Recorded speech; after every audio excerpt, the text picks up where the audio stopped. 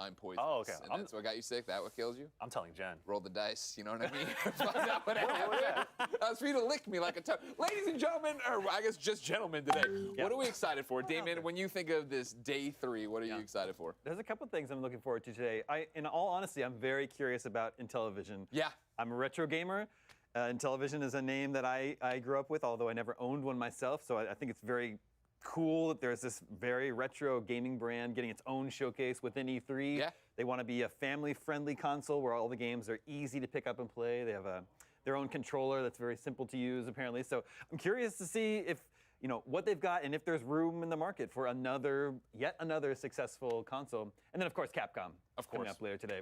NPD just announced this morning that Resident Evil Village, best-selling game of May, second best-selling game of the year so far after Black Ops Cold War, which makes it the best-selling game that was released this year. So Capcom has another hit on its hands, and I'd love to see some more content for that. Of course, ladies and gentlemen, we need to know what you think. As you see, there's a poll going right now. Capcom is running away with what are you most excited for with 60% of the vote, but the Indie Showcase right behind that. Of course, no matter where you are watching, you can spam the chat, find out, and vote in those polls, and use the hashtag E32021 to be on the little ticker below.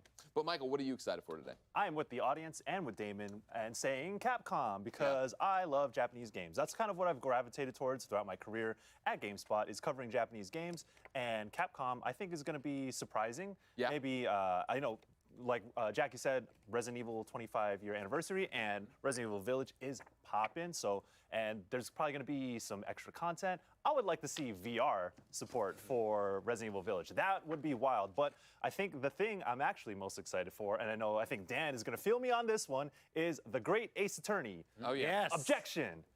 The Great Ace Attorney has been out in Japan for a long time and is coming westward this year for Switch. Vou sim, só você me perguntar. It's kind of a period piece with a character named. Okay, hold on. Oh, hey, whoa. G4 representation. No momento não tem nada pra comentar, cara. É um bando de gente falando besteira. Assim que começar alguma coisa relevante, eu comento.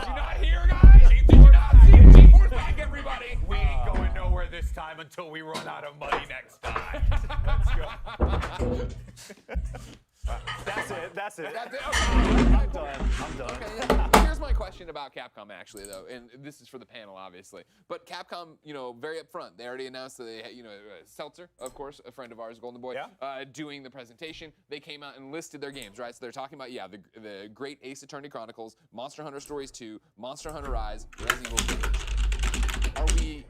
Is this one of the ones where we trust that? Do we think there's one more thing? Like, obviously, there's other stuff announced, but obviously, Resident Evil Reverse, the multiplayer game, is set for the summer. You'd expect to see something, but they didn't list it. RE4 VR, right, got announced, but are we going to see something here? Should they have gone out of their way to say it? Dan, should we dream or do we not dream about Capcom? Every night I dream of them announcing a new rival schools, but it is still yet to happen. Brother. I knew I liked maybe someday. I knew I culture. Esse humor dessa galera dos Estados Unidos é muito merda, tipo, eu não creio como é tão ruim esses shows. I don't know. I've been hurt before. Sure. Every time they don't announce rival schools, a little part of me dies like a Horcrux, but in the meantime, I will hold out that hope and just be excited by everything else coming that way. Okay, fine, I can take that. Yeah. And then Golden Boy G4, what are you excited for? Well, don't say Capcom because you and I are talking about Capcom in 10 minutes. I'm saving it all up. They did talk about the RE4 during the Oculus presentation, so they went through that a fair amount. But yeah, I mean, as far as the day goes, though, I mentioned on stage briefly, I am looking forward to Mythical because they have a very unique style of game that they do. It's focused on blockchain technology, right? Everyone's talking about the blockchain right now. But it is cool. I think like providing actual value to items in game, through the blockchain system is a pretty neat and interesting take. I would like to see it apply to CCGs, and I'm sure they're going to be talking about Blancos as well, which is like one of their big games there.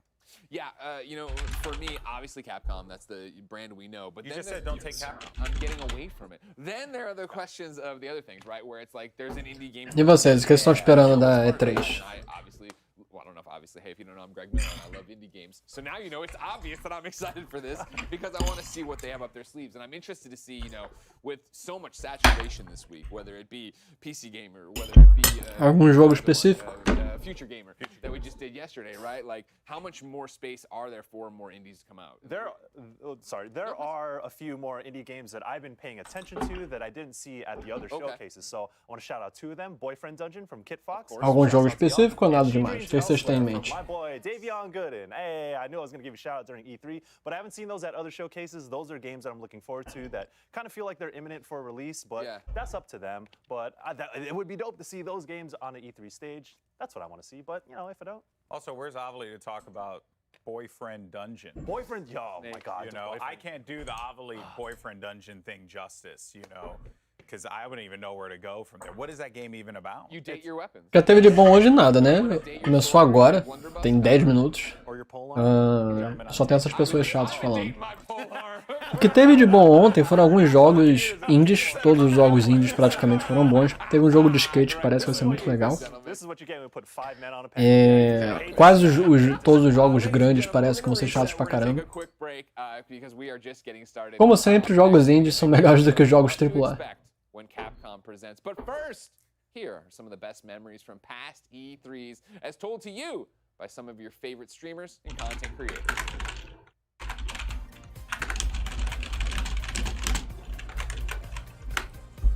My biggest E3 memory that I remember being like, are you serious? Was Beatles Rock Band, because they had the Beatles there. I remember when they showed the Final Fantasy VII with new technology reimagined. Something about game devs and game executives going boom is like a memorable experience. I think Deathloop is going to be such a great game. I am so excited about it. I am so excited. Little Nightmares 2. Queria um jogo bom online pra ficar hypado. Porra, cara, tipo, jogos online, sinceramente, eu não vejo surgirem novos, porque pelo menos pra mim, quando eu jogo online é pra participar de uma comunidade grande. Então, e não tem jogo, entendeu? Não tem jogo grande. Não vai sair um jogo grande, único, pra se jogar. Já tem LoL, já tem Overwatch, Free Fire, CS, Dota. Já tem esses jogos. Eu acho que se você quer um jogo online com uma grande comunidade, já existe. E não vai surgir. É muito difícil surgir um novo tipo de jogo.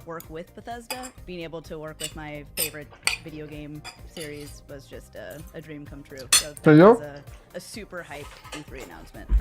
They were talking about Forza Motorsport 6 and they literally lowered a Ford GT from the ceiling and I lost my mind. Microsoft brought out Usher.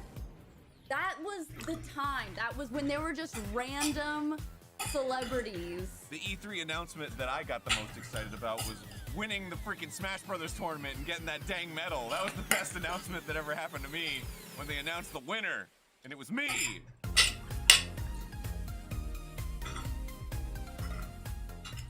Welcome back to E3 Live from Los Angeles. Greg Miller here with my cast of gaming friends, of course. Você tá falando de MMORPG. Hello, how are you?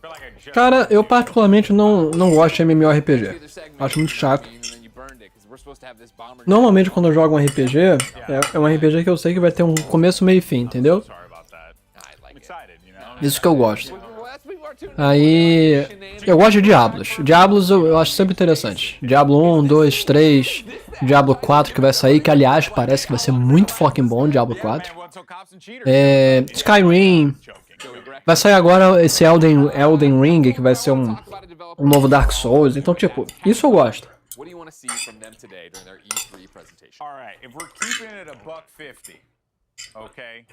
Agora online, competitivo, eu não acho que vai surgir, não. Skyrim foi muito bom. Eu só não ligo a câmera ainda que eu tô comendo. Quando eu acabar de comer, eu ligo a câmera. Tipo, eu posso ligar a câmera aqui, mas eu tô comendo.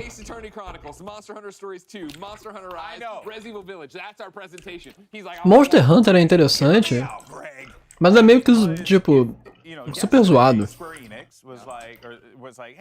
we're Square Enix and we're gonna do Cadê a this. câmera? We're gonna talk about Câmera, this, câmera, right? câmera, câmera tá And aqui. then they dropped Strangers of Paradise. Câmera pequena, cadê minha câmera which pequena? was a special surprise. Sure, sure. So, Aqui. I Tô would aqui, like it que eu tô if comendo. Capcom did a Então, tipo, one more thing. You know, depois que eu terminar de comer, eu posso até deixar a câmera aqui, eu acho que não sei se se incomoda, né? I think like the slate of games that they're going to talk about, like the Great Ace Depois que eu terminar de comer, eu ligo a That's câmera. fantastic. A lot of people are going to get hyped up about that. Two so- different Ace Attorney games bundled as one, only released in Japan, now coming to America. Exactly. So that's going to be a fun release for a lot of people to just. O melhor não, cara. Retira esse melhor da boca, porque Skyrim é bom, mas não é tudo isso não. Resident Evil. Hey, we are gonna talk Melhor você vai ter que competir com alguns pesos pesados que eu acho que não são superáveis. since its launch a month ago. So what does that mean? Me prove que Skyrim... Cara, até Morrowind, em teoria, é melhor do que Skyrim, cara. Village, you and I. Have you beaten Resident Evil Village? Are you all the way So through? I have not played it. All I've done is watch streams of O próprio Morrowind é melhor. Última Online era maravilhoso. Maravilhoso. Tem coisas que Skyrim jamais conseguiu fazer e jamais conseguirá fazer. Se você considerar Diablo RPG, pra mim Diablo é melhor que Skyrim. Não dá pra superar. really doesn't do it for me. E aí você pode ir pra, claro, os deuses dos RPGs. Tipo, Witcher também foi bom. Mas, pra mim, deuses do RPG, Zelda, Ocarina of Time, isso não vai. Chrono Trigger você não vai superar, me desculpe. Where do we want to go with Resident Evil Village? Skyrim é bom, mas não é Chrono Trigger. I feel like we have a pathway though. Skyrim é bom, mas não é Zelda. Oh, there's multiple pathways I think we could go E with. pra mim, It's so exciting and interesting to see what they want to no RPG que você pode construir seu personagem e tal, say for it. And then beyond that, I know Baldur's Gate, você não vai superar Baldur's Gate. Baldur's Gate 1 e 2, cara, você não supera não. Fanbytes Imran Khan, obsessed with it, right? He's one of our friends. IG and Zach Ryan, obsessed with it. I want to see what they have up their sleeve. They had done, their own event in May already, where they talked about the 3.0 update. Now we're getting back to. So what else is up there? What other monsters are going to do? And again, Final Fantasy Tactics é bom. this is when you get to tease to the largest audience. Hey, here's what's coming in the fall. Here's what's coming down the line. So it doesn't even have to be the more imminent 3.1 update. It could be anything. Yeah, exactly. There's a great opportunity here for Monster Hunter, for Capcom. Então é isso, você Establish the strength of the Monster Hunter brand. I went to Japan. você pode gostar, pra você já pode ser o melhor de todos os Skyrim, não tem problema. I mean, and just it was Eu só não acho que ele chegue no mesmo patamar, no mesmo nível que alguns outros. And I'm glad it's really picked up steam out here because it is a fantastic franchise. So yeah, I think we're São meio que impossíveis, é quase impossível imaginar, tipo, Monster Hunter, I'm so excited since World is que RPG pode superar o Ocarina of Time? the Monster Hunter games on PS. Me diz. To see it now be a huge phenomenon out here. Eu não vejo isso sendo possível. We will get the Monster Hunter restaurant I went to in Japan here stateside. Oh, that would be cool. It's insane. That'd be cool. dude. Like the It's Gundam insane. Cafe. Exactly. The drinks weren't that great, but That's when you fall apart. Jackie, what do you want to see in an American Monster Hunter restaurant? Cyberpunk 2077, ele tinha o potencial, I have no idea. mas infelizmente não conseguiu entregar metade do que ele prometeu. Okay, so we all love ourselves some AAA games, but we're also putting the indie world in the spotlight today with some trailer reveals. What types of indie games do you look forward to? For me, I love when the music just hits and the animation, I just feel it in my core and my heart. It's so hard to pinpoint what it is. I just feel like I watch the trailer and it somehow just hits me right in the feels. But Damon, I know you're particularly excited about seeing all the indie games. Why does it stand out to you so much? There's a lot of creativity in the indie game world. They're able to take sometimes they're able to take bigger risks than a AAA game. Eu vou ter que aqui descer rapidinho com o cachorro. Aliás, Lots of pixel art. There's so much great pixel art. eu vou ter que arrumar algumas coisas, galera. I grew up on pixel art. Eu vou deixar passando a stream, eu volto em uns 20 minutos. Vou voltar meio-dia 50, 1h20 eu volto. It's such a cool look. They're doing fantastic things. It's a visual style that's gonna look good 100 years from today. Michael, what about you? Why are you excited about the show? Independent games have the ability to be. Eu vou ter que arrumar mais coisas, aí quando eu voltar eu ligo a câmera, tá bom? So I mentioned Street Dreams Elsewhere, which is an upcoming. Tipo, o show não vai começar mesmo, ainda vai demorar umas meia hora, 40 minutos pra começar, então eu vou aproveitar pra fazer umas coisas que eu tenho que fazer. Já vem. You have the free freedom to kind of make what kind of music. You don't have to like check with anyone. You don't have to like check with anyone if this is the type of story you want to tell, whether it's personal, if it deals with mental health, or if it's an expression of something you're just feeling.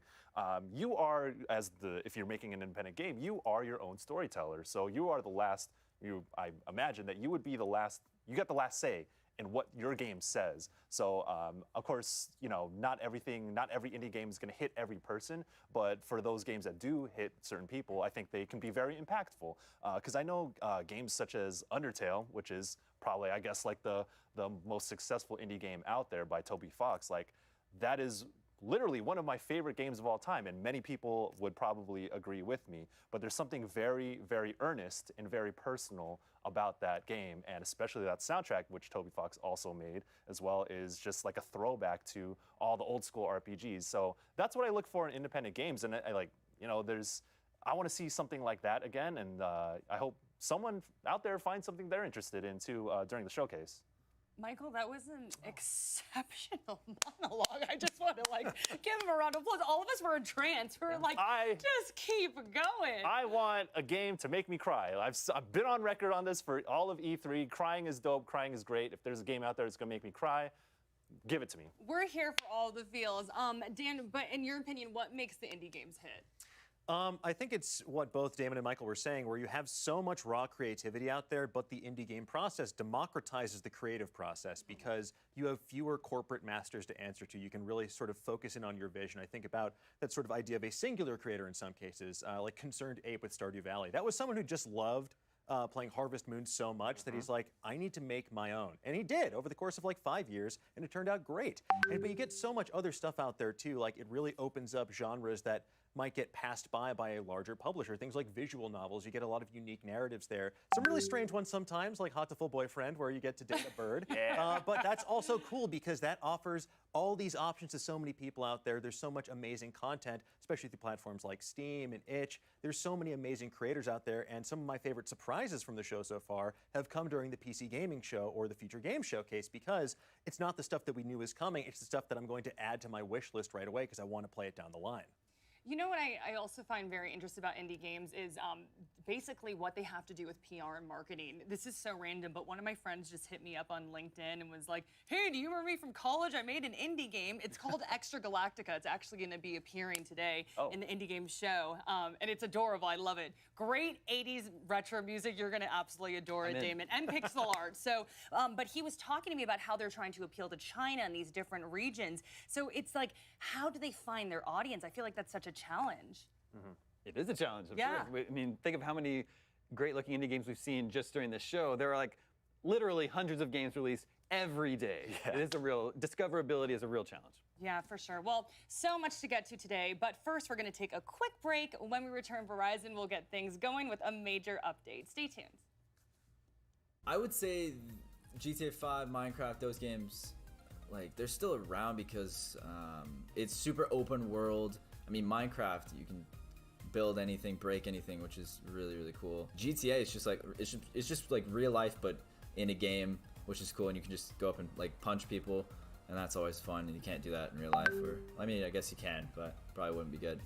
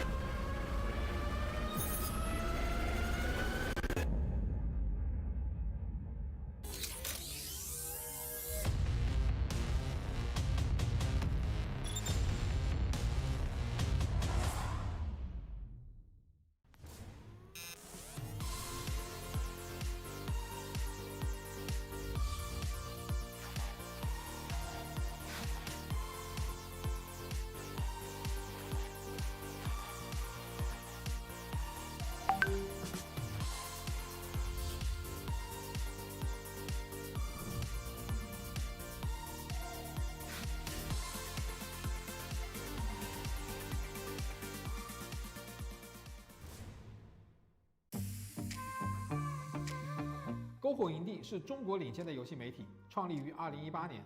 致力于为全世界的中文游戏玩家提供专业、精准、迅速的资讯情报。篝火营地。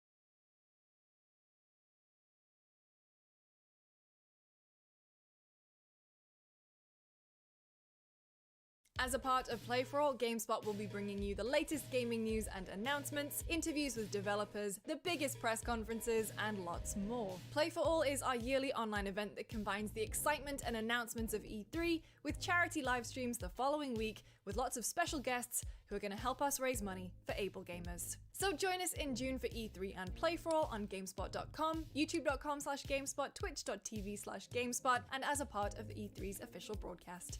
See you then.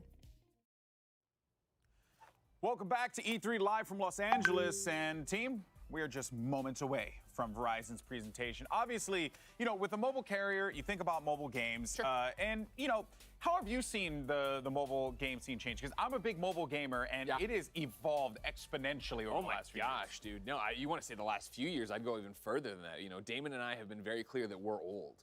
And so at IGN in like 2008, I remember Levi Buchanan walking around and be like, no, you guys don't understand. Like, mobile games are about to be massive. They're about to take over. It's so big in Japan right now. It's going to be that way here.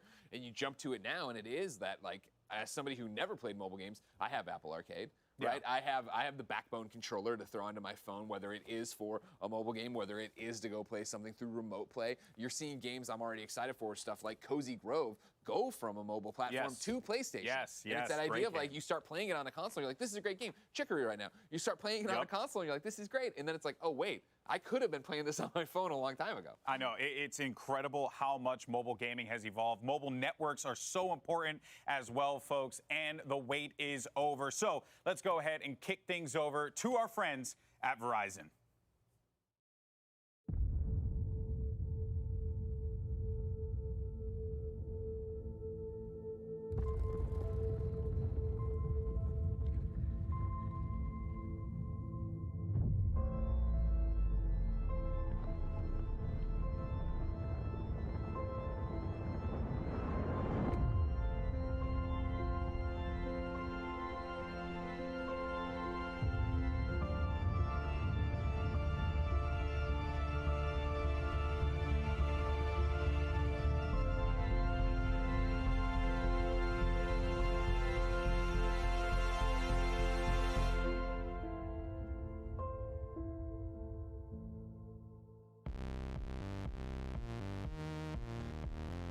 Hello everyone, I'm Diego Scotti, CMO of Verizon, and it's great to be here.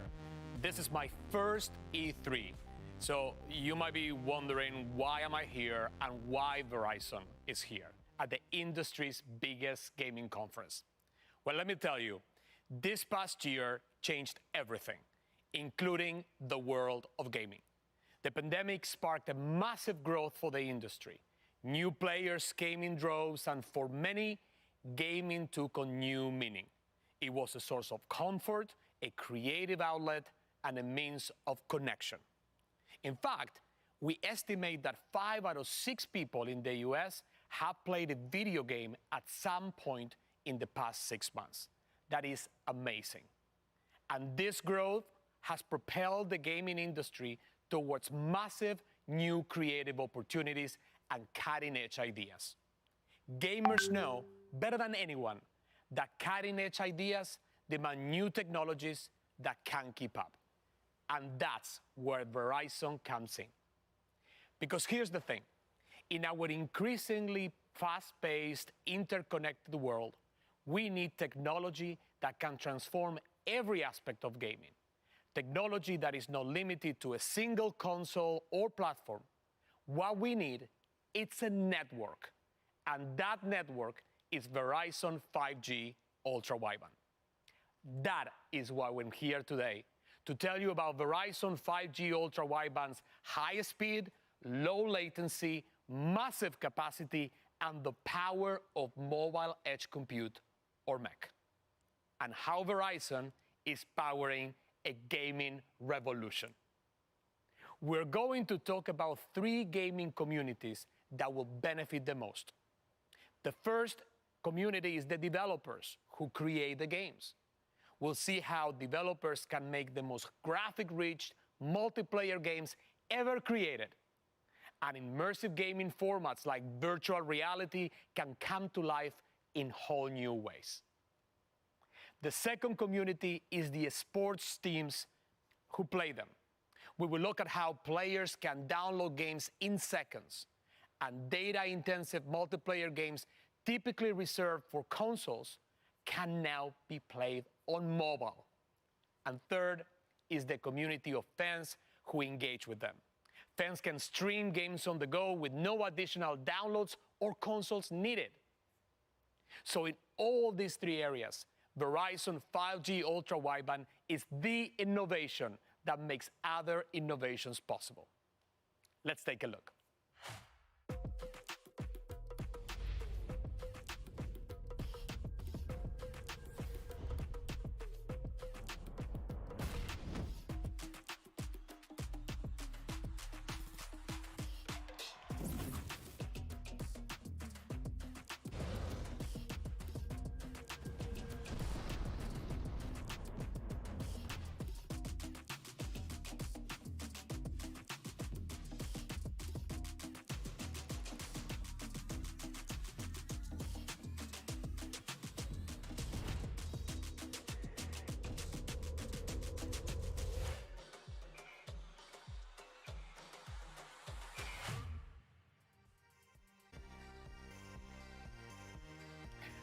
Wow, the 5G gaming revolution is on.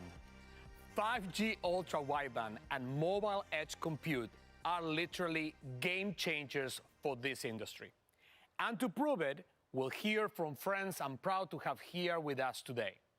Dignitas, EA, Team Liquid, and Riot Games. It's an amazing group.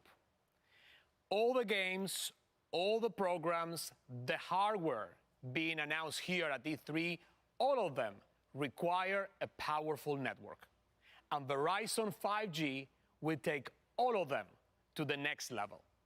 We're talking about capabilities that include speeds that can reach up to 4 gigabits per second, latency measured in milliseconds, the potential to support more connected devices than ever before, and smaller handsets with extended battery life.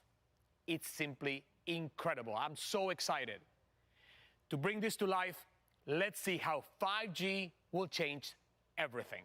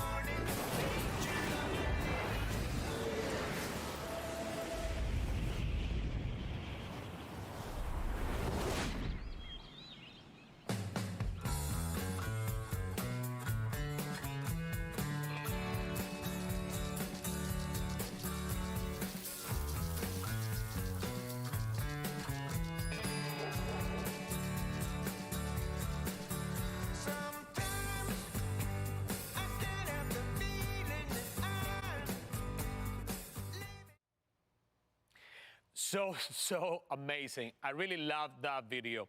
So now let's talk about the people who are using this technology to create the games, the developers, and how this new technology will change the way they create and publish games. So to do this, I want to introduce Nikki Palmer, Verizon's Chief Product and Development Officer. Take it away, Nikki. Thank you so much, Diego. To get an even better understanding of how Verizon 5G is making permanent transformations within gaming, I want to tell you about something called Mobile Edge Compute, or MEC. It's a technology that's having a huge impact on those game developers that Diego mentioned. MEC involves putting compute power that would have otherwise been in the cloud or on the device itself into the edge of the network, where those capabilities are most needed for low latency performance. In 2020, Verizon became the first company in the world to launch MEC. We did that with Amazon Web Services Wavelength. So far, we've deployed MEC in this fashion with AWS in 10 major metropolitan areas across the United States. We've also announced a private MEC solution teaming with Microsoft Azure. In addition, we announced 5G and MEC co-innovation collaborations with IBM, Cisco, SAP, and Deloitte. So in short, Verizon is where the tech superstars go when they want MEC done right. So, what does all this mean for developers? A lot, as it turns out. For starters, with MEC and 5G ultra-wideband, processing can happen closer to the user, reducing the time required to upload or download a massive file or crunch a huge database. So, say goodbye to the days of high-def games bogging down the network. Not only that, truly immersive gaming in formats like virtual reality can be enabled, and that reduces the lag and the jitter in the experience that may have prevented the adoption of VR in the first place.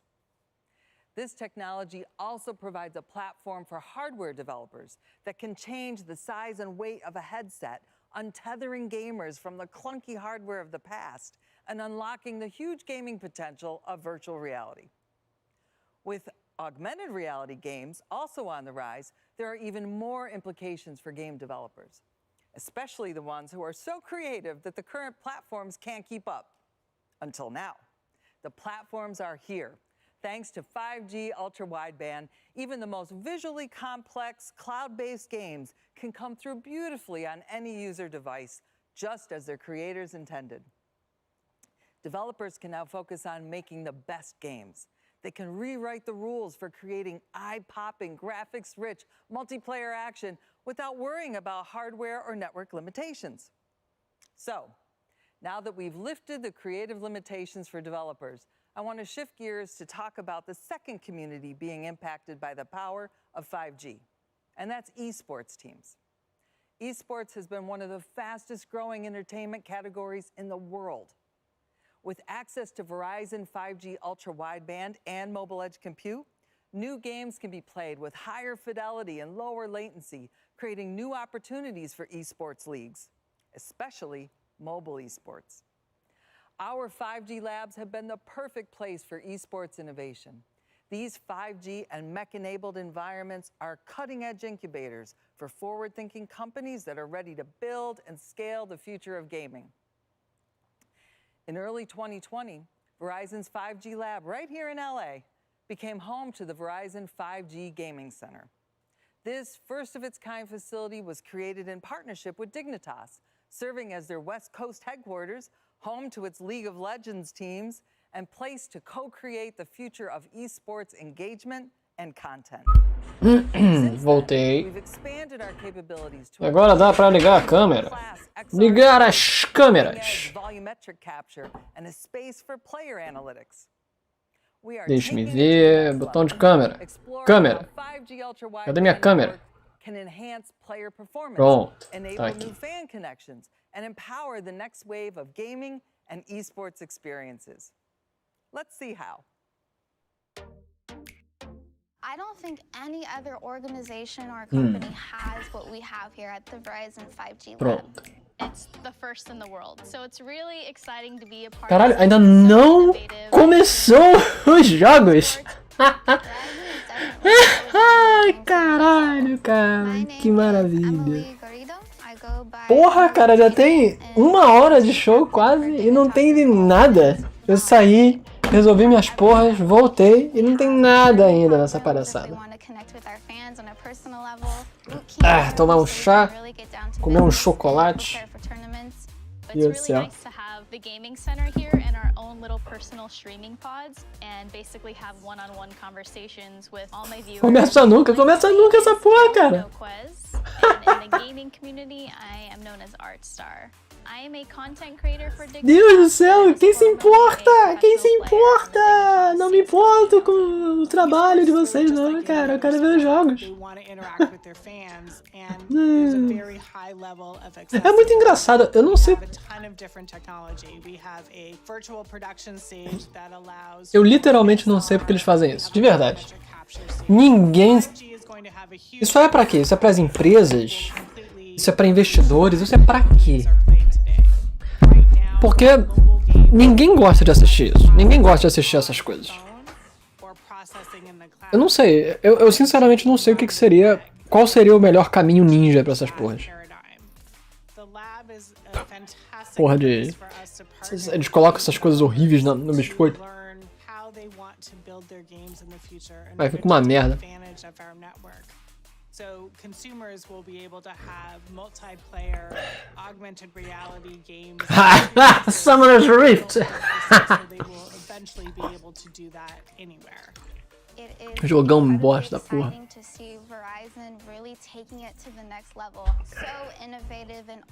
Meu Deus, a voz dela é muito chata. Essa galera é muito chata. É muito chata essa galera, cara. Holy shit.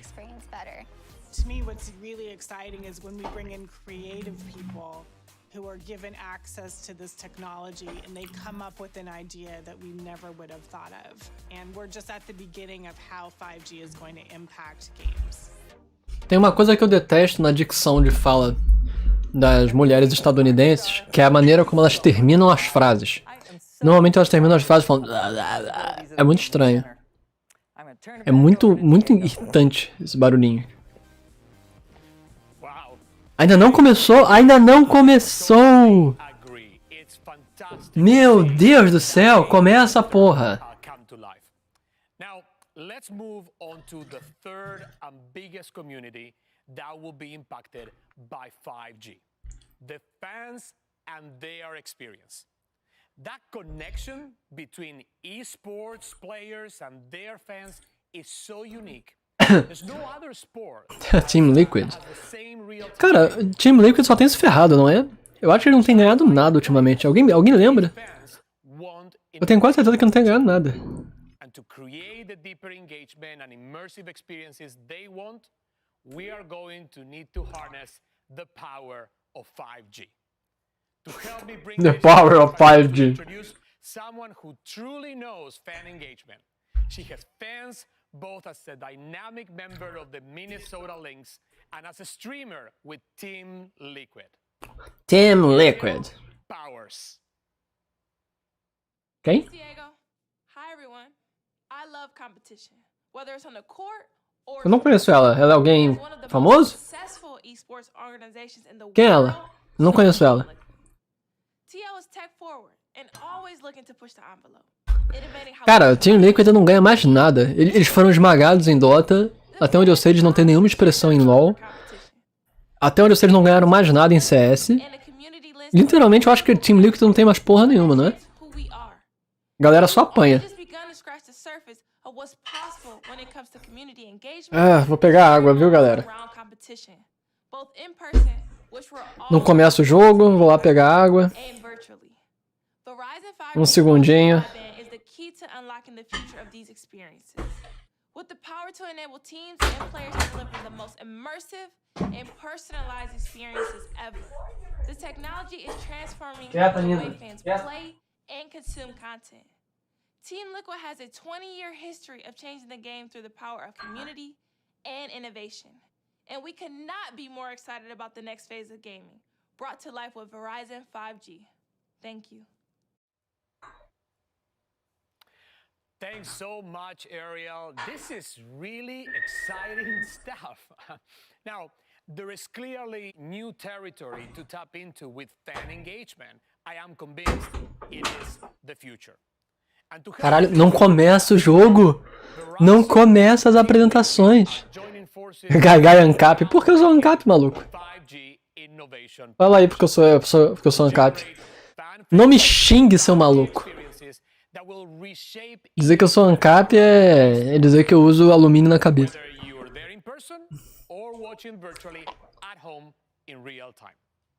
Let's look first at in-person events.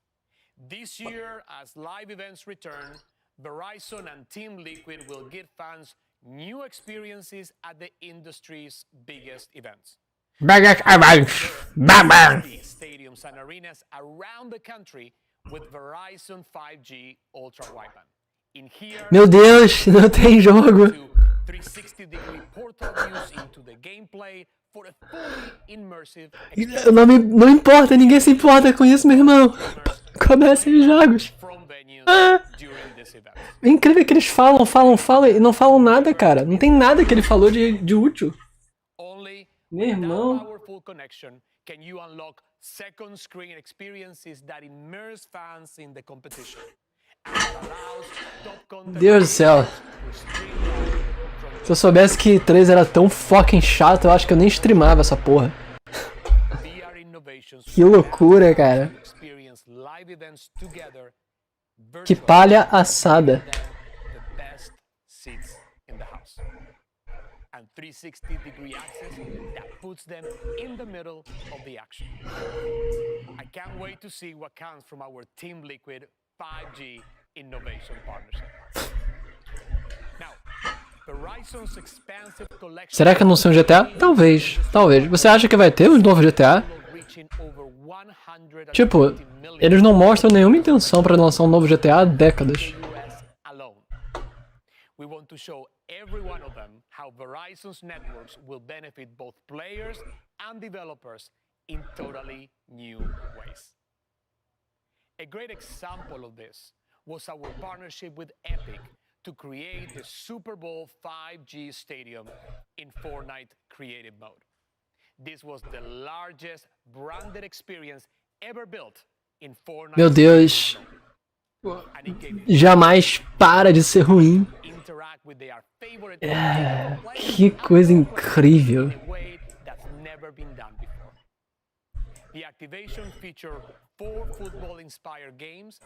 É incrível. It was a great demonstration of the power of 5G for gaming with the low lag and high speeds made only possible by Verizon 5G Ultra Wideband. But 5G doesn't just transform Battle Royale games like Fortnite. A Rockstar é bem assim, ela só divulga informação quando o jogo tiver há 2 anos de ser lançado. Tá bom então. Pode ser. É possível. É possível. Seu argumento é bom e faz sentido.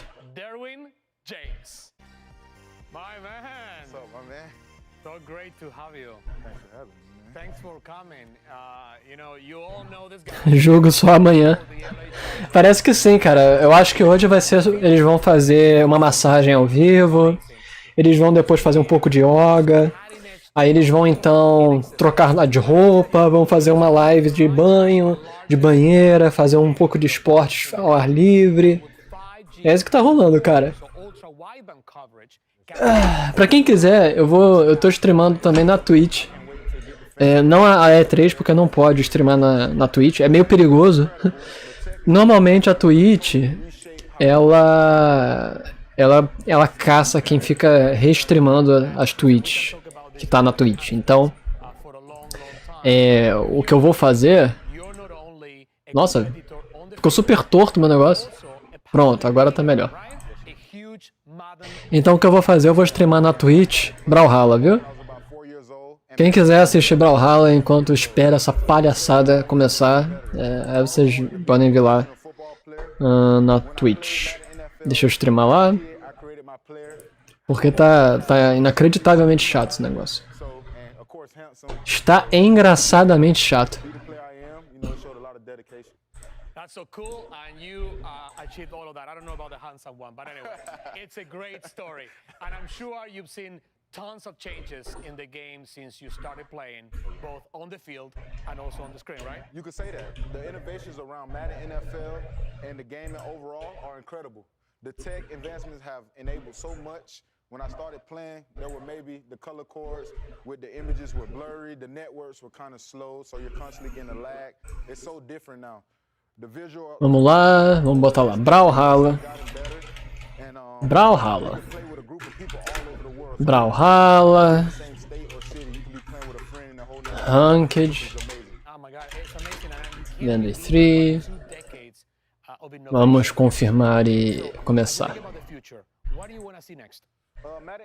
Porque, pelo amor de Deus, tá muito fucking idiota. Tá muito idiota. Eu tô gold. Eu fiquei meio que um mês sem jogar, aí eu tô voltando a jogar de novo.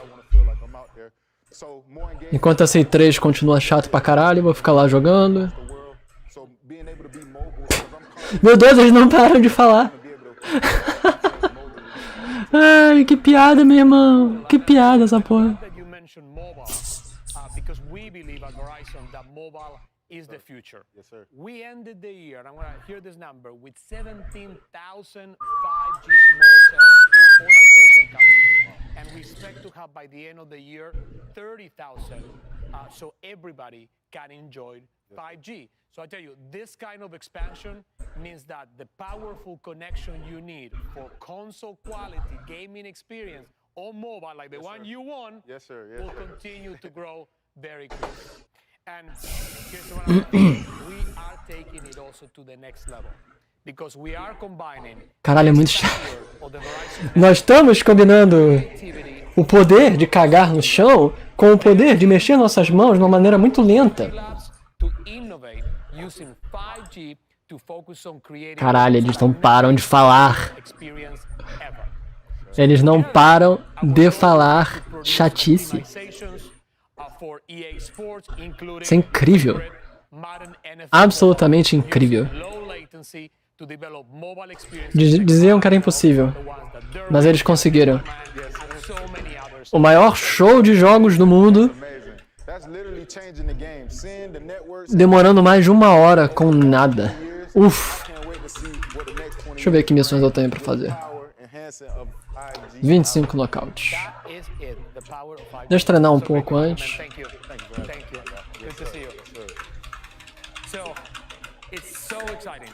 To talk about the new technology and how it is impacting the entire gaming ecosystem across the 3 big areas of developers, esports teams, and fans.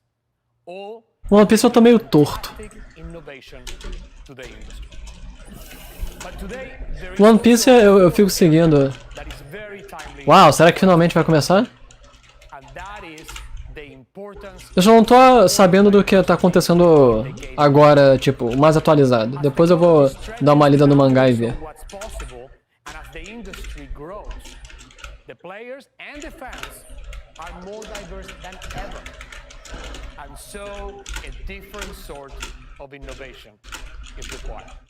Meu Deus, não começa. Actions to increase diversity and inclusion within the gaming community are more important than ever, more urgent than ever, especially those supporting female representation. Diversity has become Mas parou em que parte? Ah, Luffy indo enfrentar a Big Mom e o Kaido. Luffy, Trafalgar, não lembro mais quem, acho que Zoro. Não lembro mais quem tava junto. Eu parei na hora que Kaido invocou a forma de dragão, a Big Mom invocou os espíritos dela. In March, we partnered with Riot to launch the Valorant VCT Game Changers Initiative. It is a fantastic program that elevates women Caralho, cara. groups within the esports community. Nenhum jogo, né? Nenhum jogo. It inspires the next generation of players. So to talk more about the need Caralho, Riot. for female representation, I am thrilled Vocês são a galera que inventou o KDA. Vocês são mestres em fazer personagens legais. Como é que vocês fazem apresentações tão merdas? Chegou mais gente pra falar, agora é uma mulher. Puta que pariu! Nunca acaba isso, meu irmão! but I'm very excited to have you here, especially because you are one of the most influential Porra, você ainda tá... Ah, você tá logo no depois de Dressrosa, ok. players, to developers, to heads of publishers. So I really was looking forward to this conversation and ask you, what are some of the biggest challenges you see for female players Caralho, cara, não vai ter nada. to build their careers in tech? Gente, vocês não estão entretidos com esse supra-sumo da diversão? Ai, ai. It's because they can't focus 100% on the game. Instead, they need to spend energy dealing with all the harassment they face. And having experienced it firsthand myself, it can be daunting and it takes away from the focus of the actual competition. And how is that fair? No, it's not fair. It's not fair at all. It isn't. And it's something we spend a lot of time discussing on Valorant and at Riot. And you know, it's not a terribly easy problem to solve. Deus do but céu. The problems we're solving are rarely easy. What I will say is that we're absolutely committed to creating an inclusive environment for competition. Jamais irá começar. Opportunities for women to É 3 inteira, eles não estão nem falando algo legal. So that's the gaming aspect. That's so interesting and so Eles só estão falando palavras genéricas. when we talk about Olha, estamos promovendo esporte, competição, integração. Caralho, eles não estão nem falando algo interessante, tipo, nós estamos desenvolvendo uma nova forma de processar informações e tal. Isso não é nada. Isso não é nada. Job at a temp company, and while I played games, I had no idea what a career in gaming could even look like. And then Caralho, meu irmão, isso é muito chato. working with told me she thought I had what it took to become a game producer. Ah, No Deus. what a game producer was. Que palhaçada. And now 20 plus years later, here I am. And as you mentioned, there are not enough women in the industry, so it means a lot that she brought me with her. I try to pay that forward to all the women who are coming up after me, but we need more. wow, I tell you, Caralho, se a Riot... Eles poderiam falar sobre campeonato, sobre, tipo... you saying it like that. So thank you. Eles não estão nem falando... Eles não estão nem falando... Algo legal. Não tem nada que eles estão falando. Previous question, but how can both then technology and commitments to allyship play a role? Literalmente ele tá falando qual é a importância da tecnologia ter comprometimento com seus jogadores. Porra, cara, que tipo de pergunta é essa? O que ela vai responder? Que a tecnologia não tem que ter comprometimento com as pessoas que compram? Isso não é uma pergunta. We get to go and actually build it. It's a really interesting mix of Meu Deus do céu, cara. all of the technology you've mentioned on stage today is impacting how we work and what we're able to create. É absolutamente tenebroso isso. Keep those advancements coming. When it comes to specific changes that need to be made to protect women in competitive gaming, Caralho, é nesse momento que é bom saber que eu não paguei pra ver esse tipo de palhaçada. Se isso fosse minimamente pago, eu ia ficar muito puto. Que não há nada nisso. that it's creating. If game developers can be allies, and I truly Deus do believe céu. they can and should, then so can your teammates in game. And again, we just need more women throughout the whole gaming ecosystem. É, tá muito chato. Eu tô falando, eu tô jogando Brawlhalla, gente. Eu tô lá na Twitch jogando Brawlhalla, quem quiser pode ir lá assistir. Porque isso aqui tá uma piada, esse negócio. Tá intancável. Vou ficar jogando Brawlhalla, esperar alguma coisa de relevante começar. We are announcing an expansion of our commitment to the Valorant Game Changers Initiative. We are launching together today a new training program dedicated to mentoring up-and-coming female esports casters. The program that is launching very soon this fall will team up them with professionals in the field to provide them with practical tools and knowledge to help advance their career. Olha, eles vão ter um programa para treinamento de, pelo que eu entendi, de jogadoras. O que é legal, finalmente. Tipo, Por que vocês não falam mais disso? Por que vocês não falam como é que vai ser o programa, como é que as pessoas podem participar, como é que vai ser o treino, como é que vai ser qualquer coisa? Isso é muito mais interessante do que tudo que vocês falaram até então. É literalmente melhor.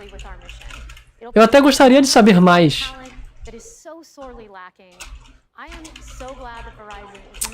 Ah, que piada. Well, I love what you say, but the reality is that no one can make real change alone. So we are equally thankful for your support and for Riot's support as well. Fantastic job. Thank you. So Anna, thank you for being here with us today. Thank you for the great conversation. Thank you so much. Ai, ai, piada da porra esse negócio. It's great to have you. Thank you. So, now I have a final big announcement, and I want to ask Nikki to help me with it. So, come on out, Nikki.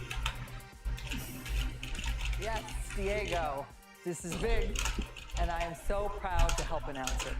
You know, Verizon is deeply committed to building a more inclusive and diverse tech sector. Our work in this space has been going on for decades, and frankly speaks for itself.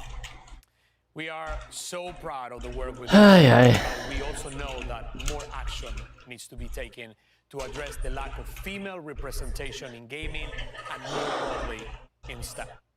Ok, representação feminina em jogos, certo? Como é que você vai fazer isso? $1 million commitment to increase female representation in gaming and STEM. Certo, vocês vão dedicar $1 milhão pra isso. E daí? Como é que vocês vão fazer isso?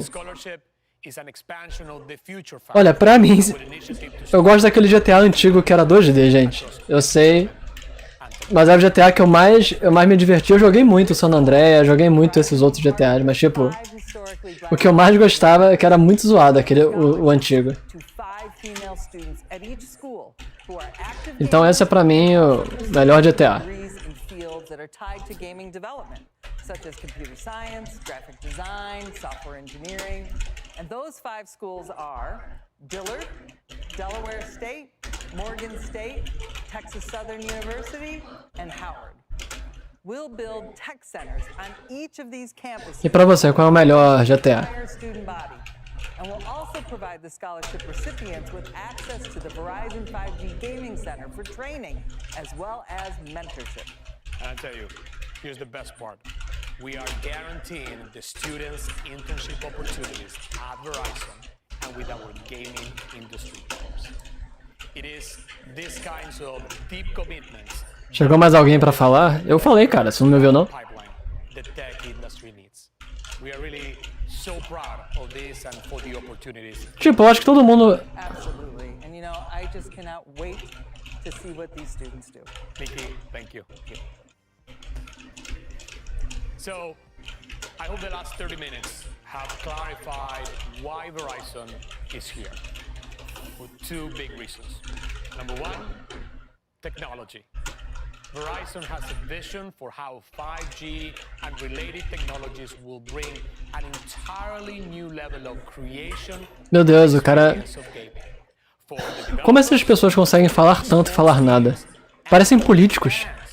Puta que me pariu. É impressionante quão ruim é essa bosta. An industry that is more diverse and more welcoming of new faces, new voices, and new perspectives. We are here to help make astonishing things happen in gaming and esports. But we're also here to listen and to learn.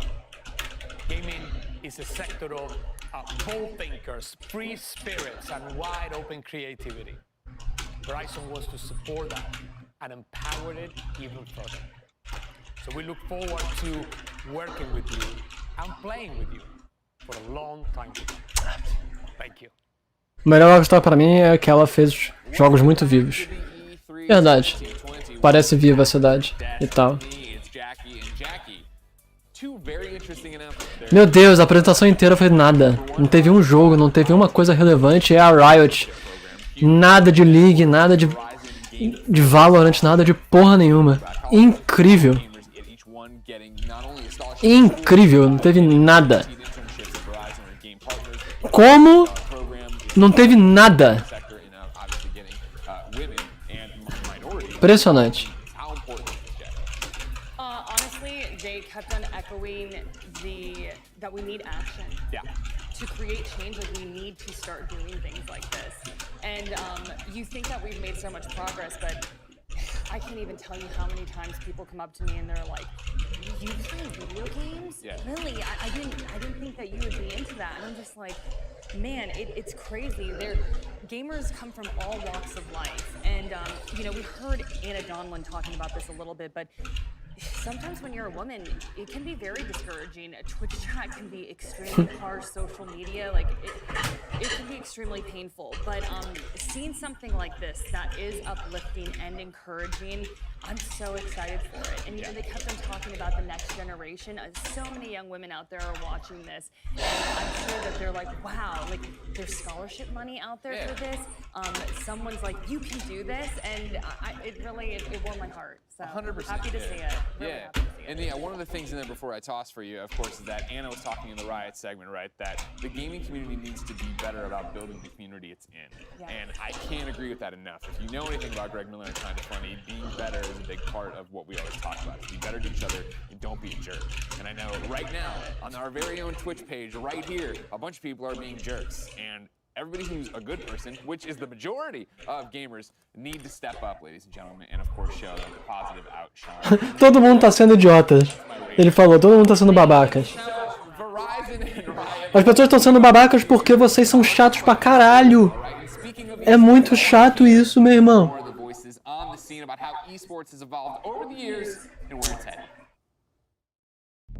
Caralho.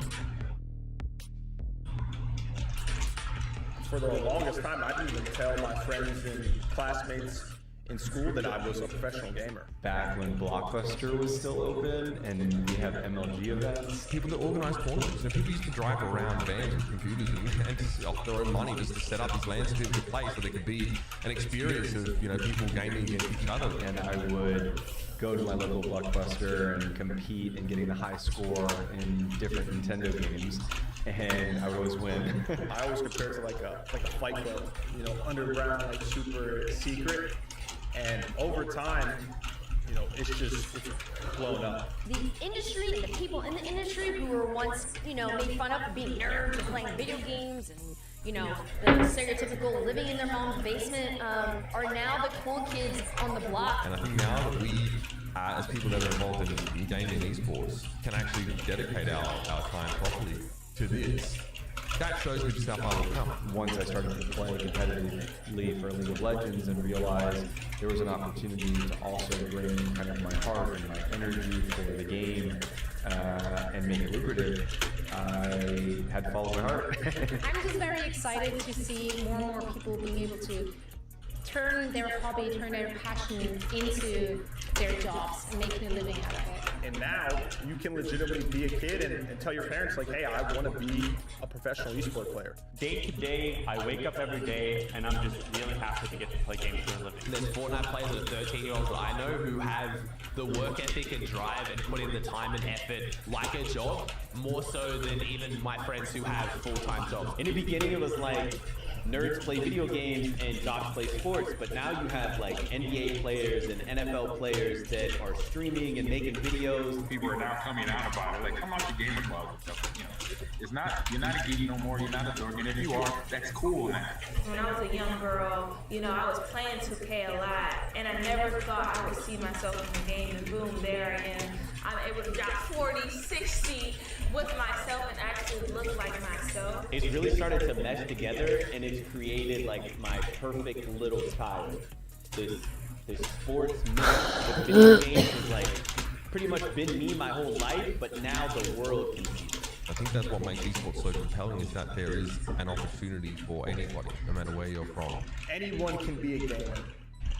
You're not capped by your physical attributes. It's pretty easy for people in esports to gravitate towards underdog stories. I think people love those, and there's a reason, because I think many of us in esports have felt like underdogs ourselves. Growing up in a children's home without a support system, family, financial means, I I just never thought that following my dreams was on the table for me. Like that just didn't seem reasonable.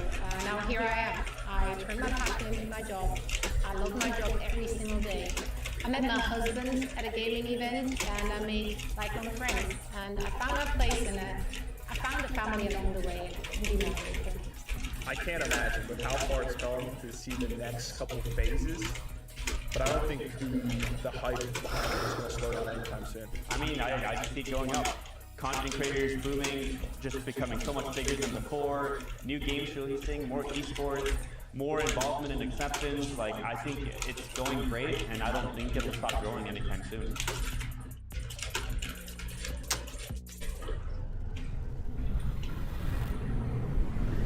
Finalmente eu acho que vai começar. Puta que pariu.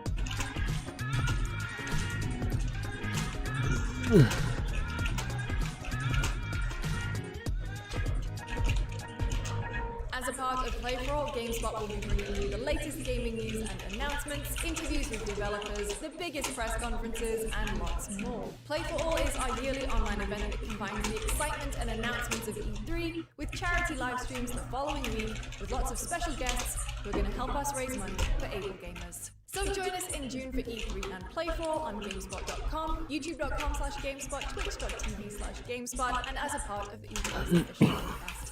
See you then.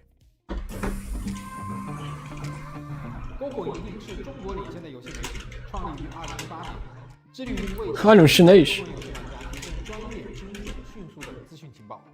篝火营地立足于中国，与多家国际一流游戏媒体同行达成正式面的合作关系，源源不断地将最新鲜的游戏资讯第一时间带给全球中国游戏玩家。自成立以来，篝火营地在全网的内容浏览量已经超过5亿，服务了数百万的读者和玩家。我们的愿景是做游戏文化传播者。您可以在全球各大手机应用市场下载篝火营地 APP， 或者访问3w.gamebonfire.com 来加入游戏传播者行列。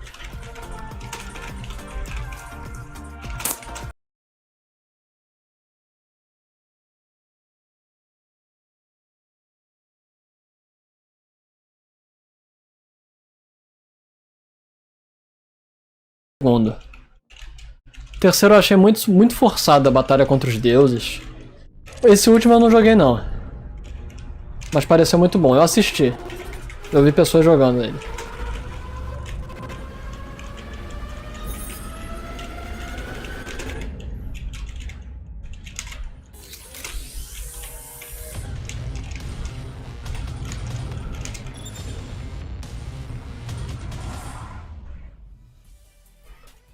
As the console wars continue to rage and next-gen consoles remain scarce to find, a blast from the past has come along with a new focus to bring gaming to your sofa. Ladies and gentlemen, here is Intellivision.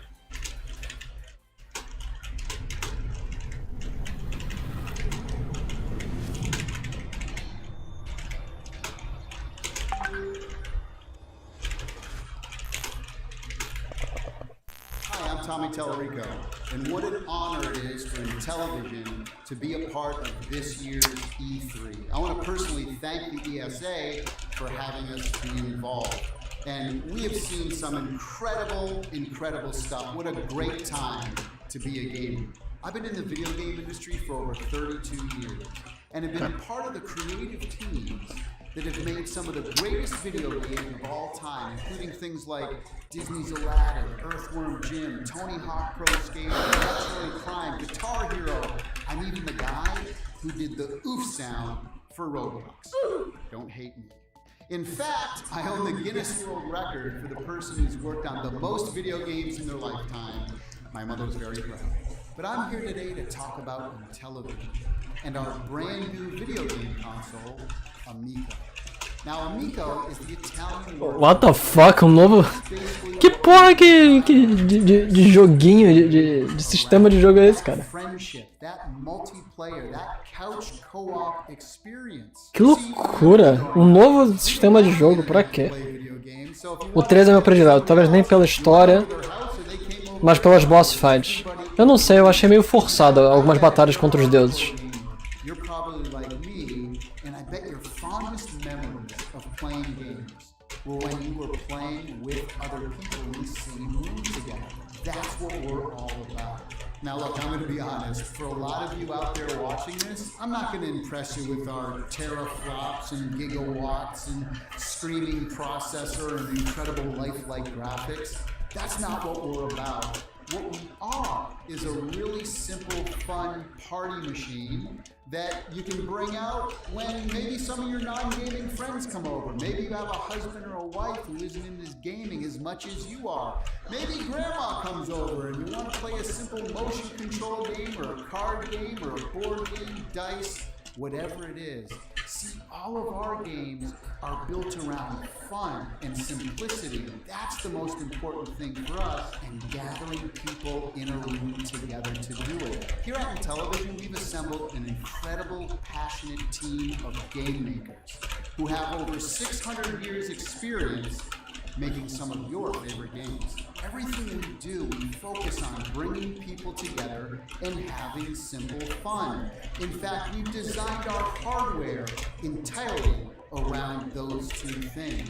So for example, our controller is really unique. It has a color capacitive touchscreen on it. It really comes in handy when you're playing others that might not be as good as you in gaming, so it's a great way to give them little hints. For example, here in Shark, whoever's in last place, it will vibrate, because we have haptic as well, and then it shows the color of the clam that's going to release the next big bonus pearl. So only that player will get that information.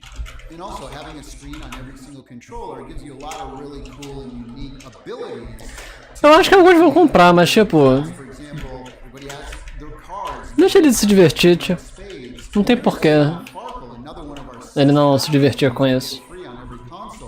You can shake it and you'll feel the vibration, we have haptic feedback, and watch it pour it out, boom, and the dice pour right out onto the screen. Motion controls are also really important, especially... Eu só acho muito estranho pessoas que tentam criar um novo videogame hoje em dia, porque o mercado é muito fechado. Não tem o que fazer. Eu acho que o mercado é fechado demais. Now our main disc is really unique as well. Most directional pads have 8 positions, up, down, left, right, and diagonals. It has 64 directions and touch sensitivity as well, so the harder I press down, it'll affect gameplay. Here's a feature I think a lot of gamers are going to love. I can take my controller. Esse touch sensitivity é muito complicado para jogo. Primeiro que vai quebrar super rápido o controle. Eu acho que vai quebrar rápido pra caralho. Segundo, você vai complicar para os programadores. É mais uma outra coisa que ele tem que programar, que é meio que bizarro.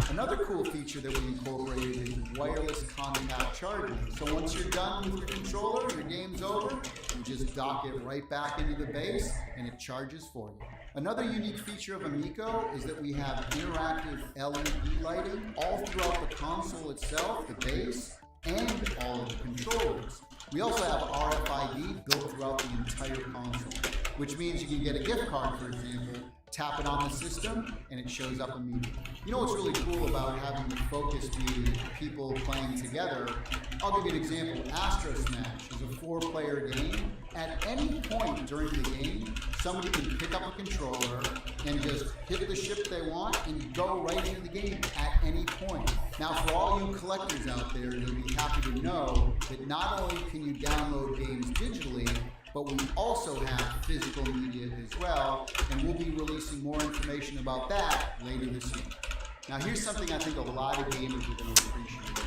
We don't allow any loot boxes, in-game purchases, in-app advertising, or paid downloadable content. But what we do have is an online leaderboard system for most of our games, where you can go in there and check your scores against your state, your country, the world, or the month, the year, and of all time. And those scores tie into our achievements as well. So if you have the highest score at the end of the month of your country, we're going to email you a certificate that you can go print out and hang on your wall.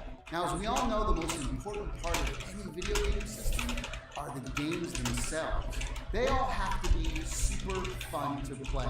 And that's where we really shine. In fact, all of our games on our system are highly curated. All of them contain a single and multiplayer or couch co-op mode. And all the games on our system are exclusive or contain exclusive content. Like Retro Reimagined, where we take some of the greatest classic video games of all time, give them new graphics, new audio, add multiplayer and couch co-op. Some of the things we have, for example, 12 of the best games from Atari, like Breakout, Asteroids, Tempest, Missile Command. We have games like Burger Time, Não acho. and even some of the best Eu não lembro, Afrodite morre? Não lembro. Cloudy Mountain and Night Star. We have edutainment titles for kids 7 and under, things like Sesame Street and Care Bears.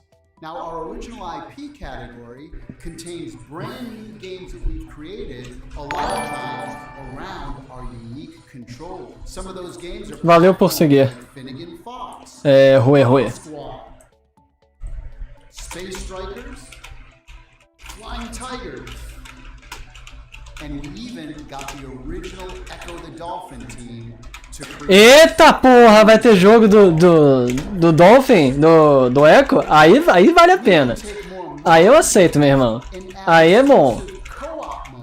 Aí é incrível.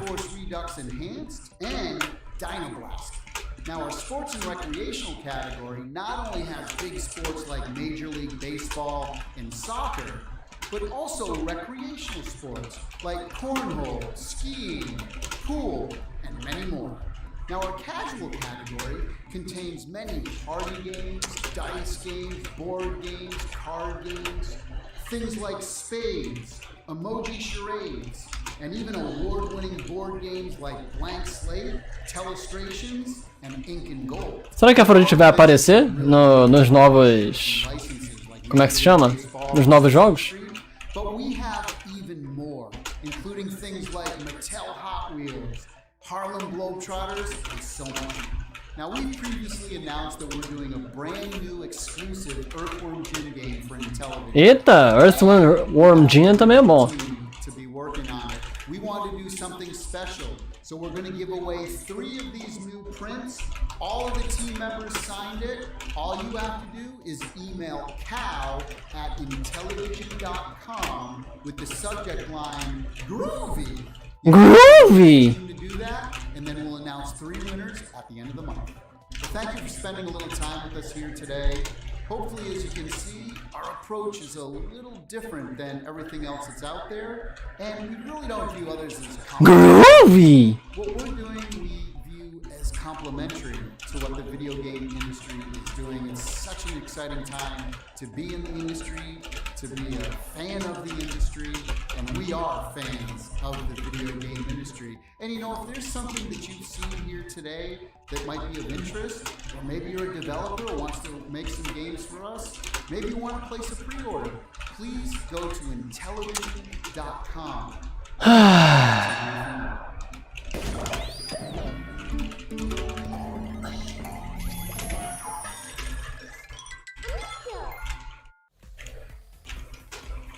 Aí, viu? Algumas ideias de jogos bem legais.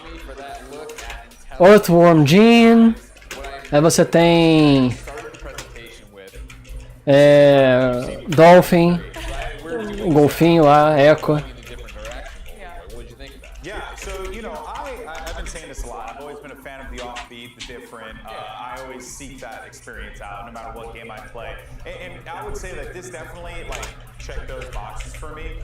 You know, I owned an old Intellivision, a ColecoVision. You know, like, I had those as a kid. My uncle would bring them in and we would play games together. It was always a fun time. It was a Smurf game that I could never finish. It was like the bane of my existence.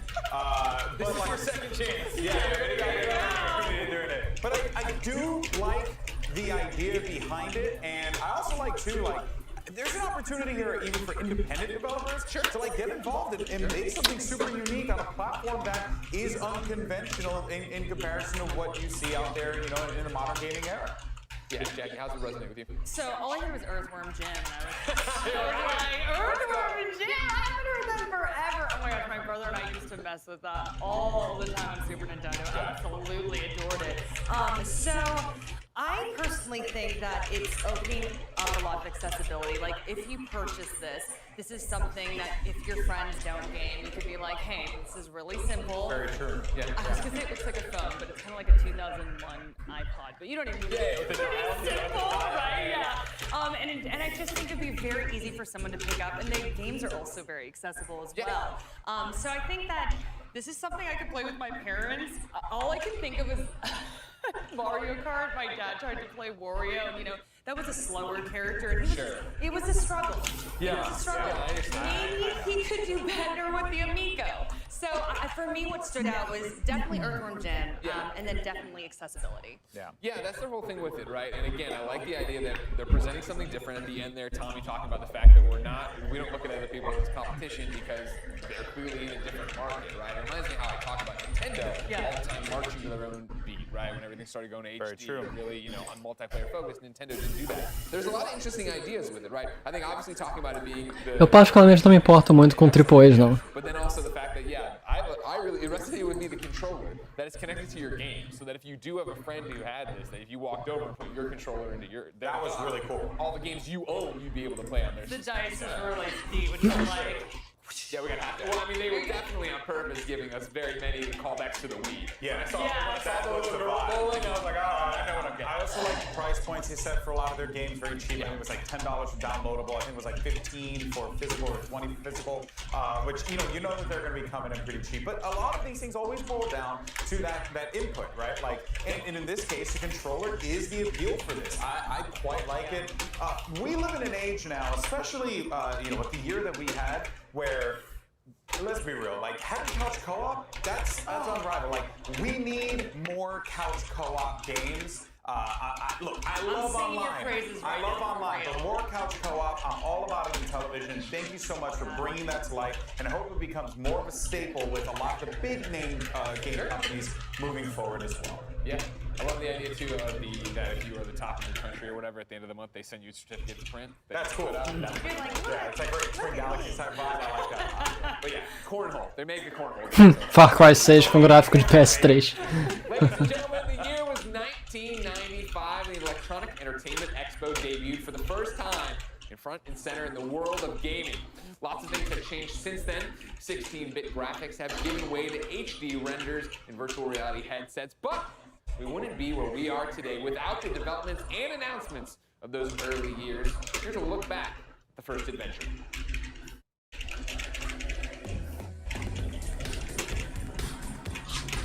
It is absolutely no wonder that E3 continued to live on after its very first show. The show was massive. There was a surprise console launch. You could get a Killer Instinct character tattoo while you played Game Boy. You could try out not one, but 3 VR headsets. And this is all in 1995. So let's take a look through a sometimes 4x3 lens at what the first ever E3 was like. May 11th through 13th, 1995. Tu gosta de Breaking Bad? Ótima série. Muito boa. Press attended the debut Electronics Entertainment Expo at the Los Angeles Convention Center. There was no shortage of games you could just walk up and play, especially at the Atari Jaguar booth. This would be the only year the Jaguar system would have a booth, but it came in big and even showed off a VR peripheral that was still in development. Or you could meet Rayman and try out his new game. This was one of the first times you could get your hands on the game that would eventually become a 45-game series. There's tons to check out at this booth, including Primal Rage, a violent dinosaur fighting game, White Men Can't Jump, a basketball game based on the movie, and my personal favorite, VLM, or Virtual Light Machine.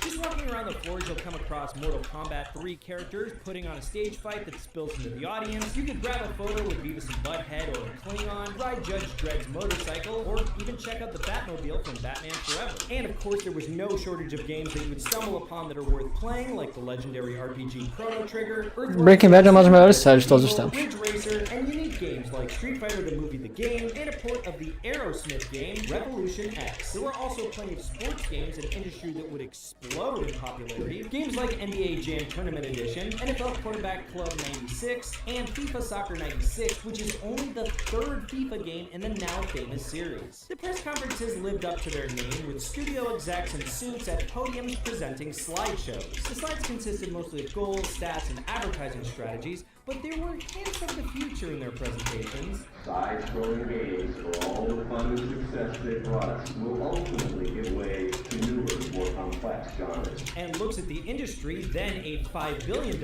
industry that is now an over $150 billion industry. One thing that hasn't changed is that classic E3 excitement when a game is shown.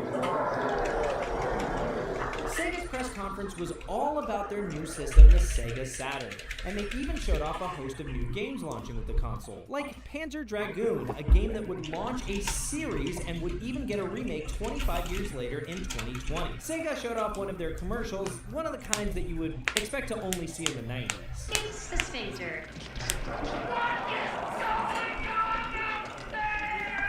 And Sega Caralho. even had the first, and it's available now, with the surprise announcement that the Sega Saturn is now available in stores. We started our rollout of Sega Saturn yesterday. Months before their original release date. Then they dropped the price and the new tagline, Sega Saturn is not only here now, it's out there. For Sony's presentation, it might surprise you that while Keanu Reeves made a more than memorable appearance at E3 2019, he made his actual first appearance as a key visual in Sony's opening sizzle in 1995. And this very 90s sizzle was pretty important because up until that point, Sony was still widely known as a tech company and hadn't released a PlayStation yet, at least not in the US. We were seeing the birth of a major gaming publisher and system through cheeky slides and clip art. But then came one of the most memorable moments in E3 history. After Sega had earlier announced the Sega Saturn's price of $399, the Sony Computer Entertainment president came up to the stage and simply said, $299. People reference this moment as the price heard around the world. 3DO also had a press conference showing their successful 1994, how the 3DO console compares to the competition systems, and they even combated the age-old debate of PC versus console. You don't need a dedicated system. A PC can't do everything. That's a little bit like telling a family that they only really need one car. There were quite a few next-gen visual demos of what their planned upcoming console, the M2, could potentially do. Nintendo spent almost their entire presentation directly discussing forgery systems and piracy that was plaguing the industry at the time. But what they lacked in any formal announcements, they made up for at their giant dome with big letters spelling out Nintendo. This is where you'll find a stage performance for Killer Instinct, as well as a place where you can get an orchid tattoo. Also, there was an early peek at the Ultra 64, which would officially be named the Nintendo 64 a few months later. Nintendo also had Earthbound, which was the origin of NES, Donkey Kong. Conhece algum anime chamado Kaiji? Conheço não, cara. É sobre o quê? Aposta psicológica de personagens? Conheço não. Eu conheço de aposta, eu conheço Kakegurui, que é muito bom. É um dos meus animes favoritos, inclusive. Bem divertido.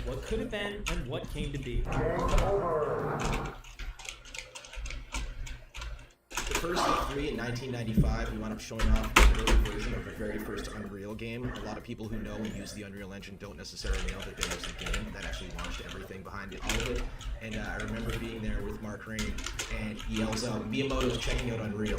Shigeru Miyamoto, my hero, like my idol, who's made so many games that have just fascinated me throughout my entire life from my childhood. And I remember going over there and shaking and giving him a demo of the game and trying to show him why this game is unique, you know, with weapons that can charge up, players that can dodge, and alternate fires, and enemy AI that can track you down no matter where you were. And he was very stoic, you know, but I hope that I impressed him, and yeah, I was still shaking for like an hour after that. First E3, wow. 1990. Caralho, não tem nada de interessante nessa E3. What a moment, you know what I mean? Killed the Saturn in its tracks. And so that's where I want to start. 1995, mid-90s, we're talking about video game consoles. Yeah. Golden Boy, we'll start with you. Yeah. With a Sega kid or a Nintendo kid? Oh, yeah. Acho que a Kaiji é melhor que Kakegurui. Sega kid. Sorry, Pra mim o legal de Kakegurui é a bizarrice de Kakegurui. Bought a Super Nintendo for my brother. Sure. But she was like, well, I can't have them sharing it because we're just gonna argue and fight the whole time. So then, she ended up telling my father, hey, you gotta go get him a Sega Genesis. She took the credit for it, by the way, boss mom. Shout out to you, mom. And then, I had the Sega Genesis, but the only game I had for like the longest time was Sonic Pinball, or Spinball. So and that was like one of my favorite Sonic games. Oh, very nice. Yeah, I was a Sega Master System kid. I was walking through the store, saw the Ghostbusters game, said I want that, and my mom did no research, and she got me what I wanted. Yeah. But then I was a Sega kid, ride or die the rest of the way. Yeah. I need a Saturn. I bought a Saturn. I had a Saturn too. Clockwork Knight, by the way, one of the most underrated platformer games ever. Clockwork Knight, so good. Jackie, I feel like I don't need to ask. You want to know what's funny? So actually, the first console we ever got was a Super Nintendo, and it is one of the most vivid memories of my life, actually. My dad came in with a box, and my brother and I were chasing after him. We were like, what is this? What is this? And it was this little TV like this big, and he was trying to get it all plugged in. My brother and I were sitting in front of this like gray screen, And then Super Mario World popped up, and my brother and I looked at each other, and we just screamed, Wow. And little did they know that they were going to start a full-blown video game obsession after that. But I messed with Sega, okay? I would go to my neighbors and we'd play NBA Jam and be like, he's on fire! Oh my gosh, I loved it. And actually, my brother and I got a Dreamcast as well, but we were mainly a Nintendo family. Well, yeah, the only reason I said I think I know is because you have an SNES. Actually, I did bring Chrono Trigger. I thought we were going to be talking about our favorite games from the 90s, and obviously, like, this one, it's near and dear to my heart. My brother and I played it repeatedly. Sure. And Rose Theme was my ringtone for probably 10 years, and then I got an iPhone, and I was like, wait, you can't make a ringtone for these? Or can you? And I just haven't figured that out. But anyway, this story just always resonated with me so much. I was a weirdo. I played like Secret of Mana and Terranigma. Oh no, you were perfectly Gaigaia.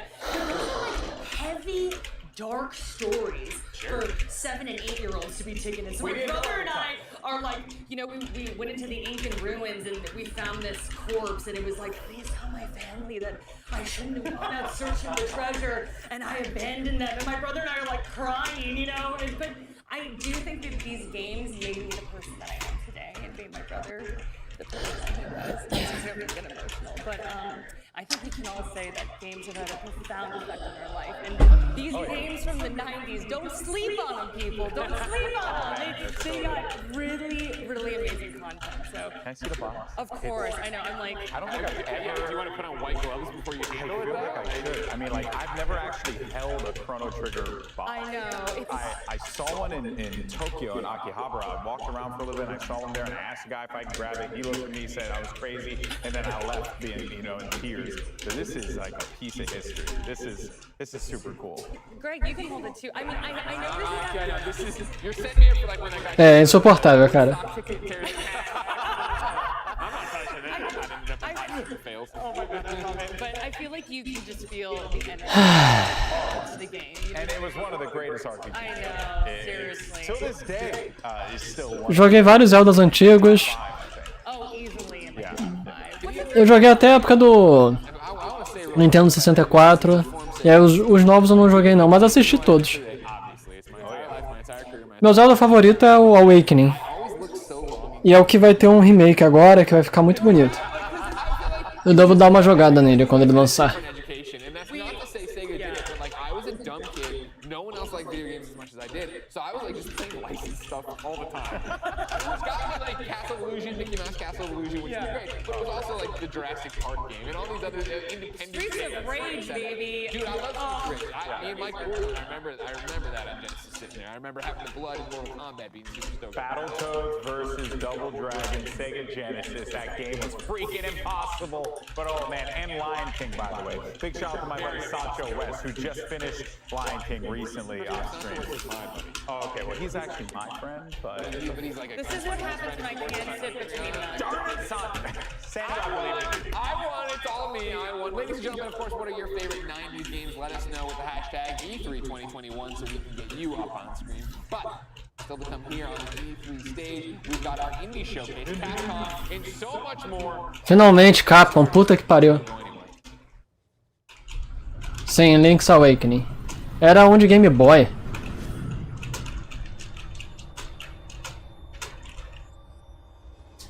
Banjo-Kazooie é muito bom.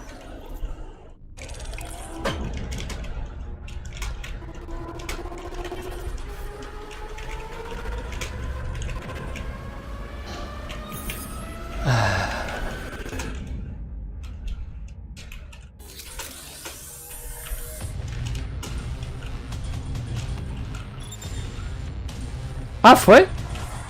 Não tinha reparado não. Que pena, perdi a chance de jogar em live.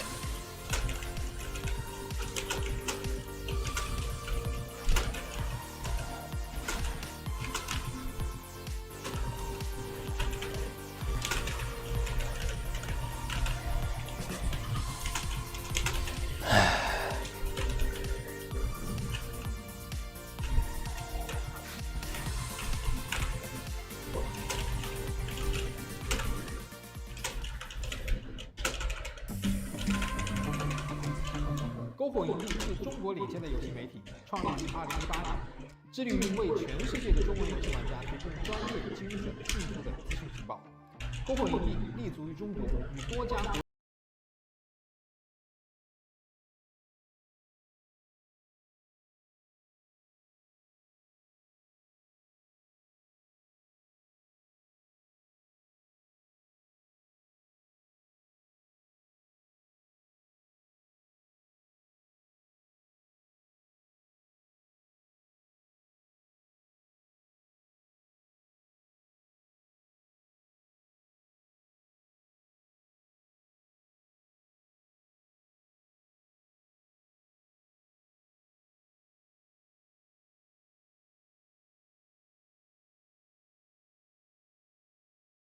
Tempão que não sai um novo Mario. As a part of Play For All, GameSpot will be bringing you the latest gaming news and announcements, interviews with developers, the biggest press conferences, and lots more. Play For All is our yearly online event that combines the excitement and announcements of E3 with charity live streams the following Sim. week, with lots of special Acho que o último... Depende, saiu de outros jogos, mas não grande. So join us in June for E3 and Play For All on GameSpot.com, YouTube.com/GameSpot, Twitch.tv/GameSpot, and as a part of E3's official broadcast. See you then. I remember this one time I was at E3 when I'm sitting there for lunch, and we were just sitting there eating, and then we got talk business, then we started talking games. I remember talking about Assassin's Creed, and I was saying how I was stuck in the room, I climbed on the wall, and I jumped down, I took a knife, and I stabbed the person in the back. I looked over to my left, and I saw these people talking, they were talking, then they stopped listening, like, oh my God, what is he talking about? He just talking about killing somebody? I said, it's a video game. They're like, oh, okay. I was like, man, these people thought I killed somebody. They thought I was a hitman. I was like, oh, this is too funny. Thanks to our sponsors at DoorDash. Get more from your neighborhood, from restaurants and convenience to grocery and corner stores.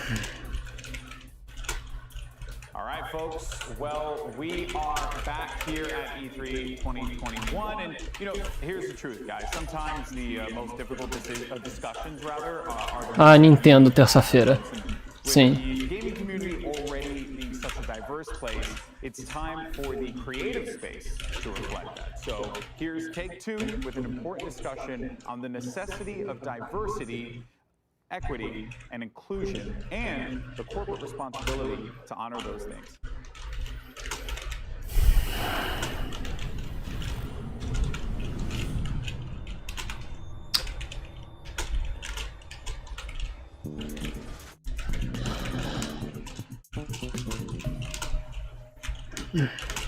Hello, I'm Alan Lewis, Vice President of Corporate Communications and Public Affairs for Take-Two Interactive. Thank you for joining us today and welcome to Virtual E3 2021. Take-Two, like many organizations, is deeply committed to and actively involved in numerous initiatives to enhance diversity, equity, and inclusion within our society and industry. Affecting meaningful, sustainable change is a continuous process, and there is no one solution that can achieve that goal.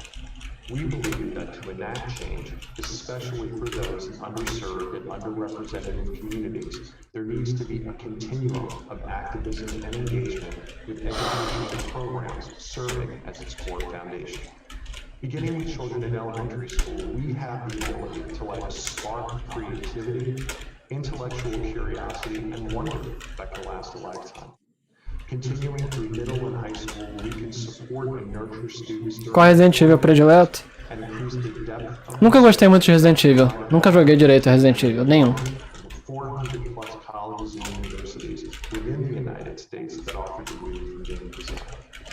Providing opportunities to attend these academic institutions, including need-based financial support, is also a critical component to helping end generational cycles of inequality. And while pursuing their creative and technical degrees, students can learn firsthand from industry leaders that share their experience, acumen, and passion through one-on-one mentoring and internships at our organization. Together, if our industry can execute this continuum, we will have invested meaningfully in the lives of the youth from these communities for more than a decade before they begin their professional journey. Diversity and inclusion make us a better industry for today and, most importantly, for tomorrow. It allows us to make better entertainment experiences that are authentic, culturally relevant, and reflective of the audiences that enjoy them. Today, we've brought together a few of our important partners who will share their organization's mission and role in this endeavor, as well as their insights on how we as an industry can continue to take these important steps together for the future. We hope that you find their work as inspiring as we do. It is now my pleasure to turn things over. Também nunca joguei Silent Hill, mas eu assisti todos. O que eu acho... O 1 e o 2 são os melhores, o resto é razoável.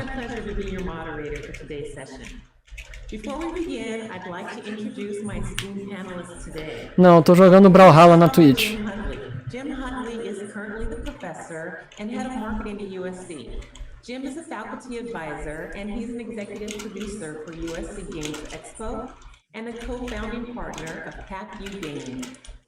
Next we have Susanna Pollock. Susanna is the president of Games for Change, which is a nonprofit that empowers game creators and social innovators to drive real-world impact through games and immersive media. Next to Susanna, we have Gordon Bellamy. Gordon is a professor of practice of cinematographic arts at USC.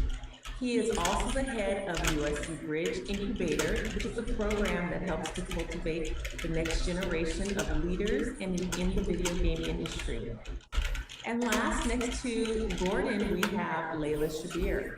Layla is the founder of Girls Make Games, which offers a series of summer camps, workshops, and game jams designed to inspire the next generation of designers, creators, and engineers. Welcome to all of you, great panelists, and thank you so much for joining our important discussion today. Now, I'd like to dive right in here, and Jim, I'm going to start with you. In Alan's opening, he mentioned something that was so important, and it was really just talking about the increasing role that diversity, equity, and inclusion it is playing in the video game industry today. So before we get into the big concepts that we're talking about here, let's just break some things down for our viewers. O 2 é o melhor pra você? O 2 é muito bom. Mudou a forma como os jogos de terror são concebidos. And why it's so important in the conversation about the video game industry today. Absolutely. Equity and diversity has been a challenge for the gaming industry since its inception. It hasn't really changed very, very much over time, but I think the biggest change that people are seeing in the last 2 to 3 years are... Quase nada acontece. Impressionante. Ontem teve um monte de coisa, porra. Hoje é o dia que ninguém se importa, é isso mesmo? So, what I like about working with companies like Take-Two and some other companies have reached out to me about an initiative we started called the Gerald A. Lawson Endowment Fund is that companies are now looking to invest in getting more diversity in their ranks and getting more stories told from different points of view. I appreciate that. That's a great conversation there. So let's talk about just kind of the inequities and why it's so important to have these conversations. Let's talk about that whole aspect and just getting people in the right mindset to understand what's available for them as majors in this industry. Jim, just talk to us a little bit about that. Hoje em dia o Take-Two, dono da Rockstar, então tá geral hypando o anúncio de GTA 6. Porra, já era pra estar começando a Take-Two, já era pra estar terminando a Take-Two. The least amount of representation within our industry of all the various demographic groups. We've been focusing on scholarship, but the challenge that we have, and I think the challenge that society and the industry has, is it starts earlier than that. There's a phrase from, I can't remember who to attribute to, there's a phrase that he used that I remember saying, the inequities of our past pay dividends into the future. And that sticks with me because the reality is if you don't have a great opportunity or access to computer science labs and specialized education in grade school and high school and junior high school, the odds of you having a great portfolio piece when it comes time to apply to a program like ours puts you at a deficit. And if that deficit keeps rolling on into the future, generation after generation, the gap between the ability to get into some of these slots in game design and not being able to get them gets wider and wider. So we need to do a better job as a society, and we are willing to do our part and help work with companies like Take-Two, lead the vanguard on how do we get students some opportunity from grade school? Like how do we make sure they can see this as an option? Because when I as a black man get in front of a small group of grade school students, Quase 2 horas, absolutamente nada, exatamente. Não teve nada. O que me impressionou foi a Riot não ter nada. Isso é que foi impressionante pra mim. A Riot ter nada foi aterrador. It's important to show that we have a presence here, but it's also important to make sure that the students who look like us, who are 20 years, 30 years, 40 years behind us, also have the opportunities that we didn't in some cases to get a job in this industry. Yes, thank you so much for your insight. So important there. Susanna, that really kind of speaks to a lot of the great work that you're doing in helping to reach this underserved community. Can you talk about the work that Games for Change is doing? Sure. Our mission, as you said earlier, is to empower game designers and social innovators, right? To use games for social change. And we see our work with younger people as really inspiring the next generation, right? And so just what Jim was saying, we're going as young as 6th grade, sometimes 5th grade, but trying to give young people, mostly in Title I schools, so those are schools that qualify for free lunches, which often are representing the underserved communities, an opportunity to Qual que eu recomendo? O jogo de carta de League of Legends é bom. experience they all love to do and help them become creators of this content, not just consumers. And we've been finding that the program that we've been running called the Games for Change. É 1 hora antes, cara. Take-Two era pra ser 1h15 e Capcom era pra ser 5h30. In middle and high school. And we not only give them Ah não, é 1 hora depois, tá certo. how to make games, but we also combine that with civic engagement. So they have to think about how games can help make their communities better. So right from the start, we want to empower them to think about this really important medium, not only as something they love to do, but they actually can make. They're learning important 21st century and STEM skills that can help them regardless of what career path. But what we really hope to see happen is they see a future for themselves and they see an opportunity, a pathway for them. And part of our program, an important part of it, is this idea of mentoring. And mentoring from near peers and also from people in the community. So as Jim says, it's so important they see themselves in the people that are coming to speak to them. So when we're in Los Angeles, for example, we can reach out to USC Games for game design students to come and speak to the kids, that we can bring people in from Riot or Activision or from Take-Two to come in and say, yes, this is what I do and this is something for you. And we do the same thing in New York and working in Atlanta and Detroit. And I can tell you that students are coming back year on year and we're seeing them use this program as like their college essay, or they're building their portfolio. And I love the idea that, if we can get to them at a young age, they can spend their summers with Layla at Girls Make Games, and then they can go on and apply to college, and we were talking about this pipeline or this pathway for them. And so that's that role and what we hope to inspire. I love what you said there, Suzanne. There's so many little nuggets that you just pulled out there. The different the different avenues you can have and career pathways there are in the gaming industry. Just the activity that you can have in terms of having mentorship and role models and representation, and just, having good gamers out there. So there's so many things that you talked about that I want to hit on. Let's just pull Layla into this conversation and just talk about the idea of mentorship and representation. Layla, talk about the workshops and the summer programs that you offer to girls. How does that help to increase the representation and the mentorship aspects that we've talked about? Thanks so much for having me. I was on mute. This is 2021, still going on mute. But like Susanna said, I think it's really important to kind of pass that baton on. And I think we see this summer after summer, having created a place that's, for girls. We get this question a lot, why do you need a space that's just for girls? There's so many programs out there that are open to everyone. But I think it's just so important to create that space because, like Jim talked about, it's so important to see people who are like yourselves. Ah, vai se fuder, cara. Não queriam anunciar jogos? Ah, pra que estão na E3, porra? Que piada do caralho. So accustomed to kind of being the only girl in Ai, the robotics team, or the only girl that went to a coding. Vou pegar água, viu, gente? Um segundo. And the girl who's fighting her brothers for the Xbox controller. So those are very common themes and stories, and I think it's important to kind of tie in not just the mentorship, but also the community. It's very important to walk into a room and feel like you're not an outsider. And the best way to do that is to show many more faces that look just like you. It's really validating to walk away, not just with the technical skills, but to feel like these are people that are gonna, kind of encounter in 10, 15 years and will be like professionals, because right now we're just kids making games, so we'll be professionals in a few years. And 7 years out for Girls Make Games, we're finally starting to see, these girls kind of make plans together to go to college and this year, I would say, like the first time we got in like dozens of emails from families saying, my daughter is now thinking of college and how do we get this portfolio going?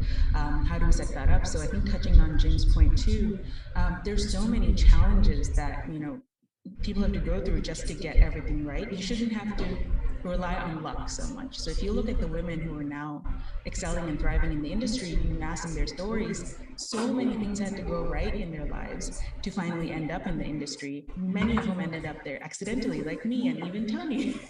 I think Tony touched on that earlier. But it shouldn't have to be luck or accident. We can actually intentionally create Resident Sleeper. all of us working together, Ai. in this room. Mas é muito chato. And how do we pass our students on from, we start as young as 8, getting them onto the programs and then passing them on to the student challenge and then on to USC and then finally on to the industry. I think Resident Sleeper. That's basically the magic formula to solving the problem that we're talking about today. Yes, thank you for getting on that pipeline. Meu Deus, não tem nada nisso. Nada nessa porra, cara. And something else you mentioned is just like really opening this world of gaming to new, diverse, a pool and a spectrum of gamers. And how do we create those real pathways back into the gaming industry? Gordon, you've done a lot of work in just helping to create value where value was not seen in places in the gaming industry, specifically for the gay gaming professionals. Can you talk about how the representation and widening the spectrum of what gaming professional looks like and how your company and your role really accomplishes that? Sure. So we have a mission which is focused on education, employment, expertise, and entrepreneurship. And the reason why is because alongside diversity and equity inclusion, there's a new word that's come a lot, which is belonging, right? A feeling of belonging, of being default. And I know that people in their uniqueness Calma, essa é a demo da E3 2022. É. Eles estão fazendo a abertura.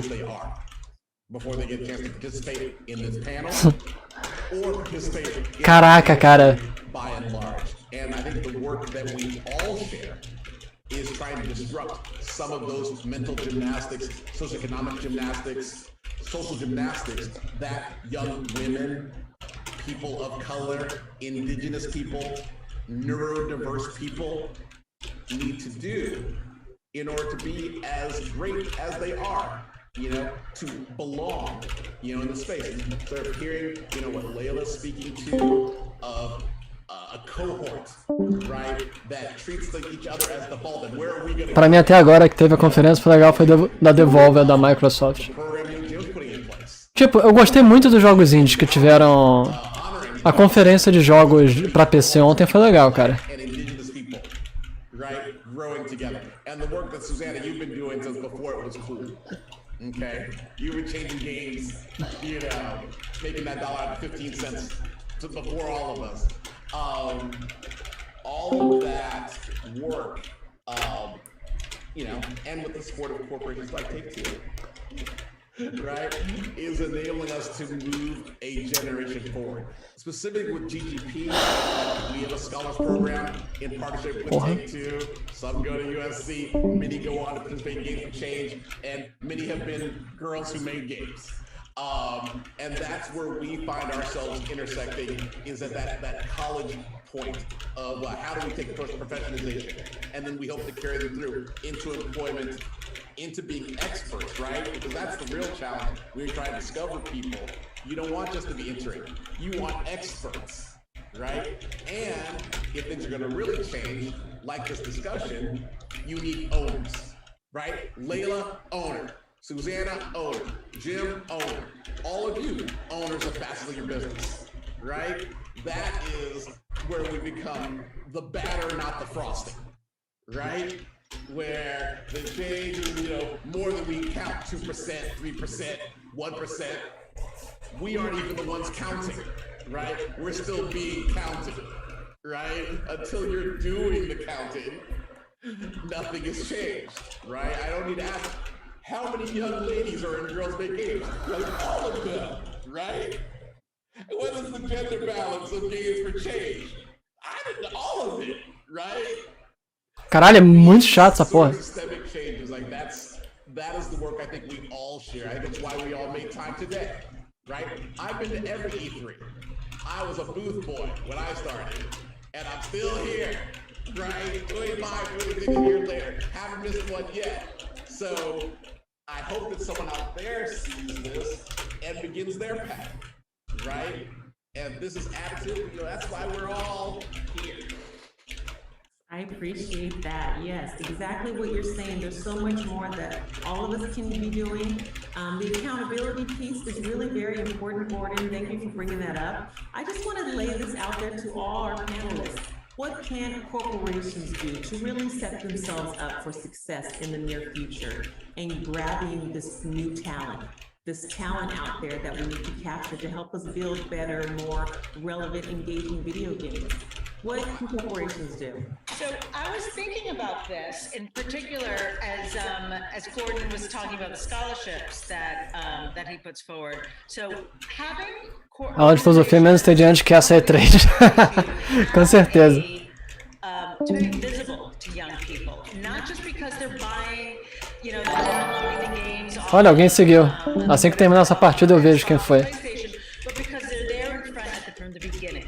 And so Take-Two has been part of our challenge since the beginning, offering scholarships to our grand prize winners. And I can tell you that that's a motivator for kids to participate. Not just because there's a scholarship at the end, but just because Take-Two is part of it. Like, it made us cool, right? And I think it's that relationship at that young of an age that Deixa eu ver quem foi que seguiu. Lu Lopes, valeu por seguir. Right? Like, they're here because this program exists and because I'm interested in doing it. And I think that kind of relationship with these kids, whether they're mentoring and coming into a classroom, they're volunteering at a game jam, or judging games at the competition, they're involved. And I think that it really has an impact in young kids' lives. Yeah, I love that.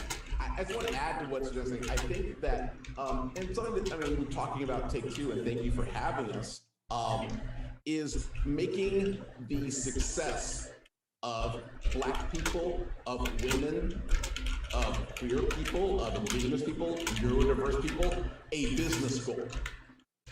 Playing the same way that the consumption, right, of content, right, get some downloadable skins, buy some NBA 2K, right, that's a business goal. around which the business is alive. And I feel as though if the expertise of women, Black people, neurodiverse, other populations was a business goal, then that would be the change. It'd be that simple. Like, oh, our business is more successful if there is more of this, right? And that's about people being of value versus just being valuable, which are two different things. There's lots of exceptional people, right, who are of value in spite of their circumstances. They're valuable, right? There's a difference between saying you're of value and that's a business goal in itself. And I think that's the real change. Because it used to be, I mean, just real talk, it used to be about exceptionalism, right? And be like, oh, you're able to thrive under this duress, right? Isn't that cool? Versus, right, you are actually who we are, so we are going to cultivate you. That's who we are year round. That's what we look like, what we sound like, right? Who we are, right? And so as the lever moves more towards that, right? The same way, like, I have biases. I attended Harvard College, so I'm of value, right? There's value in that, right? I'm treated that way in some circles. If the same lens was put onto women, onto brown people, Black people, queer people, then there'd be no, as the kids say, no cap on the change that could take place. Right. Right. And that just speaks Colocado bem no extreme. our diversity, inclusion, equity practices. Corporations really have to take that accountability and, like you said, do what's right in that spectrum, in that conversation, looking at value from different sources and kind of recalibrating our minds to that. But like you guys have said, it takes time. It takes starting earlier in the pipeline. I love that you just call that out. What other things can corporations do that are just different than what we've been doing in the past, perhaps? What would you recommend? I would even add to what Gordon just said. Looking at this challenge as a business challenge is key. That's what, between the inspiration of the social justice marches from last summer and really talking to our chair, Danny Vilson, who said that, hey, if you were going to tackle this giant generational issue as a business problem, what could you do? And that flipped the light switch on for me. Well, of course, like any business problem, what are my challenges? I got gaps in my supply chain, if you will. So how do I fill those gaps in my supply chain? And really working your way backwards in a way where you're putting objectives, strategies, and tactics in place to achieve those goals from a business perspective, you're going to see outcome. And it's not just, hey, here's a check and good luck with charity X. It's going to be more of, okay, here's a check. This is what we're hoping to see. Let's measure along the way and see if we're seeing progress on that. And it's the measurement of progress and adjusting in real time based on the data that you're getting back. That's where you're going to see the gap start to close in a meaningful way. Meu Deus, não acontece nada nessa E3. Não tem nada nessa merda. Nada. What if we scale this effort up and really have an impact on society as a whole? That mindset is really going to be what changes the game. So I like to think about it as like a pie. You know, when we think about from a corporate strategy, we always think about there's a piece of the pie and everyone gets a little. Vão ser 2 horas deles falando merda, é isso mesmo? Pie is not a fixed size. I think by including more people, the pie gets bigger.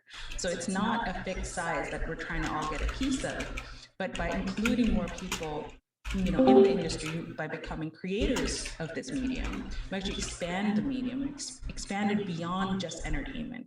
And I think that speaks really heavily to me as a problem solver. It's like when I look at video games, it's such an underutilized tool for social change. And I think like that Quincy Susanna kind of has been on the forefront of that. And coming in as an outsider to the games industry, I was just kind of blown away that, oh my God, you can do so much. Like 9 out of 10 kids play video games. You know, not 9 out of 10 boys, 9 out of 10 kids we're talking about literally changing perceptions and inspiring and educating generation after generation.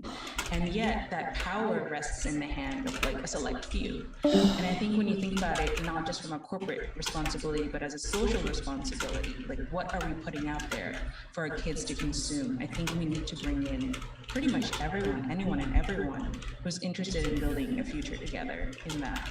So between the pie and the corporate responsibility, I feel like there's a lot that gets lost. Like I think there's a big dichotomy between these are people that are doing good and these are people that are self-serving, but it doesn't work like that. We have to work together, and everyone does kind of go between what's good for me and what's good for everyone, you know, so. Thank you for bringing that concept up, Layla. The codependency. We are all community members in this pipeline. We have to be active, deliberate in our processes, in our systems, how we tackle this problem.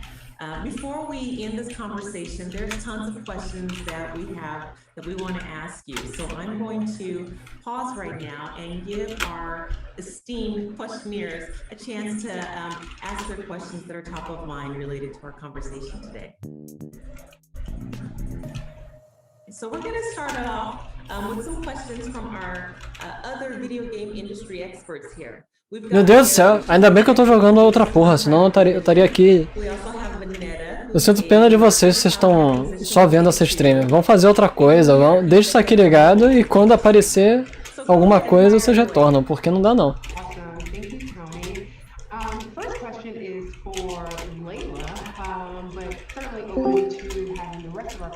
Answer the question, but at the beginning of your career, did you ever imagine being a leader within an industry that is male-dominated? And what is your advice for other young women that are interested in taking a similar path to where you are today? Thank you, Juanita. I don't think I really envisioned being in a male-dominated industry, although I did envision being in a male-dominated world, because I grew up in the Middle East and I was painfully aware of being a girl and how my life was going to turn out to be different from my male peers or my brothers or my cousins or any of that. I was fortunate that my parents were very supportive and they wanted me to pursue whatever dream I wanted. But I think having that mindset and coming from a world that was very much male-dominated already prepared me for, you know, hey, whatever I end up doing, there's going to be more boys or men than me. I think the piece of advice that I would really give girls is to honestly not think about your gender when you think about what you want to pursue, because it's all about you specifically. People, even your age, your geographic location, your, you know, educational background, or your family might not have heard of or even thought of. And that is all the things that I ended up doing were things that didn't match anything that I had seen in my own environment, but I just kind of pursued what I wanted to. And then two is to kind of use a very selective hearing. I think you have to kind of develop selective hearing. Viu The Boys legal de jogo, quem você acha que ganha? Capitão Pátria. Os dois são mais ou menos iguais. Eu acho que, se não me engano, o tópico ele é mais forte do que o Capitão Pátria. O Capitão Pátria não é tão forte assim não, cara. O mundo de The Boys é muito mais fraco do que a maioria dos outros mundos de heróis. So it doesn't matter how things are done now, they're going to be done a different way as you grow up, and you can be part of building that world. So those would be like my two pieces of advice for girls, is to just pursue what you want and, you know, develop selective hearing. All right. My question is for Susanna, but also open to anyone else who would like to answer. And I think Gordon kind of hit it earlier when he said that, you know, most of us didn't have a lot of examples or opportunities. I'm in that boat. I didn't have any programs and anyone telling me that I could do this, and definitely had to, not necessarily an accident, but really had to work in a different way, harder than most. So my question, Susanna, for you is, could you share an example? Salva Kuro 777, como é que vai? Você tem o nome de um dos vilões mais fortes da minha... das minhas histórias, Kuro. Tem dois Kuros. Tem um que é um vampiro cósmico, Kuro, que que era colega de Sadili, que virou o deus das dores pequenas. E tem Kuro, que era um dos Bekukans, 4 príncipes demônios. Ele era o príncipe dos assassinatos. And that, to me, is certainly the beginning of getting this kind of program off the ground, and particularly in schools where students usually aren't offered this kind of experience. So, one, having the teachers find value and really and work to and making it a part of an annual program within their school system has also allowed students to continue with the program year on year. There's one young woman in particular who won, I think she won the, our theme category the first time around when she participated as a sophomore. The junior year. Como dessa tua história? Foi no mundo de Urd.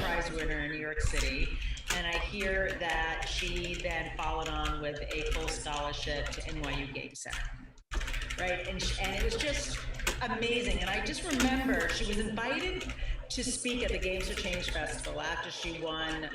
It must have been the second year. I don't think it was the third year. And she came, and we were having a panel, a conversation about the program.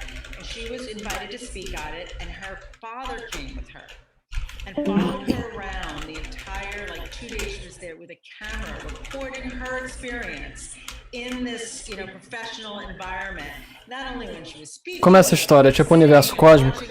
Hoje é um mundo de fantasia que é pautado na ideia de que houve colossos que foram a base do mundo e que eles foram criados por uma raça chamada de Mão-Aiex. E existe todo a potência do mundo que a lograram. Ela se baseia no estudo dessas relíquias dos Mão-Aiex. É interessante.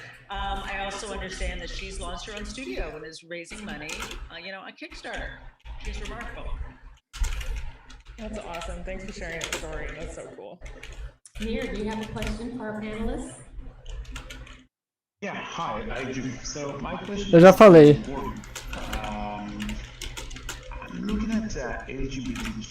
Eu acho que o tópico ele ganha.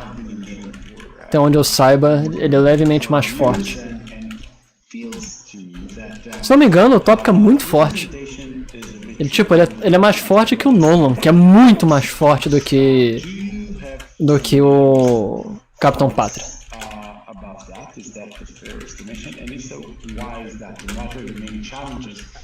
LGBTQ individuals face in this industry? Sure. Well, I'll tell you a little history here. So, when we started GGP about 15 years ago, which is not that long ago in corporate times, queer people only existed on an anonymous mailing list, anonymous to each other. Okay?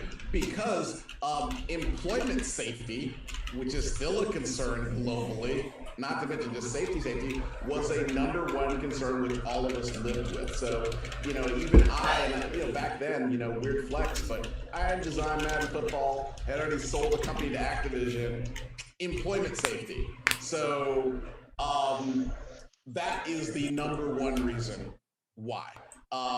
And just in this new recent history, have we begun to build the trust and value in each other so as to aggregate and to even acknowledge. O que é a E3? Doisniska.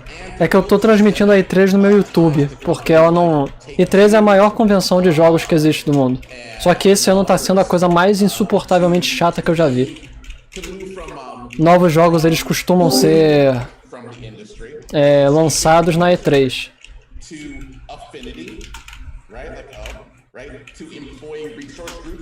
And corporate leaders like Tony existing, right? And we're moving closer to being a business resource. And so in other technology areas, that happens further along. where it is like to say in the battle that queer identity is of value, and there's customers, there's of course creators, there's of course business leaders and owners, of all walks, and in the optimum business, you would cultivate, all types. Entendeu, Doizinska? Inclusive você tem Prime, se quiser se inscrever aí no canal, será bem-vindo. Chopping down bamboo to even ask this question, which presumes that LGBT people would be employed, okay, and then in communication with each other, right, and communicating with each other across different companies, and in any sort of ongoing concern. So, welcome, thank you for asking. For those of you at home, we have a Discord and a Facebook that you can all join and participate at any time, or you can reach out to me directly on Twitter, Gordon Bellamy. Wherever you may be on or off your path as an LGBTQIA person or an ally, right? Because I think that's something we've all discovered, and I think whatever population you are part of, whether it be across gender or race or expression identity, is that you don't have to be a member to care. Okay? You don't got to be a member to say this is an important issue.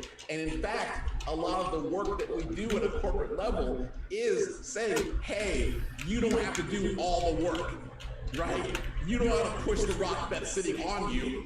We're going to help you push that rock. Todo mundo dormindo. I mean, I can help push, right? Because I can see it. It's on you. Doizinska, você não entendeu? E3 é uma convenção de jogos, a maior convenção do mundo, entendeu? We'll move this discussion forward. I'll answer your question here, but otherwise, just get at me. I can tell you more. Anyone out there who's watching, we can tell you more in greater detail. Gordon, I know your company has some things going on. Ah, sim. Doizinska é uma convenção de jogos, tá? É que eu tô transmitindo no YouTube e tô transmitindo na Twitch. Na Twitch eu tô transmitindo a convenção e aqui na Twitch, aliás, no YouTube eu tô transmitindo a convenção e no YouTube eu tô... Caralho, no YouTube eu tô fazendo a transmissão e na Twitch tô fazendo o Brawlhalla. É isso que tá acontecendo.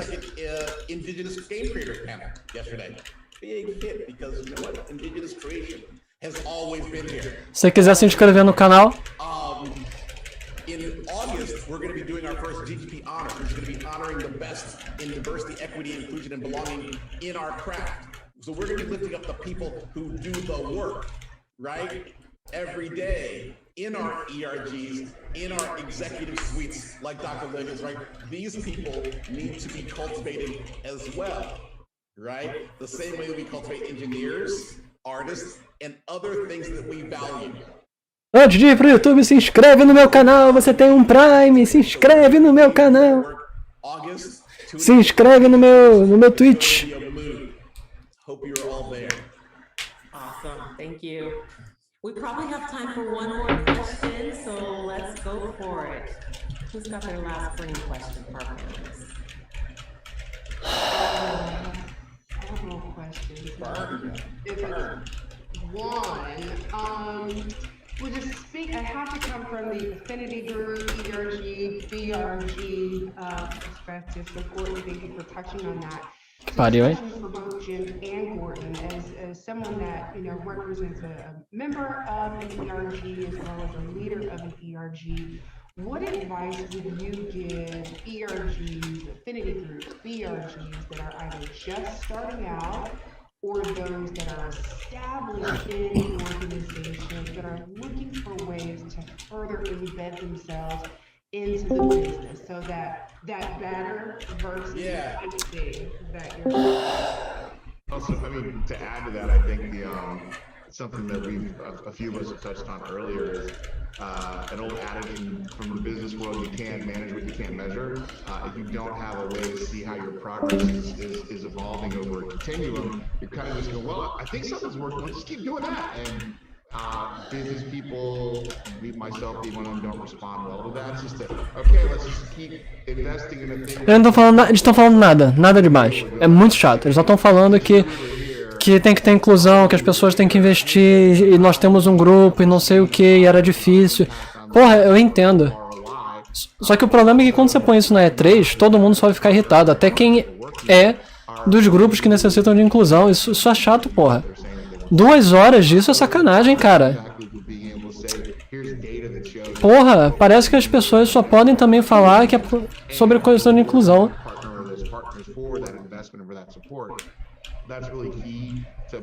Muito complicado.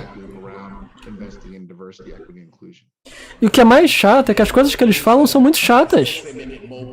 God, if you could move that needle like 0.2%, anything, you can't get cut. You can't get cut then, right? There's no way, no big budget's tight when you're moving that needle 0.2%, right?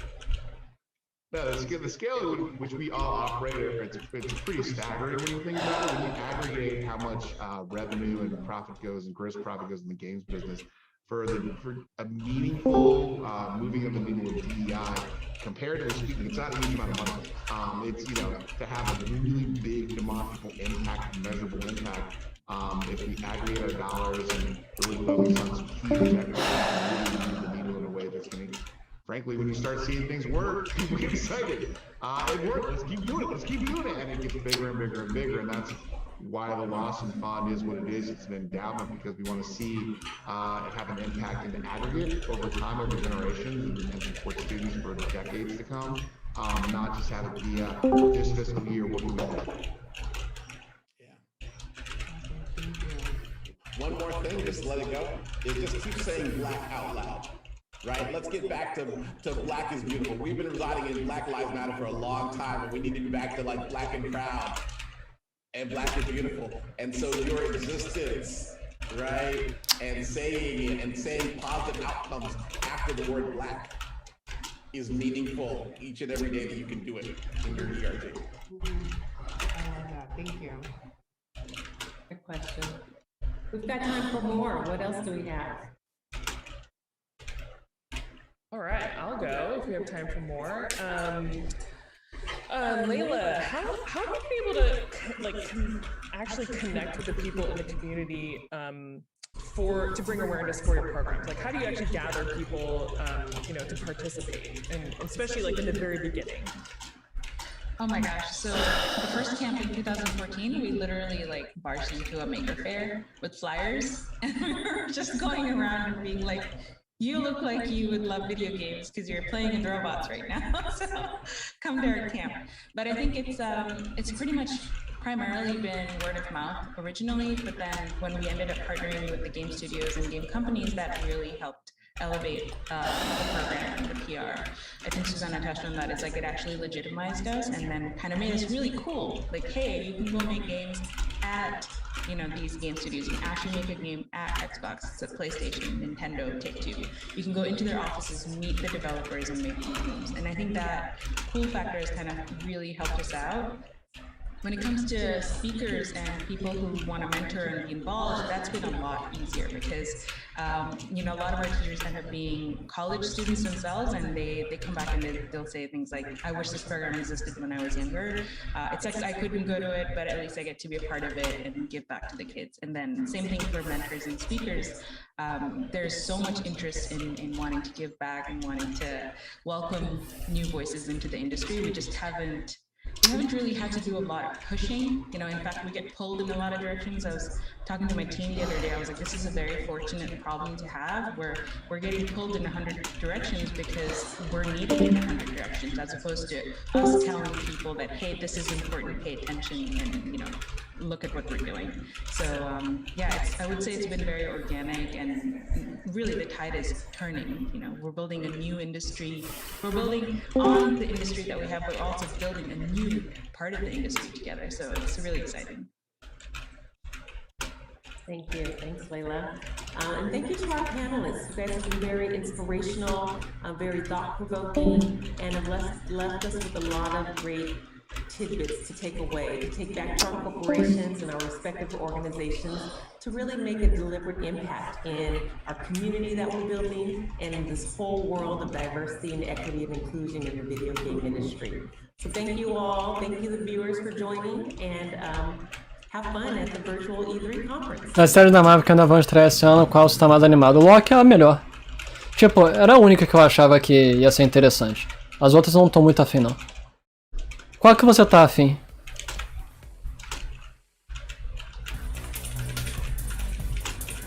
Incrível. Horas de... Ever since Mega Man X, I've just loved the sort of 8-bit, 16-bit pixel art style. As an artist, I just kind of fell in love with Talvez acabou. Number 1, Mega Man X, favorite game of all time. Whenever somebody asks me the dessert Olha, Aaron Hansen. Mega Man X is the game. I would say Tomb Raider. Lara Croft is the reason why I started to become really adventurous in my own life and wanted to be as intelligent and curious and brave as her. Grand Theft Auto San Andreas. I feel like that was the first video game that I've ever played where I've seen so many black people in one game and felt like, oh my gosh, my people. You got the Isley Brothers playing on the radio? Like, oh yes, this is where I need to be. Parappa the Rapper on PlayStation. Man, bring that back, PlayStation. Parappa got more bars than half the industry right now. So I recommend that you all go check it out because it's one of my favorites. I think it might be Apex Legends, and I know, the thing you're most excited about is the thing that you just done, but truly, I have been waiting my entire life to play a character like Bob, and yeah, it's changed my life. My favorite game is, without question, absolutely League of Legends. It's been like a decade since release, and it's still just at the top of the charts, and it's where I go with all of my friends and hang out. It's my go-to. That was the first female I actually ever seen play video games. It's my mother, and she loved 007. And we would all play, me and my brother, my mother and my dad, and we would just go crazy in that game, have game nights and everything. Lion King, Sega, on Sega, because that will teach you about life right quick. That was hard. I've said it many times. TV should have this episode. Every time he's like, I just like crack it up, love it. Anyway, welcome back to E3 2021. Do not forget to check out e3expo.com/shop for your E3 2021 needs. Look like this. Don't you want to look like this, young man? You want to look just like me? You want to look like a schlub like me? I'm in a bomber jacket. Miss Marvel eu acho que vai ser chato pra caralho. E3 bomber jacket. O filme foi muito chato, foi o pior filme, um dos piores filmes da Marvel. Chato pra caralho o filme. We do need to give a big thank you to Razer. Do you see our lovely little Razer Blade laptops here? And then we're in the Razer Isker chair. Oh, sorry, you didn't go. I got the chair though. You did, and they're amazing. The lumbar support is on point, y'all. Greg, you and I were tall folks, so it's like you need that lumbar support. It's stand up straight. If you're not a tall person, you don't understand how hard it is to be tall. And that's always embarrassing, right? Go, oh, right. Okay, be nice, gentlemen. The pain I'm feeling right now. I don't have a laptop. Greg made fun of me. You know what? I quit. I'm kidding. No, you know what was low-key the best thing? Yesterday they were like, Golden Boy, can you put your chair up higher? Can you put your chair up higher? And Greg and I were being so nice. We were not saying anything. We were just like, okay. Anyway, my producer's like, move along, Jackie. So we did this great segment earlier where we were talking about 90s games and the impact that they had on us. And I kind of went off the rails and started talking about Chrono Trigger and Illusion of Gaia at length. But you both didn't really get a chance to talk about the games that have had a huge effect on you. So I wanted to hear both of y'all just be like, hey, this game changed my life. So you're in the hot seat first because you're right next to Yay. Yay. The easy answer for me would have been Halo. I will just give a mention. It was a game that brought me and my brother together. We were always, bickering brothers, right? It's just how it is as siblings. But both of us sitting down playing that campaign, it was great. But for myself personally, one of the games that had a profound impact on me was, funny enough, Final Fantasy VII. It was the first RPG that I had ever played, and it began this infatuation with RPGs. And there was a point in time, folks, where the PlayStation, I swear to God, just had nothing but RPG games. I feel like every other month there was like a new RPG coming out, but that just started this long-lasting love for that genre. And then there was the first game that I played that literally was just, it was Batman on the NES. Oh, what a game. Super fun game. That first level as a child, let me tell you, not easy. But those games have always been so big. What about you, Greg? Man, I think if you go back to the youth, there's so many things that put me on this path here, right? But I think for impactful games, the first thing that comes to mind is more modern. Think of Gone Home. Oh, if you haven't played Gone Home, of course, right? It's a walking simulator, and when Gone Home hit, I was told by everyone on the internet to go play it and read nothing about it, which means I will now spoil Gone Home for you. I played that game like so many people did, thinking it was a horror game. And then slowly there's this side story building of, your sister and she's missing and what's going on with it, and you're reading the notes she's left. And slowly over time, it's like, oh my God, like she's falling in love. Oh my God, she's discovering she's gay. Oh my, and then it was like, wait a second. Is this game a horror game at all, or is it all about that relationship? And it was all about that relationship. And, no video game, no work of fiction, of course, can tell you exactly what it's like to be LGBTQ. But for me, as a hetero white male, where everything's great all the time, right? This was a window, at least, into it of what that discovery is like, and the pressure of it, and what you're going through. And it opened up a window of empathy that I've heard stories before, but to kind of experience it, in a video game way, and they're in these intimate thoughts on a level that I don't get in a passing conversation with somebody. It was so powerful that when that game ended, I felt like I had a brand new empathy for what LGBTQ people have to go through. Yeah, wow. Definitely got to check that game out now. Yeah, no, for real. I'm completely sold. I've heard great things about it as well, but I'm like, okay, everybody, Greg Miller says to play it, I'm playing it.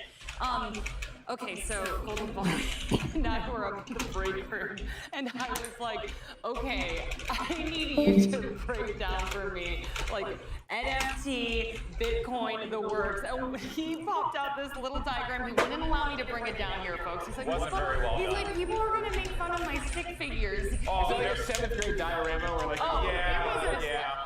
But, he was so sweet about it. His Golden Boy was like, you can keep it for you, Jackie. This will just be for you. And I was like, oh. He drew a stick figure of me, and it was like tall and lanky. And then he's like, this is me. And he's like, see, it's got a little belly. And he's like, and it's missing hair. And I was like, stop it, Golden Boy. But actually, this kind of brings us to our discussion about mythical games. That's why we even started talking about it. Yeah, first, I do want to give a huge shout out. Ah, Kamala.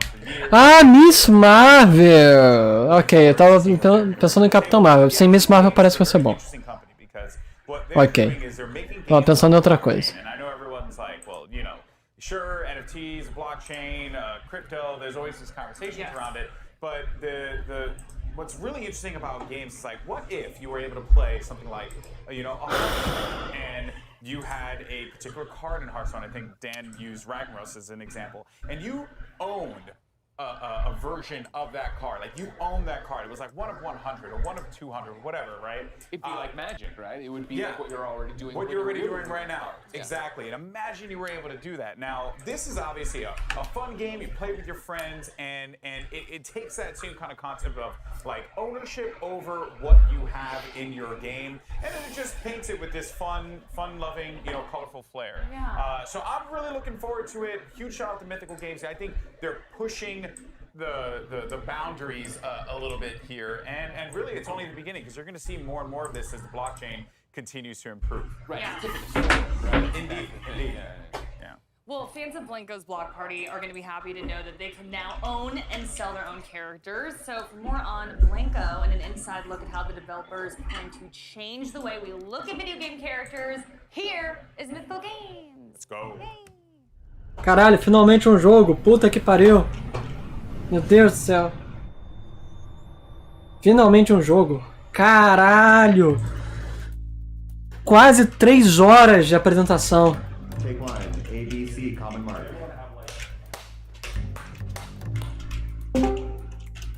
In your own words, what is Blanco's Block Party? Oh man. Blanco's Block Party is a lot of things. The game or just the Blanco?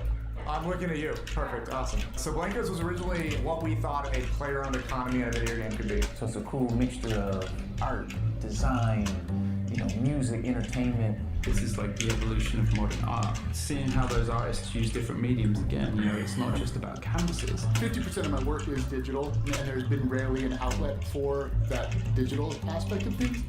What the gaming industry has really become is a lot about microtransactions and getting as much money out of the player as possible. what we're doing at Mythical with NFTs and blockchain really changes that script. By the end of this time next year, I'm going to have a whole row of blankos. So. Play, earn, collect, sell.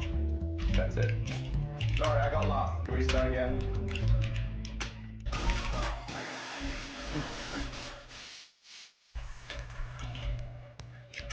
É uma palestra de jogo.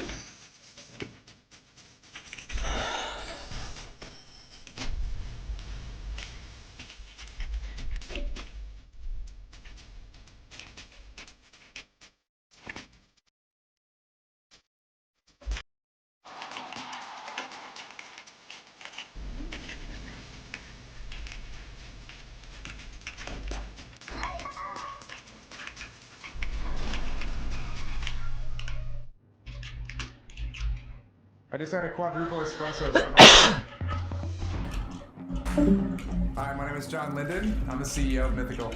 So working with Rudy and Jamie has really been a lot of fun because we really kind of merged 3 different industries into one. So we have kind of obviously deep experience in gaming, but we also have teams from blockchain and we have teams in marketplace technology. And bringing these 3 worlds together, it's been a challenge at times, but also it's really helped us explore how to make this work. And I think that's been the intersection of those 3 industries together has really made Mythical special. I hope that players within Blankos can really kind of be what they want to be. You know, it's kind of a safe place that people can come. It's a great, strong community. And meanwhile, they have this economy behind the scenes that they can earn. They can really transact and be part of the world themselves. And that's really what they need to know. It really has become a great community, and we really encourage people to be part of that community. When you're building a game at the moment, if you want to move from 10,000 users to 10 million users, what you really need to do is have really, really epic gameplay. Blankos is a game that's all about what we imagine vinyl toys do when we're not watching. What happens when we go to sleep and these Só me parece Among Us, só que... sei lá, meio estranho. Não parece que é legal esse jogo não, viu? Fun world of creativity that these toys escape to. Every single Blanko has a story and have their own inspiration, their own flavor, and their own style.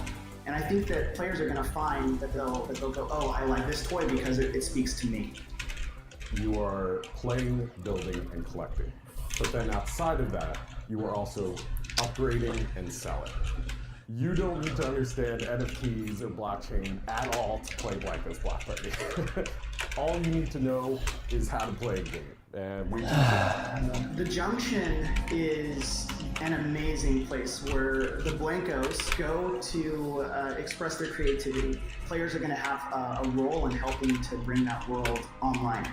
It's just this city full of tons of different designs and colors and patterns. But the point is that you are meeting up with your friends, you're practicing your new skills out together, and then you're jumping into mini parties. Yeah. Okay. Players can build their levels using our Blanko build tool. They can make whatever level they want. They can set the terrain, and then they could set the win conditions, and they could set the game type. So you can make this level into a shooter, or you can make this level into a race.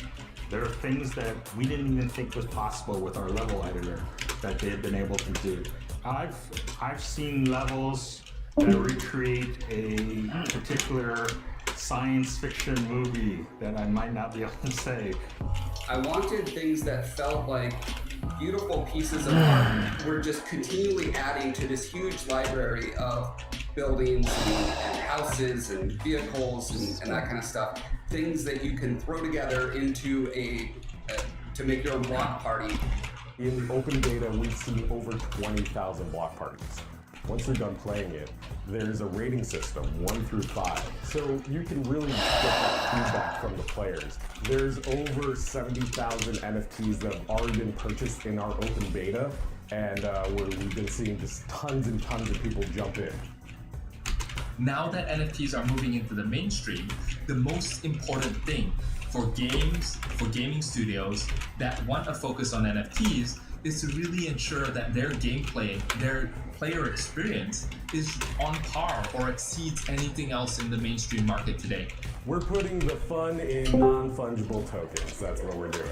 It's going to be really exciting to see the game, the community grow over the next few months. What we're building here with NFTs and blockchain really changes that script, because then it's players that can actually benefit and profit off of all the money they spend.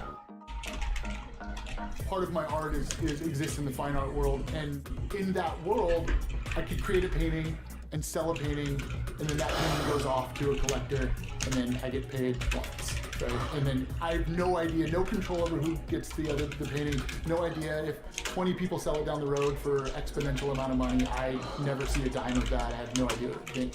So one of the cool things about NFTs is that smart contract. It's locked in, and you're able to just not only track who gets it, but share that profit forever.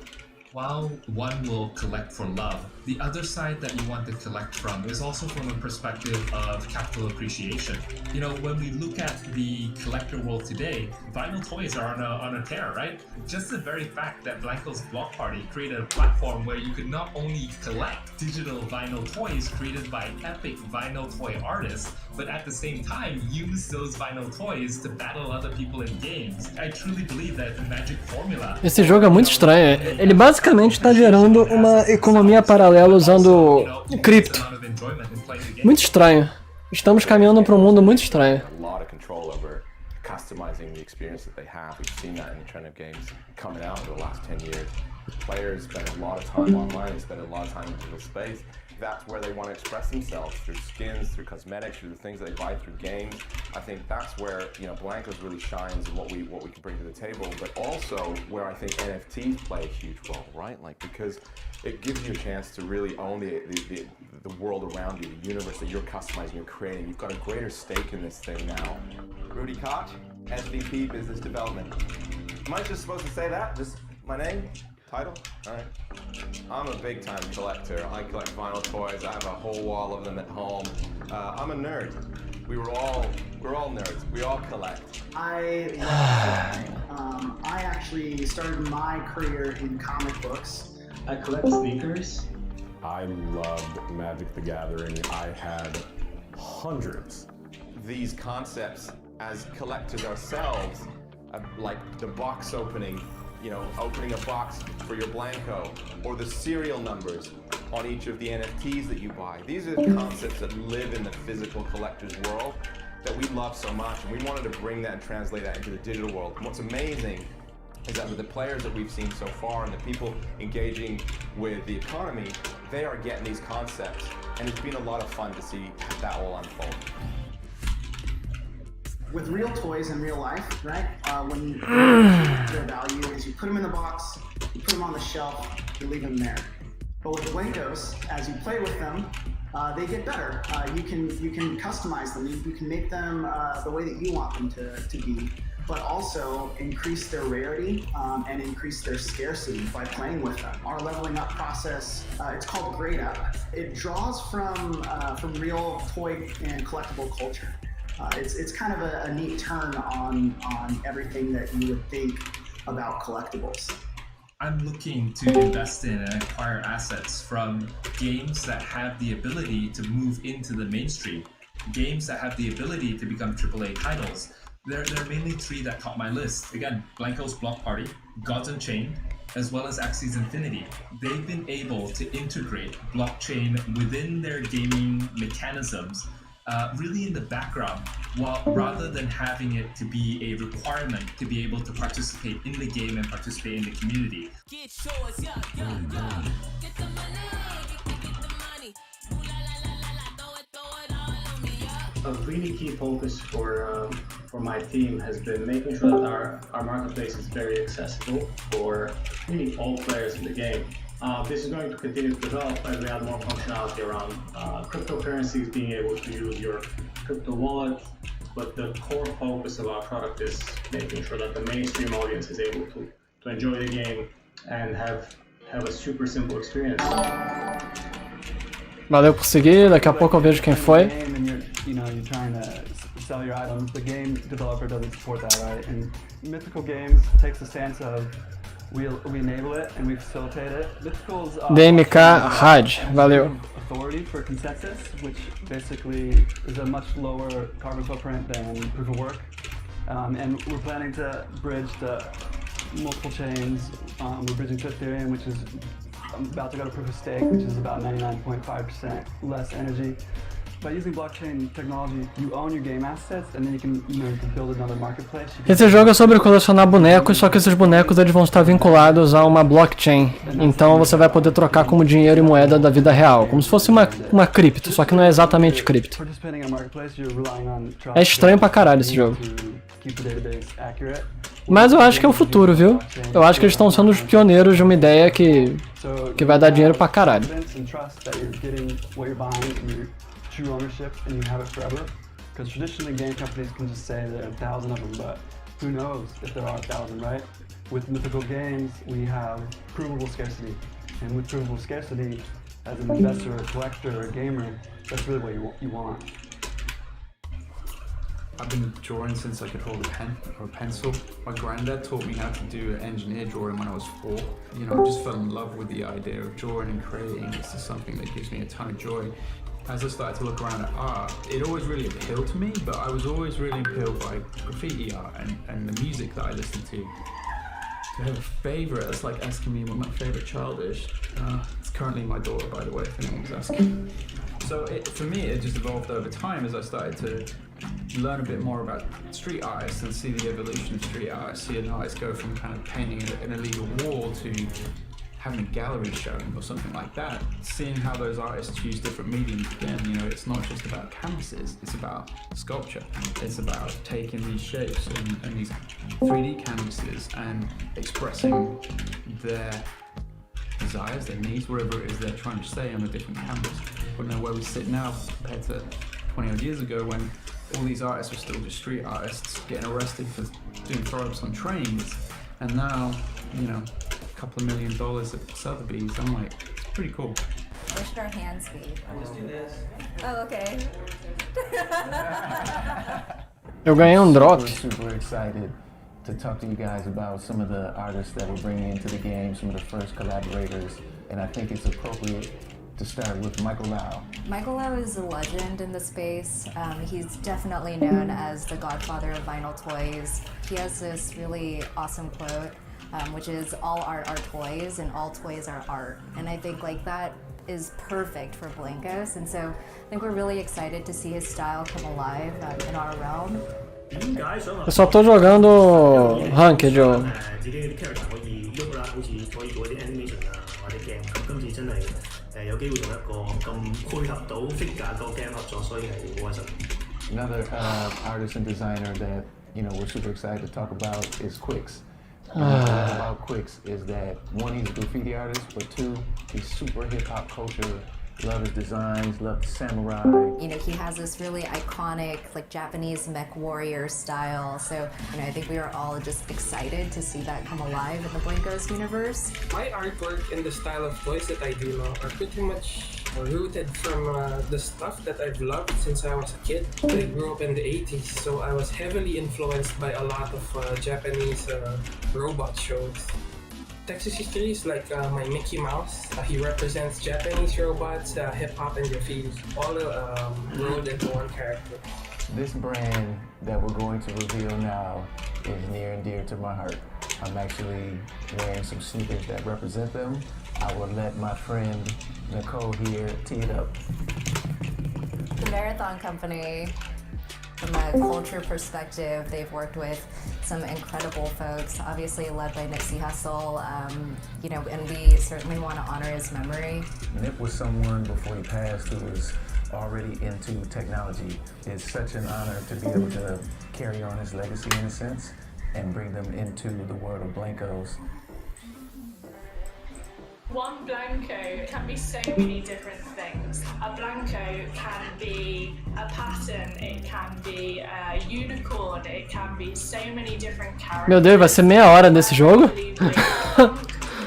Esperava um pouco mais, mas tudo bem. Characters make you commit to those characters, they're believable. And then we have JPK, we have industry legends like James Groman, Nikki Davis, Sarah McPherson, Battleground Chamake, Junko Mizuno, Capital, and Thomas Mann. We're not just picking from one person's perspective, which really helps to kind of broaden those cultural references.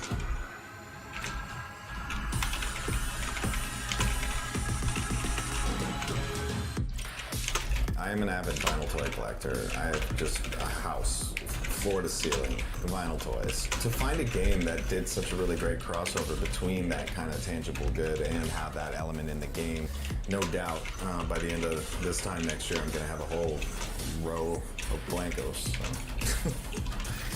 It's art. Olha! I think it's a really great online. Eu gosto. Esse cara, as músicas dele são legais. Electric Mouse. It keeps its integrity and it isn't bastardized. Whether it's on geometry or it's sculpted or it's just, you know, tagged home walls and stuff like that. I like that. I just like exploring the space. And then you still see this coalescence of cohesion as opposed to a random vomit. Art exhibit games like Blancos, I think it's a really great bridge between, you know, the traditional mediums of creating art, digital art, or, you know, street art or stuff like that, and then into the gaming. And that's cool, because I mean, all the elements that are familiar to the dev. Valeu por seguir o Casa de Lorde. Valeu.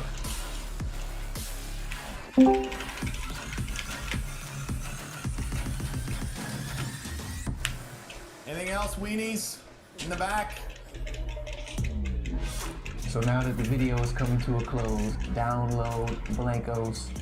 Download Blancos Apple Pepper. Build your own levels, buy all the designs from your favorite brands, artists, and designers. Share it with all your friends so they download and play it together. And we look forward to seeing you within the world of Blancos.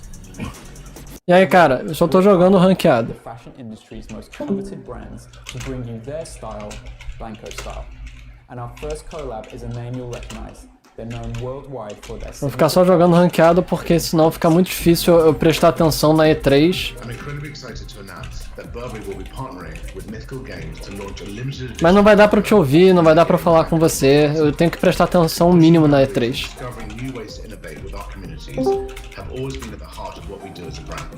Being a part of this creative and pioneering community with Mythical Games is an incredible synergy for us and a perfect evolution of our existing engagement with the gaming communities. This partnership presents Burberry's first exploration into the world of NFTs.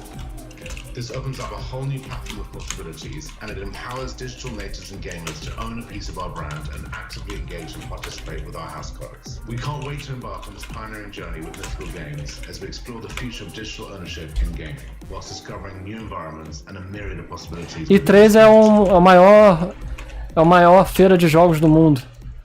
Tá tendo agora, eu tô streamando ela no YouTube enquanto eu jogo Brawlhalla aqui na Twitch.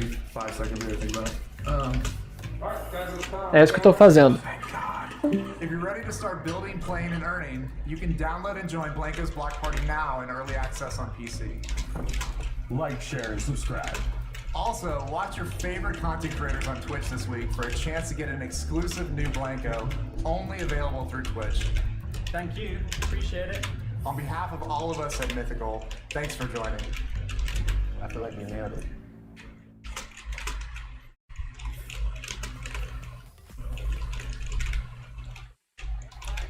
E3 2021, and we'll get to our thoughts on Mythical Games here in a second, but first we wanted to remind everyone that they can win a $100 gift card from our partners at DoorDash just by tagging them in a tweet and following them on Twitter. It's as simple as that. But Mythical Games, you know, I said before, it's a different kind of experience, right, Jackie? It's did you learn a little bit about the blockchain? I mean, I learned so much, and honestly, the art was breathtaking. They were talking about how this is the evolution of modern art. I think Deadmau5 himself said this is a safe haven for street art, and I'm honestly just blown away by the entire concept. you know, you were ticket made like 101. It was basically like NFT 101, Bitcoin 101, all of this stuff like kind of went over my head. But when you broke it down for me, I think it was just so intimidating to me before. Like I was like, I don't even know how to get into this. But then once you broke it all down, I was like, I understand the concept and the proof of authority. Like, Entendeu o que é E3, Gaza de Lorde? Entendeu? And then to just bring in art and entertainment and design, like I'm here for it. I love it. Yeah, but you're gonna have to school me some more. We're gonna have to do some private lessons. I got it. But the 115-minute presentation.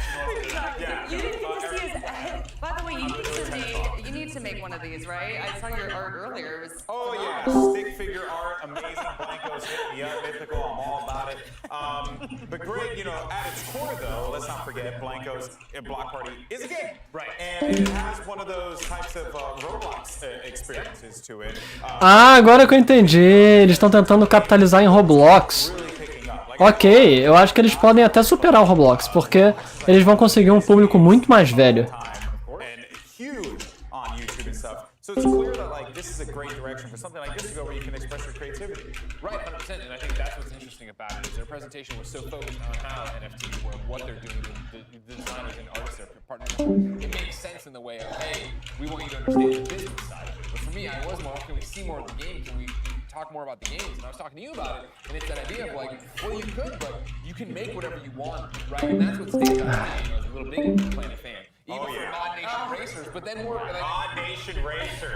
Right now, like think about how Core is doing this, how Roblox is doing this. Get in and make your own games. The fact there's already been more than 20,000 block parties they're talking about there. They've called it out. You can make shooters. You can make platformers. It's like, it's early access right now. It's free to play on PC. It's one of those like, yeah, jump on in. It doesn't cost you anything, but you don't have to buy a guy right away. Exactly.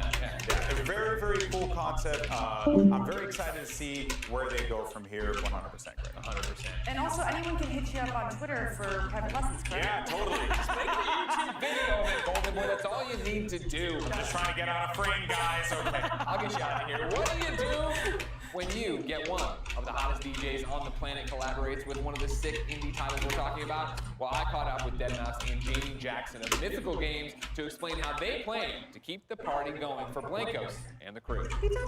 Ih, vai ter um show do deadmau5? Eu aceito um show dele.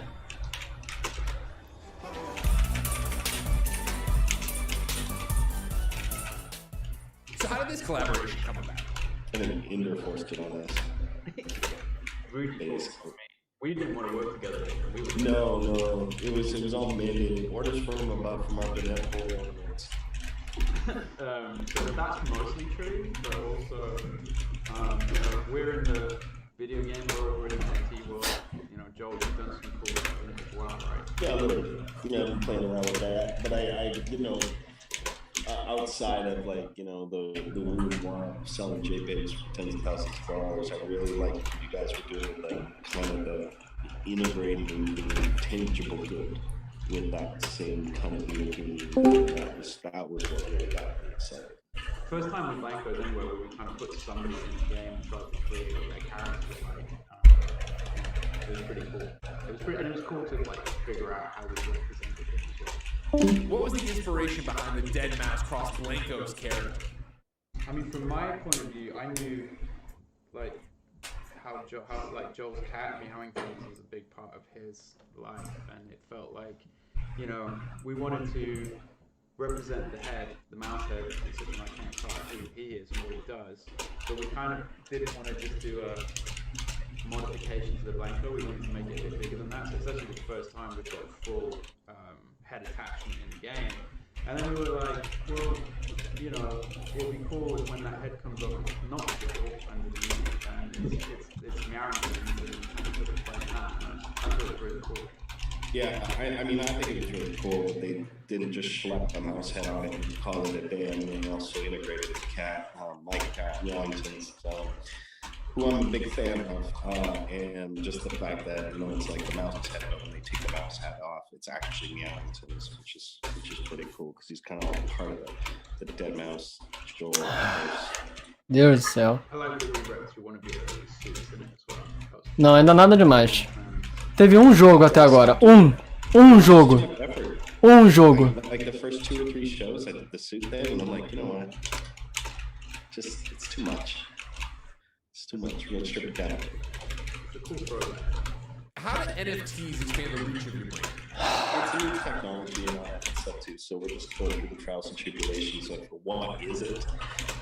Because I think the general consensus right now, if you were to ask men on the street, oh, it's an NFT, oh, isn't it like a $10,000 JPEG? You know, is kind of the answer you're going to get. But it's really a lot more than that. It's the underlying framework of technology that allows for, you know, the blockchain provenance, you know, that unique identifier that can be used from platform to platform to platform. So think of it as like what Steam's is to video games is, you know, is like the world Steam, you know, like, so it's every time you log into Steam or something like that, it's gonna use Steamworks to, like, you know, grab achievements and stuff like that. It's all stored on that centralized system. Blockchain being a similar concept, but decentralized across all computers and stuff like that. And because the way that the infrastructure works with blockchain is that that's all very easily swappable. The metadata, not the actual assets, but that metadata that ties it to the assets can be interchangeable between a multitude of systems. So now I think that people are just now starting to kind of take in that standard protocol of, you know, fetching and receiving wallet data and stuff like that, tying assets to individuals through game platforms is a big win. But then what are the benefits of NFTs for players? From a Blanco point of view, it's about trust, really. If you boil it down, it's about trust and proof of ownership. You know, no gamer has truly owned any asset they've ever bought in a game before. You know, it's all just a license, right? And you're kind of just trusting them. There's no way to prove it. Whereas with NFTs, you can kind of, it's proof. You can see it. It's open. You know, if we say there's this many, there's this many. If you own it, you own it. And with Blancos in our marketplace, that means you're also going to sell it as well. So really, it's just about trust and truly owning the assets that you pay money for. When's the first Deadmau5 Blanco drop? This summer. This summer? Like this summer or next summer? This summer. Anyways. Thanks for joining us, guys. Now, let's get back to the show. One of the things I like, obviously, in Deadmau5's presentation here is him being very much like, why are you doing this with your brain? He's like, because nobody knows what it is. It's groundbreaking, it's cutting edge, and like, I like the idea of embracing something that, is this going to work? Is it going to translate to Meu Deus, é só um jogo que foi até agora. Um jogo! Jogo! But I really appreciate the idea that the original artist gets money on these. I didn't realize that. You make it, and I buy it from the marketplace, and then I sell it. Well, you know what he said, right? Like, you know, he makes one of the artists said, I make a piece, and then that piece gets sold, and then that piece gets resold, and then resold and resold, and that artist doesn't see the value from it. And I think that's something that a lot of people, can relate to. Like, content creators can relate to that. Content gets reused all the time, and they don't see anything from that. And this is like a way through the blockchain to be able to ensure that through these smart contracts you can do that. So it is beneficial for the creator, which, you know, without the creators, we don't get a lot of these cool things, right? Yeah, 100%. Proof of authority in the blockchain. Girl, there you go. I'm proud of myself. I don't know what that is. If you don't say, you know what, get out of here. Well, I hope you folks at home like indie games, because we've got you covered. We are going to take a quick... Se lembrar de mim, amigão. E aí, Vitor Pessoa, como é que vai? Indie gaming industry right before we reveal some of the hottest new indie titles releasing soon. So stay with us. If indie is the future is now. Ooh. I did not go far. My craziest E3 story is that I lost my wallet at the beginning of the day. I had this Pokeball wallet, and it dropped out of my bag, and I thought, well, that's it. My life is ruined. Well, I still got to get all this footage in. So I still did E3, and then I got a call from Lost and Found, and they'd actually found my wallet, and I felt like that was the biggest W of my life, because I had an amazing E3, got to go to the Cyberpunk Lounge, I got incredible footage, and I got my wallet back.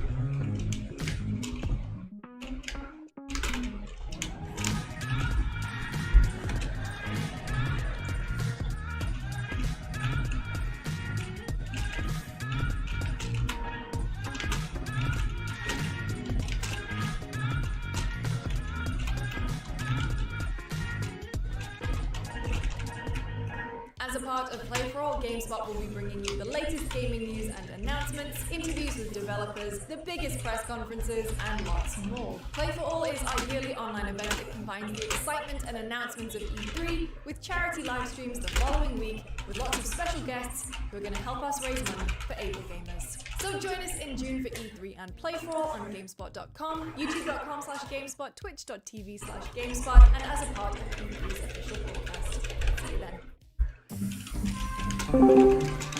篝火营地是中国影片的游戏媒体，创立于2018年，致力于为全世界的中文游戏玩家提供专业、精准、迅速的资讯情报。篝火营地。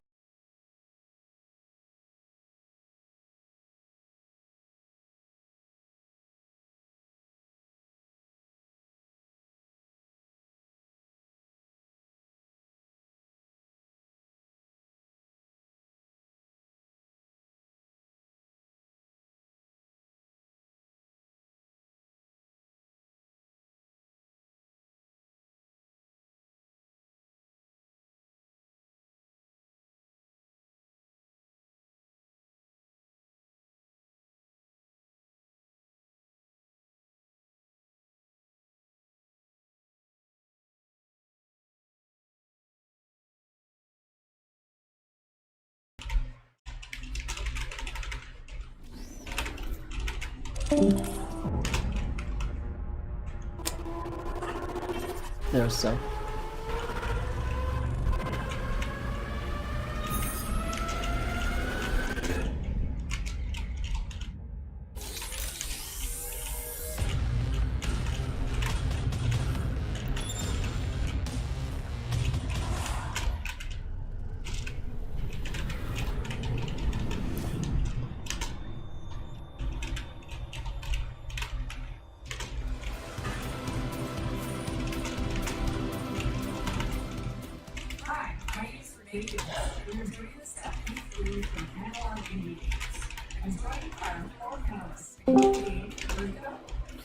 Hi, I'm Ariko. I am a self-proclaimed Nintendo lifer. I want to work at Nintendo as long as they will keep me. I am head of indies and probably one of the handful of people who have worked in all three major regions, so Nintendo Japan, Europe, and currently I work at Nintendo of America. I am super honored and excited to be here today. Thank you. Hello, I'm Mike Micah. I'm studio head for Other Ocean and Digital Eclipse. I've been making games for far too long, but my favorite games these days happen to be these really fun small games called I'm Michelle Branson, Director of Business Development for Freedom Games. I started in games long ago, PS1 grew even earlier than that. Love it, excited to be here. Thank you for having me, and excited to announce more games. Hi, I'm Edwin McMillan, creator of Super Meat Boy, Binding of Isaac, and a bunch of other games. I'm an indie game developer. You may know me from indie games. Esse cara é muito bom. Maybe not, it's 10 years old, but I'm here. Hi, thanks for having me. So in recent years, and particularly over this past year, we've seen more and more. Tem um eco muito estranho, né, nessa voz dessa mulher, Renée Citan. Void of social and activities in the day-to-day life just as much as play types. Do you believe that this line between indie games and larger publishing games is becoming blurred in the eyes of gamers? It's becoming more of a drastic thing. Like there are super indies, and then there's this like marketable indie, which is I think a more acceptable thing that a lot of publishers are picking up. But it's kind of surprising. The real breakout hits tend to be the ones that aren't even being looked at by a publisher, that are just being picked up by, you know, going viral, essentially. It's right to say that like indie seems to be the in thing right now. A lot of people are like, you know, indie games go here. It's like Joguei não, eu só conheço a história de Life is Strange, mas não joguei. Because when I was a kid, buying software or downloading software, whatever you were doing back then, I would not disassociate what Jeff Minter was doing from, say, an Activision game at the time. And right now, when I'm sitting there like going through a storefront, I'm not looking for like specific things. Things catch my eye, and I see all these smaller games. There's so many of them now. But like, I'm actually looking for something that appeals to me. It's like when I used to go to the music store and go to different sections in the store. I wasn't really looking for specific artists. I was trying to find that artist that spoke to me and take a gamble on it.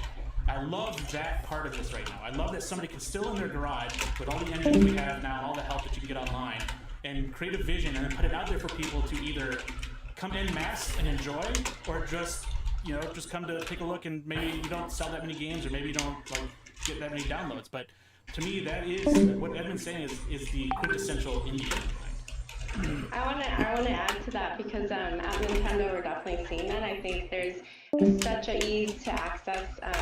There's more accessibility to tools and technology now, and so a lot of the smaller developers are able to self-express and really create unique experiences that they want to do. And at Nintendo we definitely discussed about, okay, how do we define indies? Like, what does that mean?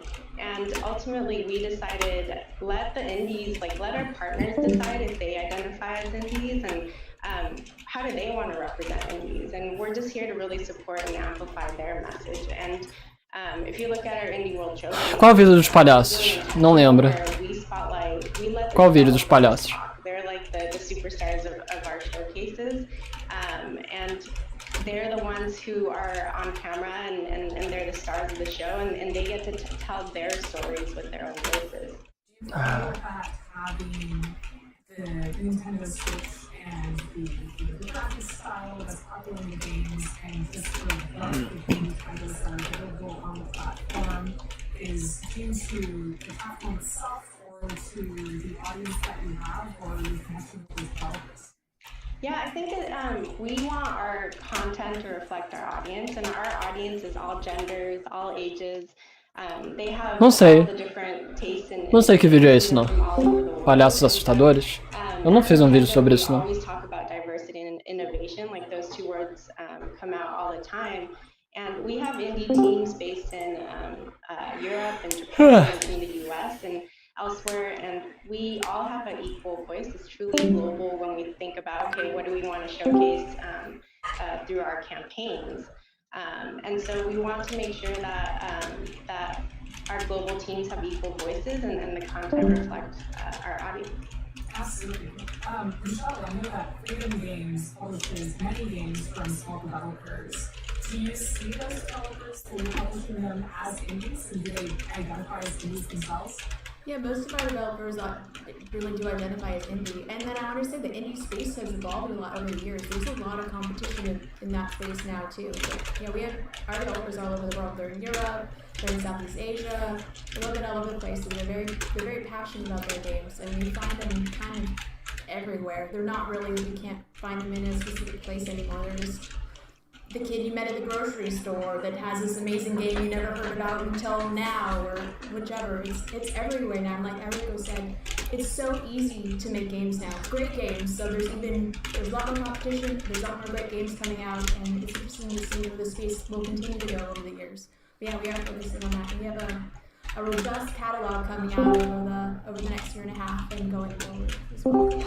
Awesome. I was looking forward to that.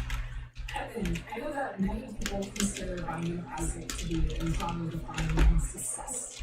Do you see indies in their role to explore mechanics, genres, and storytelling approaches as something that truly defines indies in their games? For me, the thing that really defines indies is the ability to take complete, financial risk when it comes to themes and topics and gameplay and everything. Like doing something that wouldn't actually, a large company wouldn't be able to do because they couldn't invest multi-millions of dollars in a project that wasn't comparable to something that exists. And that's the way all big business works. It's stupid to take a risk with that much money. So it makes perfect sense. It's like, it's just the way it works.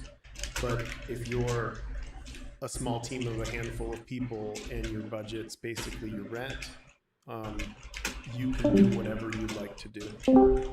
And you could make a new genre, like Among Us. It's like you can take big risks and you can do what you want. And that's the beauty of complete independence.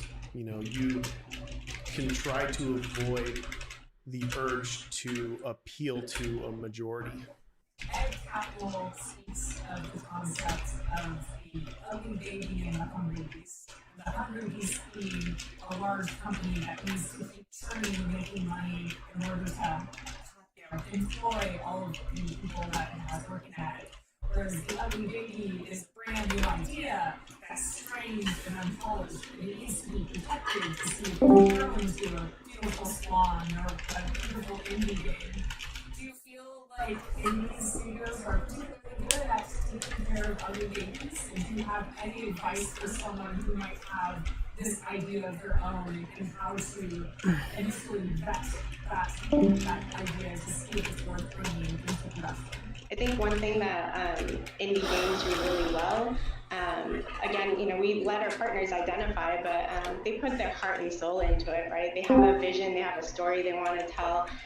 They don't really care. It's about what they want to create. They have a vision, and that's what creates the magic. And for Nintendo, as long as that puts a smile on someone's face, for us, we're really excited about that. For me, recently it was a short hike. I am a mom of 2, and I'm super busy all the time and exhausted at the end of the day. And so when I get to put that on and relax and fly around the island, cute, adorable characters, and I even shed a tear. I won't spoil it for people, but that's a great indie game for me, and so I think that's the magic of indie games. Michelle, how does creative games evaluate these initially unproven mechanics and ideas? The developers are extremely passionate about the game. That kind of weighs a lot into it as well. I came from an indie background too. If you didn't live, eat, and sleep what you were selling, it wasn't going to work. So a lot of our indies are kind of the same, but more in a more healthy scenario now. That's something that we consider too. But basically, Triple I is all about passion. It really is, and that's what kind of differentiates it from some other titles or genres, is passion, I would say. Right now, what I love about a lot of really good, talented game developers that I meet is that their motivation isn't driven by money. It's driven by a singular vision that they really have had for a long time usually. They just want to make it happen. And it gets so infectious when you hear it that you suddenly get caught up in it and you want to make it happen. And the reality is, if people could really hear all the time, if people could really predict what a hit's going to be, we'd have a lot more hits. We don't. That's just stupid. There's always people in the room that you're not in, you're never at the table, they're saying, well, this isn't going to do X because they're doing some math on it, they're over, under, or whatever they call it, and all these different methods they use. But they're rarely ever right. But the person who has that singular vision for so long, who's thought about it forever, how can you pit those people against somebody who's been thinking about this their whole life and just wanting to do it? You really can't. Absolutely. I think storytelling itself is something that indie games can do very well, and particularly when it comes to telling unique stories. Are there any indie titles that you've all played that you've found to be particularly inspiring or emotion invoking in general? I'm a huge fan of games that present their themes through gameplay. Yeah. Whatever the story, I want to be part of it. I don't want to feel like I'm watching a movie that I'm hitting pause and then I'm going to do something else and coming back and hitting play. I want to feel like it's a dynamic, living world that someone has presented to me, and what I do has some say in what this story is. Or it's a visceral experience. Yeah, they're painting a world with bits and pieces, and you get to fill in the blanks. I think that's more complementary to video games because you're already in that puzzle-solving, creative mindset. So it lets people be more immersed in than simply just telling somebody a story. Rico, do you think there are more social games that are being developed in the indie space with the lack of social activity in person for the last year, and also the success of games like Among Us? There's just so many people who love different games. So Among Us has been explosively successful on our platform, and Nintendo was super excited to have it on our platform. Our audience loved it. But look at Hades, for example, which is also on Nintendo Switch. It won Game of the Year recently at DICE, and so I think there's just all sorts of games. A funny story is Human Fall Flat. That's another puzzle game published by Curve Digital, and That's been massively popular in Japan, and elementary school kids who probably don't have the concept of indies, they just loved it. They thought it was super fun, and it's been really popular in Japan. So I think there's just all sorts of games that are fun and out there. Do anyone have other thoughts about the future of new games and what we can expect from the genre or art form moving forward? The thing I love most about, I guess what we're, like how we refer to indie games here is like I love the not knowing what's coming because ultimately it's anticipating that I'm not capable of anticipating what's going to be the next thing coming out. Like I love finding something I never thought I would like or I've never thought would be a game or even fun. Like when Job Simulator, for instance, came out, I'm like, who wants to? Like, it goes against Ron Gilbert's thing about like getting off a job and then going home and relaxing. I loved it, or like all these sorts of things, or like even some weird things that would come out of mobile and all stuff. Like I would just never anticipate that stuff and things like that. And it's the, I guess what I look forward to is the things I cannot anticipate. Well, this has been a wonderful conversation. It's so great to hear the different perspectives about indie games and indie studios, as well as your thoughts on what's coming up next and what to look out for. It's been a true pleasure. Thank you very much.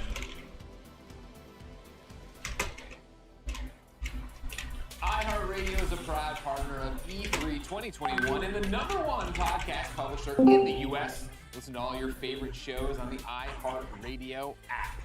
And of course, Golden Boy, just like us, use the razor stuff, use the razor blade. Use the razor stuff. Use the razor chair. Have a good time. You know what I have actually been wanting a razor blade for a very long time. When I used to work at Twitch, put it in your bag. Yes, I should. When I used to work at Twitch, you had an option. You could either get a razor for like Windows users or a Mac. Yeah.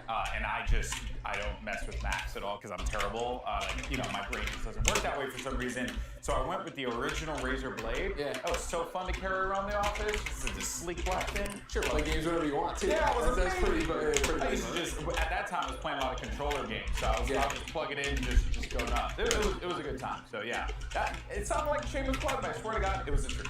Well, speaking of a shameless plug, the Razor Blade is a great place to play indie games. What an indie presentation we just had. Of course, it's not over. We have the indie panel coming up. But there was something said in that panel here. Janet Garcia, of course, from MidMax and Kinda Funny, put up this tweet. That's the beauty of independence. You can try to avoid the urge to appeal to a majority. That was Ed McMillan on that panel right there. So good. I think that is the power of indie games, and especially as we're here at E3 talking about the biggest of big AAA games, but also spotlighting so many small indies. You can take more chances as a small studio. It's vital to highlight the independent games business as a whole because there's so much diversity. Olá, Jonathan, como é que vai? And just in the games that they're delivering, top to bottom, you can ram off like a few names like off the top of your head, but for me, one independent game that I discovered that I fell in love with was Moonlighter. Oh my God, yes. I love that game so much. And I found it out on a whim. Because I was playing another independent game, I think it's Momodora, I believe was on the Switch. Great game. And I was like, man, I'm looking for something else. And, I finished that one and I found Moonlighter. And oh my goodness, it stole, it captured my heart. Love that game. And I wouldn't have found that, if someone just, take that to a AAA studio or something. Totally, and that's the thing right now is there are so many indies, it's impossible to keep up with all of them, right? And that's, Moonlighter is the exact same thing. My job, of course, every day is to talk about video games, review video games, preview video games, and I didn't know about Moonlighter until somebody on our subreddit was like, this is a great game, you need to play it. Wow. And that's why I think it's so powerful that E3 keeps doing indie showcases, ladies and gentlemen. So let's get back to game review. Yeah. We know why we're here, we know why you're there. So, without further delay, here are some of the hottest indie titles set to come your way soon.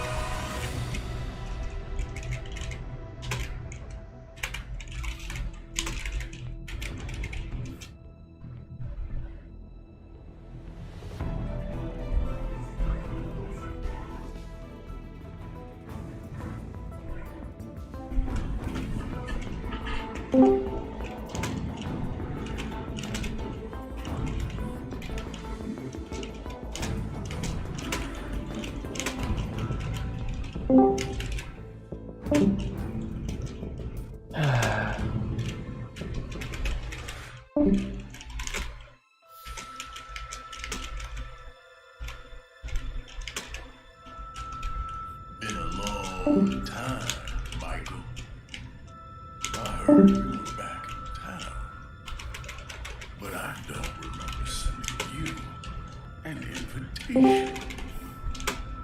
I killed you myself, but where's the fun in that? No, Michael. I'm gonna roll out the red carpet for you.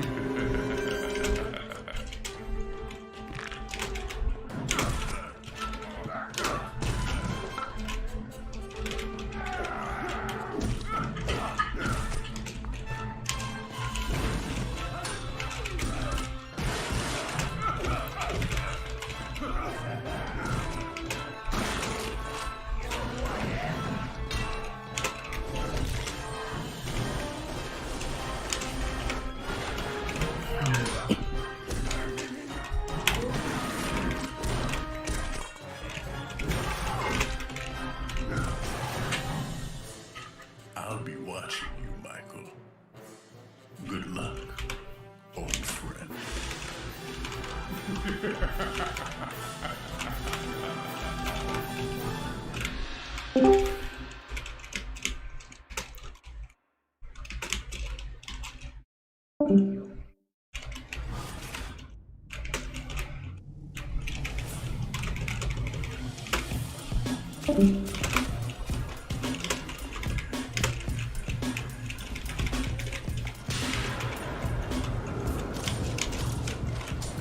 Alright, Captain. I got the inside.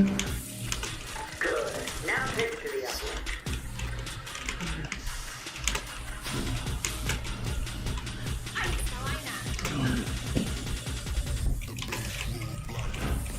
Target is marked.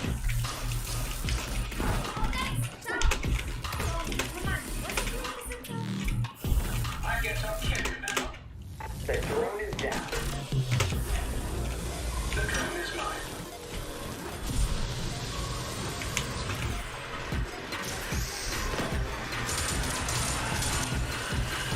Armor activate.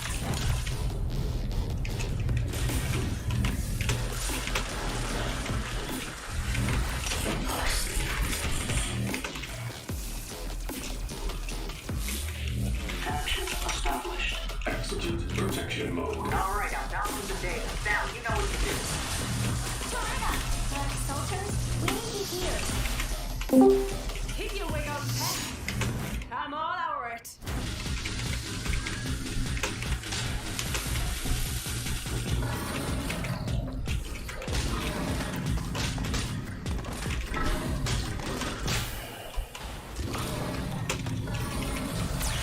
So, what we're gonna do with the intel? We need it for the job. You know, the heist, larceny. Larceny? More like...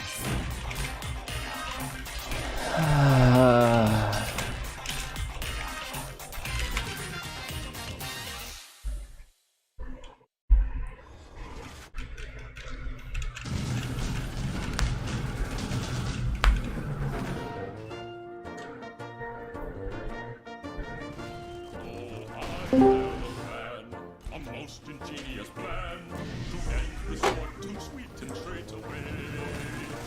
So I asked to see the general, but the sergeant told me no. He said in a trenches where you meant to stay. I said, dear sergeant, pardon me, I see that I'm getting upset, but let me tell you my plan to save the day. Oh, let's try being a little nicer. Let us all agree to disagree. Send some flowers to the geyser, and then we'll all be home in time for tea. Oh, let's try being a little sweeter. You ask for hearts and honey, don't you see? If the grass would change their tone, then we could all go home. But the generals never listen. The generals never listen. The generals never listen to me.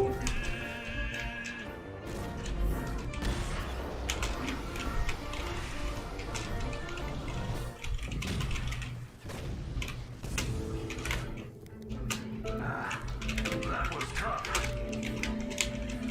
Hamilton, some beast is looking at us. Whoa, would you look at that? Mars is one heck of a planet. So green and beautiful. Let's just be careful, sir.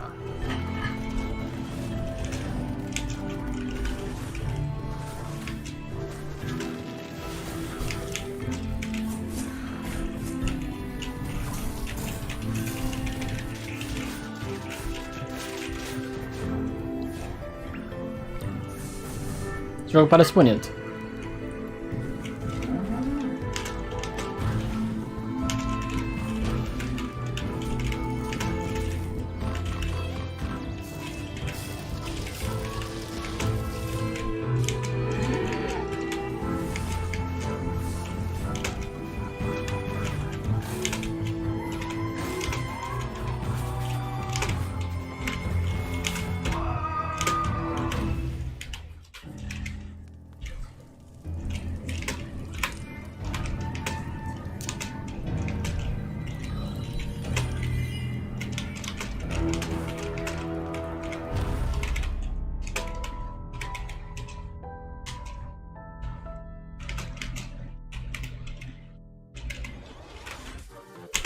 Game developers are creative, passionate, and driven.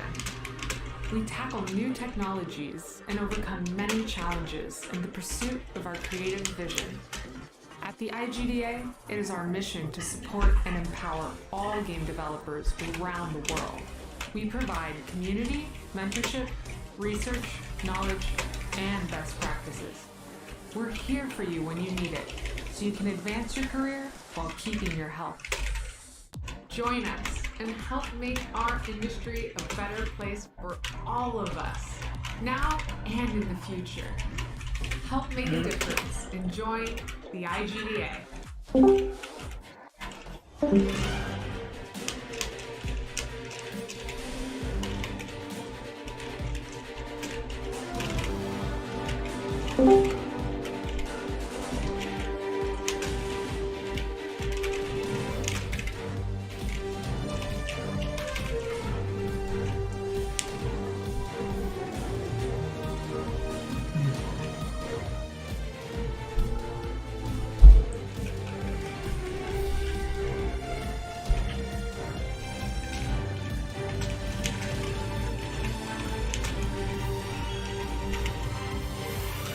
E aí, LOLzinho, como é que vai?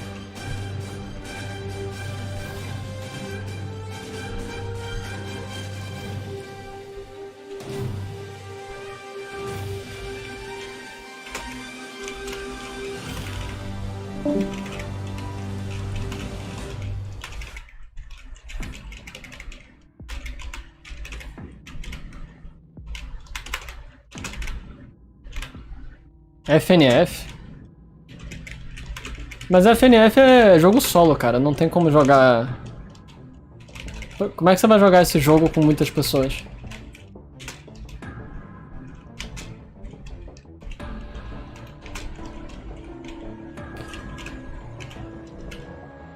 Parece razoável.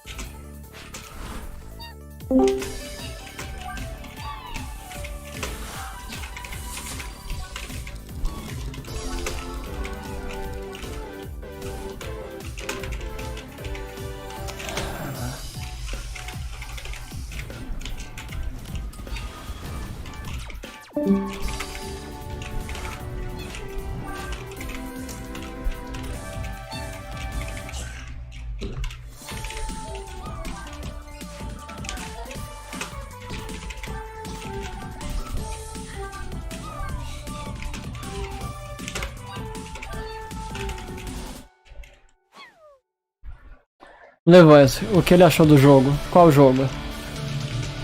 FNF? Ah, Among Us eu acho muito chato. Não gosto. Esse é o tipo de jogo que eu não gosto. Esses jogos de... que são basicamente não tem jogo Among Us. É só ficar falando e ver quem consegue convencer o outro. É muito chato.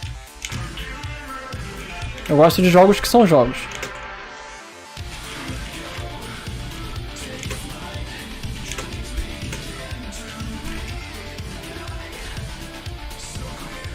Among Us é uma merda.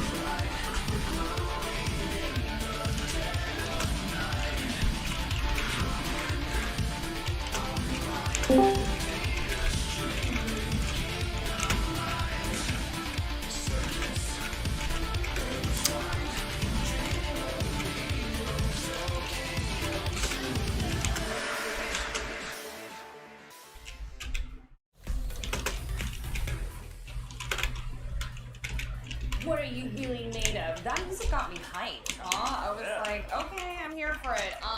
Anyway, we just looked at the indie game presentation, and I wrote down a bunch of titles there. Extra Galactica is the one that we just saw, and I was telling y'all earlier my friend was a part of that project, so very cool there. But that was just one of many games that had a very retro feel. Fallen Aces was another one that I wrote down on my list. So yeah, I just feel like I'm getting all these retro vibes this year. Damon, I'm sure you're loving it. Yeah, for sure. And I liked Extra Galactica. First of all, I love the pixel art style, so that appeals to me. And it looks like the gameplay is a mix of shooter and 2D action platformer. I don't know, do you have any more information about what that game actually is? To be honest, Ah, não. he sent me like a É meio ruim. email, so I'll make sure to pass it along to you, Damon, for sure. But honestly, he sent it to me this morning. He was like, dude, this is going to be in the show. And I was like, what? Like, that was one that I wrote down earlier that I liked. I got to get a sneak peek at the presentation. But yeah, and I was like, oh my gosh, I love that game. And yeah, that totally vibed. It was amazing. But Fallen Aces is another one that I put down there. Very Doom inspired. And we saw something from the same studio or creator yesterday. Yeah, we saw Dave Oshry from New Blood during the PC Gaming Show before he was unceremoniously cut off by Dave Newell talking about Steam Next Fest. Yeah. But they have a bunch of cool stuff coming out. I also love all the URLs they have for their games, very tongue-in-cheek. This one is literally Doom Noir. Yeah. It does feel like a throwback to the FPS of yesteryear with that stylized sort of 1920s gangster flair. It looks like a lot of fun. Oh my goodness, I love the narration, right? I was just like, that villain, that voice is just haunting. Remy é um personagem ruim, não é muito bom não. Yeah. The whole trailer was like, yo, Michael, I know you.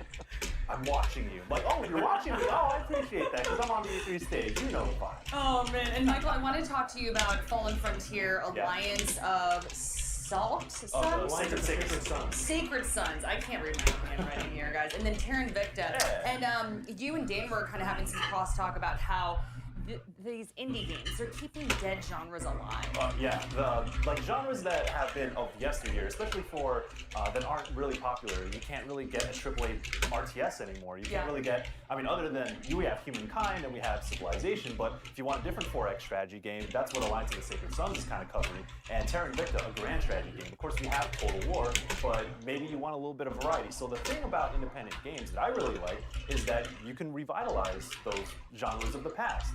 And you can be experimental, and I think this is a theme also when you look at a lot of the independent games, is that they have experimental game mechanics. I think that Neko Ghost Jump, which I love so very much, like you can play with perspective and put a spin on platforming, and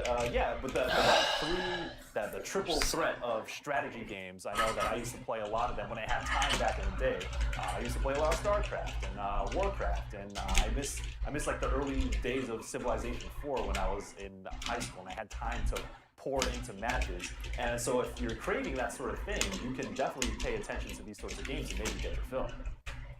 Yeah, I got to agree. I think 4X games are a fantastic way to hit fast forward on life sometimes. Like, for example, Civilization was a saving grace during the pandemic as well. You're like, oh man, I'm really kind of bored right now. Oh, suddenly it is 4 a.m. and I've been playing this for hours. That looks exactly like what I'm going to get from Alliance of the Sacred Sons. But I also have to say, one that really caught my eye here is a game that looks like a bit of a Metroidvania, and that is Tabula. Oh my gosh, I had that. Super fun. Yeah. Like, it's the same sort of like irreverent feeling that I got from a game like Guacamelee, for example. But with this, I love that these cows are your enemies. I was getting some Diablo 2 vibes from that hell cow at the end there. I'm just very excited to see what that has in store. It looks like it has a good sense of action, gameplay, and whimsy. Wow, you really milked that one. And uttered. Oh no. Beat me to it. If y'all could hear the puns coming from Dan, we really should be writing them down. We did have the pull up earlier though, and I wasn't able to reference it right away because I just love hearing y'all talk about this stuff. But I do think that Nico Ghost Jump was #1. So. Oh really? Yeah, I was like, there you go. And then also I know there was Life Slide and a bunch of other incredibly cute ones that I was just like, oh my gosh, indie games, just so much fun. But okay, favorite? Should we go down the line here? Damon, what you picking? I see the wheels turning. I mean, they were coming fast and furiously. Yeah. I know people like Fallen Aces. I gotta give a shout out to Toy Soldiers HD. I reviewed the original Toy Soldiers for IGN way back in the day, and that's like a tower defense game that you kind of take the action right down to the ground. It's built in 3D space, so it's really cool to see that game making a couple. I already mentioned Neko Ghost Jump, but I do want to shout out Tunguska, I forgot Tunguska. Tunguska. Wow. Yeah. Wow, I really messed that one up. Yeah, top down. That looks interesting. I'm very interested in that. Larcenauts, let's go. Let's compete in VR. Oh my gosh, I love it. I didn't pick Tunguska as well, but Nico's very close behind. Runner up. Well, so many great indie titles. Let's see what GB and Greg thought of the indie games that we saw today. Hi guys, I know y'all love the Nico game. I don't even need to ask, right? Of course we did, Jackie, but it didn't make my top 3. Golden Boy, what do you have over there? What stood out to you from that indie presentation? 2021. A lot. So I'm actually a newly appointed member of the VR community. Larcenauts was awesome. I liked it a lot. Big shout out to my boy BMF, who covers a lot of the VR stuff. So Thrill Seeker, big fan of those guys, and I always love checking out their content. Keeps me up to date on all things VR. Then the other one, Fallen Aces, man. Yeah, Fallen Aces made my list for sure. That was a dope. Literally saw that, I was like, oh, I'm 100% playing this on stream. Like, this is happening because it looks so dang good. And then I would probably go with Tunguska. Another shooter, but for some reason the style was really appealing to me. Like the style of shooting was really appealing to me. Sure. So I'm all about that. Looked really good. Okay, great. Yeah, on my list I put Fallen Aces for sure. Stylized first-person shooter, love it. That Doom LA Noir matchup, why not? Let's get out there and do it. Yeah, New Blood, of course, always being cheeky, as they said. Doom Noir. Like they really, I do feel like they like never do wrong. Like the New Blood's great. They're a great studio. They know what they're doing, right? They're in that vein of Devolver, where they have a personality and their games do too, and you know what that means when you see that, I think, splash across it. Exactly. The other one I want to give a shout out was Bart. It was that kid shmup that went by or whatever. Yeah. I had been, one of my friends in the industry is working on it. He had emailed me to give me a heads up that, hey, it's at E3, you should check it out in the virtual booth if you have time. It basically pitched it as a shmup for dads. Like, if you it's couch co-op, get in there with your kid, you're piloting, there was a little dog that caught my eye, but it could be a little cat. Okay. It's colorful games you go through and you're shooting things, but you're not shooting things. Yeah, right? You're able to explore that way. And then, for me, to echo what people said over there, Extra Galactica, right? Stylized. I mean, you do anything that's in a cyberpunk style world, and I'm literally there. I'm all about it. Great visuals. I feel like that is, again, and everyone's gonna look at me like, oh, there's a lot of like pixel art game stuff, but you think about what people have been able to create great in these universes, in this style of artwork. It is gorgeous. And, because Fallen Aces is also bringing back the stylized cel-shaded approach, which was something that I fell in love with when I first feast my eyes on Jet Grind Radio. So there's really a lot of quality here, and this was awesome. Some great games I'm really looking forward to trying. Me too, ladies and gentlemen. What were your favorites? Let us know. #E3 2021 so you can get up on the big screen. But when E3 2021 returns, we'll have the latest from Freedom Games, Capcom, and more. Take a breath and hold on. We'll be back after this.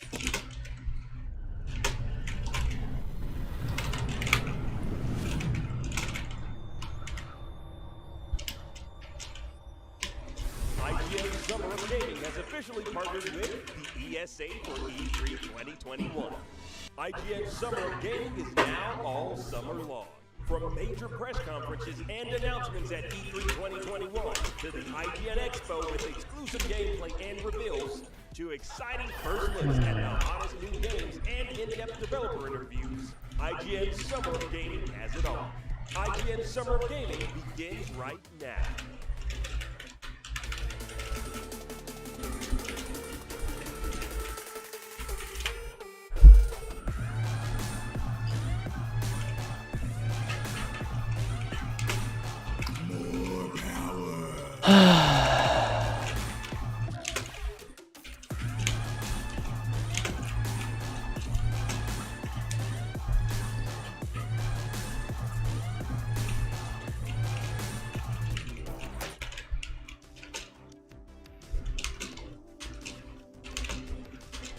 Definitely some kind of vibe that has built up over the years that like it's okay to be mean in a game, and I think that's got to change. We've all had bad days. We all get rolled because it's the same like 12-year-old cranky 90s on us in the Fortnite lobby, and we can't build as quick. We just build the Taj Mahal and then just drops down on you. You're angry. I get it, but I don't think we should all be okay with just accepting like, oh, this is how people talk in this video game. Like that is not okay. There's a difference between conflict and dialogue. When you're having a conversation, you don't have to agree. When it's becoming something that's toxic, right, there's no respect. there's a social contract you enter into as a human when you walk out your front door. That is that you act with decency, and it follows that this would also be imposed online. It's a good place to start. If you see something, say something. I think it starts with all of us standing up. I don't know. It just feels like the right thing to do, to speak loudly about things that really matter. I think over the years, the space has become a lot more welcoming, a lot more open. There's such an overwhelming presence of like positivity and acceptance and diversity, and great strides are being made, but I also think that like more can be done from us as the people that like to play them to make sure that that happens. Keep playing because you love the game, and no one should be able to take you from what you love. What's up everyone, I'm Stella Chung, and in today's fix, Starfield makes a splash at the Xbox and Bethesda showcase, Halo Infinite gets a release window, and we finally know when you can go on ball runs again in Diablo 2 Resurrected. This is your Daily Fix.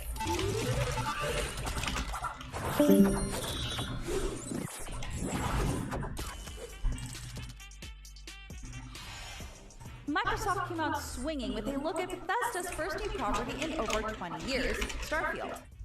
The in-engine trailer begins on an alien planet aboard a vessel called the Constellation.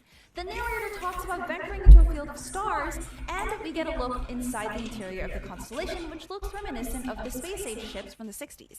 Beyond the cinematic trailer, we still don't know much about the gameplay itself. On stage, Todd Howard said that Starfield is about hope and shared humanity. Bethesda also confirmed separately that Starfield will be the first game created on its updated Creation Engine 2, which means improvement to graphical fidelity, among other things. A tweet shared by Bethesda Game Studios themselves stated, "We've spent years developing it to power the next generation of immersion and exploration." And yes, you'll be able to play it on Xbox consoles and PC when it lands on November 11th, 2022. That's not all Team Green had in store for fans, with a deeper look at Halo Infinite and its free-to-play multiplayer. Our first taste of Infinite's multiplayer came in the form of a fast-paced montage of match moments across a variety of maps. Cosmetic upgrades from Halo games past are making a return, as well as our favorite narrator. The free-to-play multiplayer suite will be crossplay and cross-progression. The experience will reportedly be optimized for every device: PC, Xbox One, Xbox Series X, and S. We also got a glimpse of the campaign with Master Chief using his grappling hook to pull himself through some zero-gravity wreckage. There seems to be a new AI construct working with the Master Chief, but judging by its dialogue, Cortana may still play a pivotal role in the story. Halo Infinite will be launching on Game Pass at release, but we just don't know when that release date is specifically, although they did say it was due this holiday after having been originally delayed out of fall 2020. With the remaster of Diablo 2 announced at BlizzCon earlier this year, fans have been wondering just when they can take on the forces of hell again, and we finally have an answer. Diablo 2 Resurrected is hitting consoles and PC on September 23rd. This HD remaster of the classic ARPG will be available on PC via Blizzard's Battle.net and Xbox Series X, Xbox One, PS4, PS5, and Nintendo Switch. It will include both the Diablo 2 base game and Lord of Destruction expansion. This follows a playable alpha in April, which looked pretty impressive. Despite a few changes, Blizzard is trying to stay true to Diablo 2's roots. If that is enough fire and brimstone for you, the remaster will be available standalone or as a part of a bundle, the Diablo Primeval Collection. This comprehensive collection contains the Diablo 3 Eternal Collection, which includes Diablo 3, the Reaper of Souls expansion, the Rise of the Necromancer content pack, and a few cosmetic goodies. Pre-orders are available now, and don't forget to pick up words like so you can open that portal to the Cow's secret level. With E3 now in full swing, are there some games you're still looking for? Did Microsoft blow your mind? Let us know. I'm Stella Chung, and that was your Daily Fix. Now that you're all caught up on the news, be sure to check out the rest of our E3 coverage on YouTube, across social media, and even on your smart TV. Download the IGN app on all of your mobile devices, subscribe to the Daily Fix on Snapchat, and for all things, everything else, IGN.com.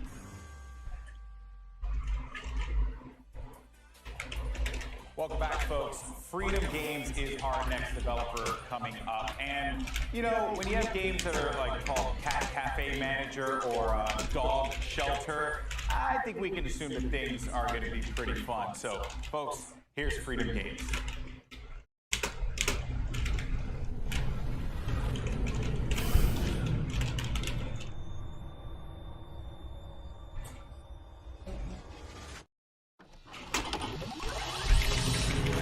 You know what? I've dabbled in indie games. I'm gonna give this one last shot. Let's just make a game.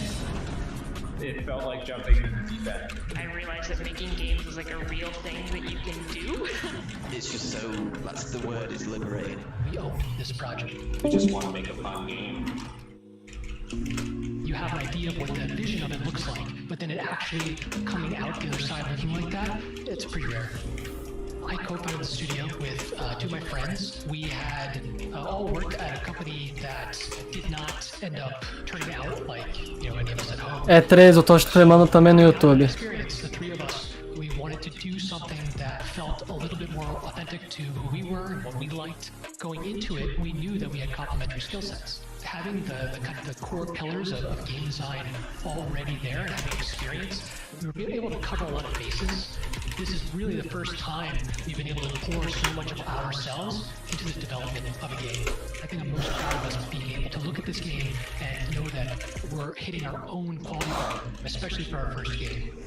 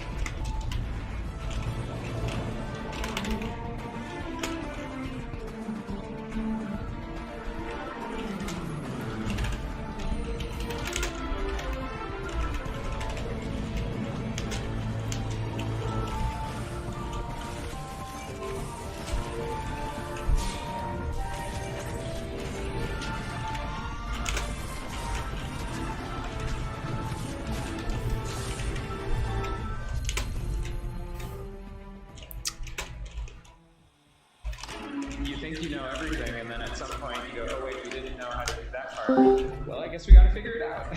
The 4 of us who started the studio worked in AAA. I left to go start making indie games. So we took that opportunity to kind of use our and our expertise to start up the Wandering Band. It was the first time that all of us felt complete creative control. That was fun, it was a challenge, it was also scary. On a AAA team, you have technical artists and a dozen animators. I think the biggest challenge for us was trying to learn new skills and new parts of the game development process without ever doing it before. But I wouldn't trade it away. I think it's the creativity and creative freedom is totally worth it.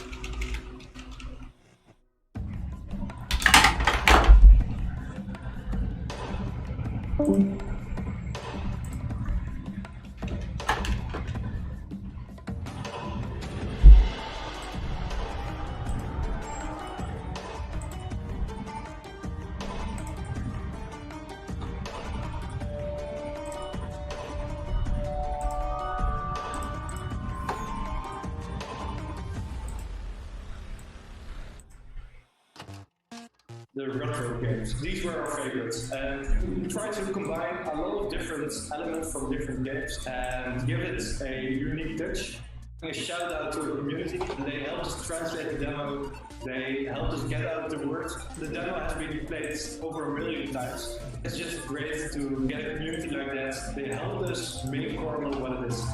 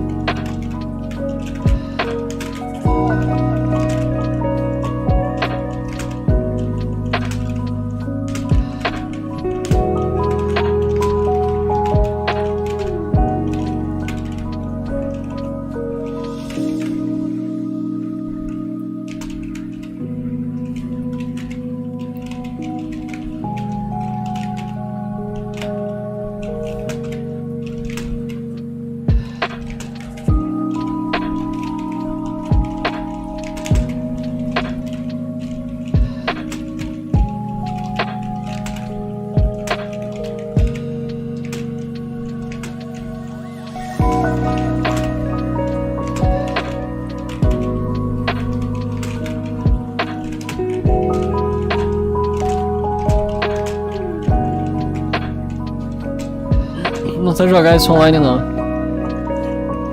Como é que faz pra jogar essa coisa?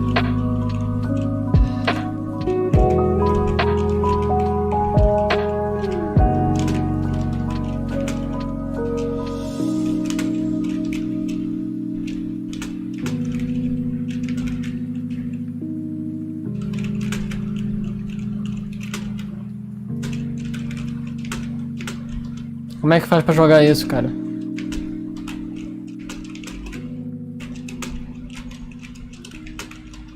Me envia aí. A app não, cara. Porra, é por celular?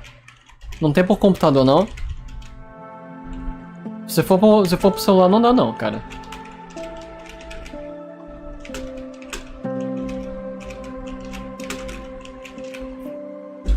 Então me envia as coisas, porra. A app é só pra celular. Me envia aí o negócio que eu instalo e jogo.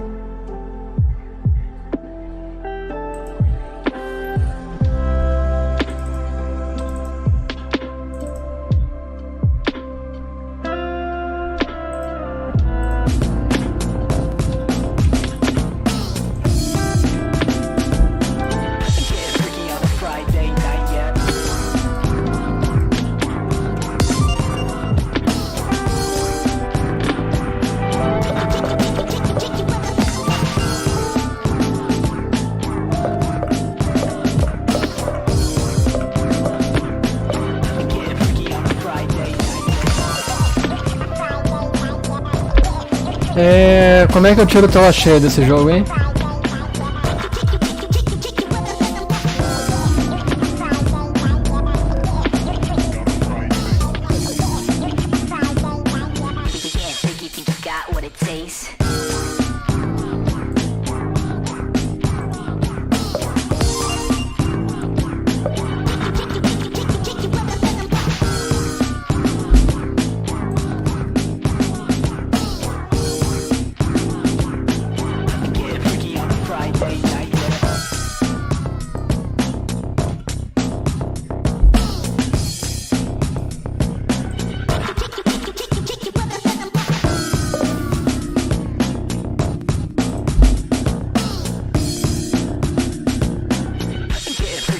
Friday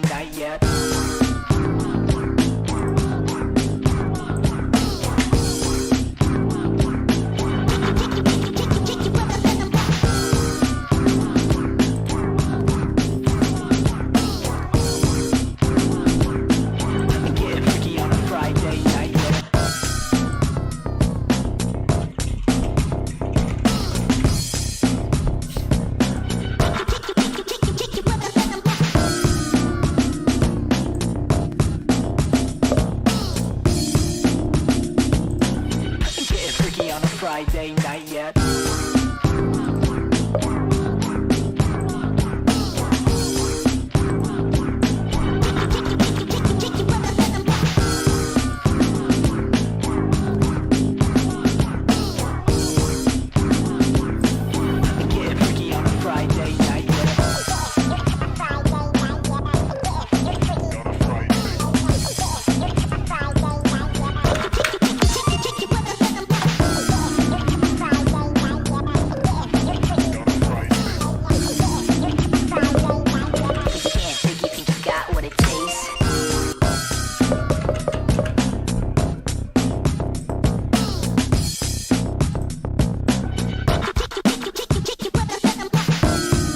Sim, fala aí o que é pra fazer. Getting freaky on a Friday night yet.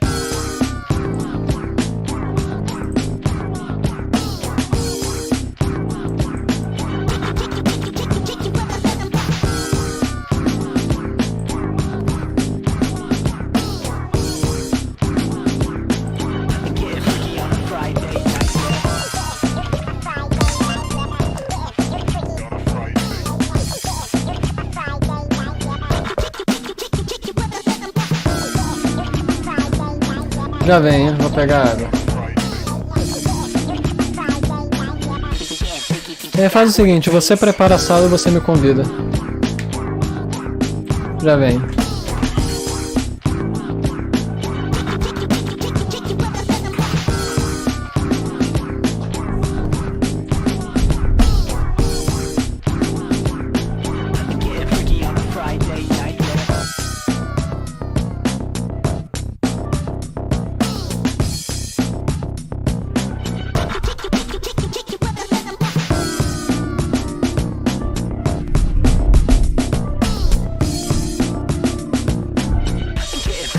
Friday night yet.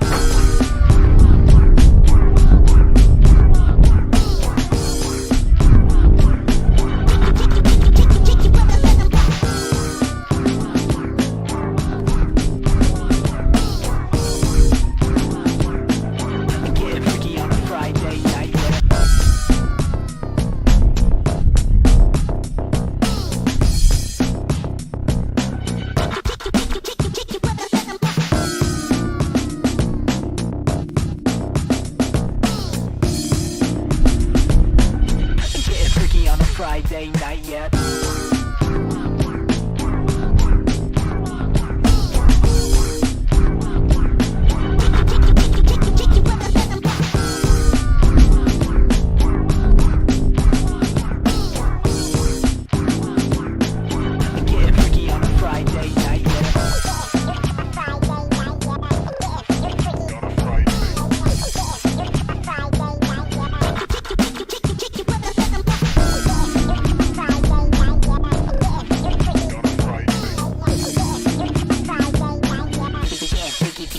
What it tastes.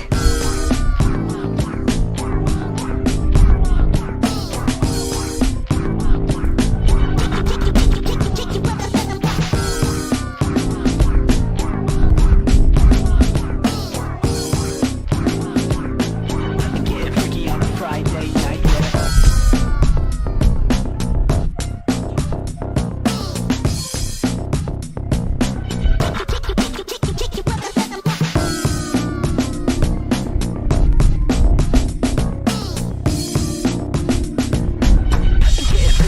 Friday night yet.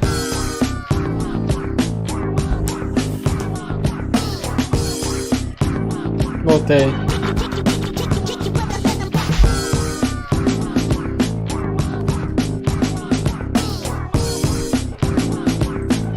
Get freaky on a Friday night yet.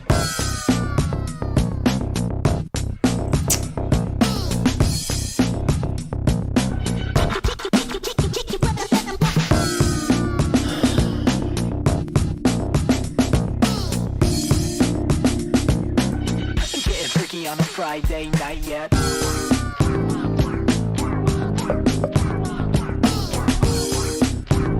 Entendi não sei o que é pra fazer não, cara.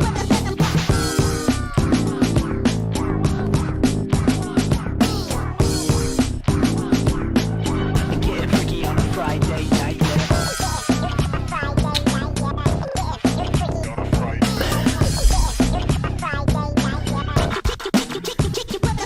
O que é pra fazer? Essas músicas aí é pra baixar tudo. Get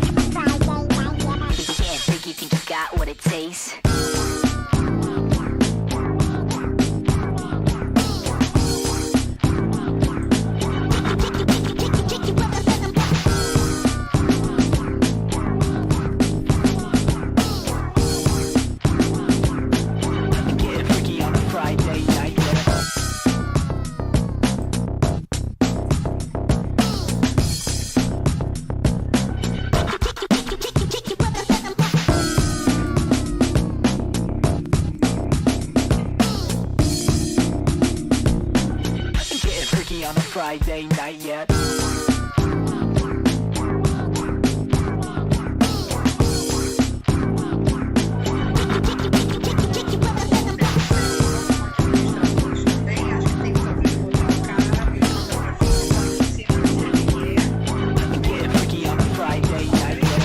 Eu assisti ontem, então aí para vocês vão assistir e você tem que ficar atento de olhar esse grupo, senão não vai funcionar, tá bom? Então vai lá, entra, olha, vê o que ele quer dizer com fixar um grupo. Eu não sei o que é fixar um grupo. Eu consigo silenciar um grupo. Quando você acabou de receber qual é o horário de fixar, você vai fazer a reunião com ele pelo celular. Getting freaky on a Friday night yet.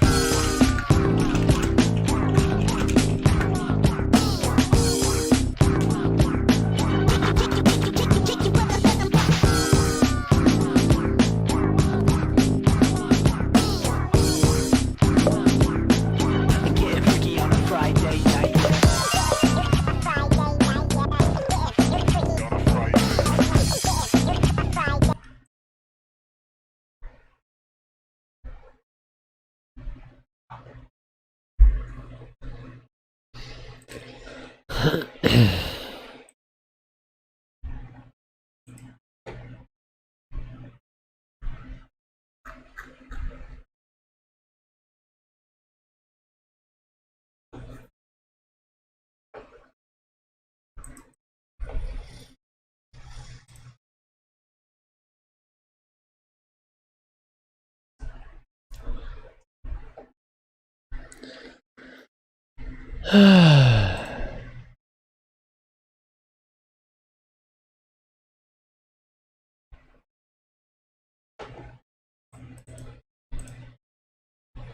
The true pleasure, actually, to introduce my little brother, someone who's near and dear to my heart, Mr.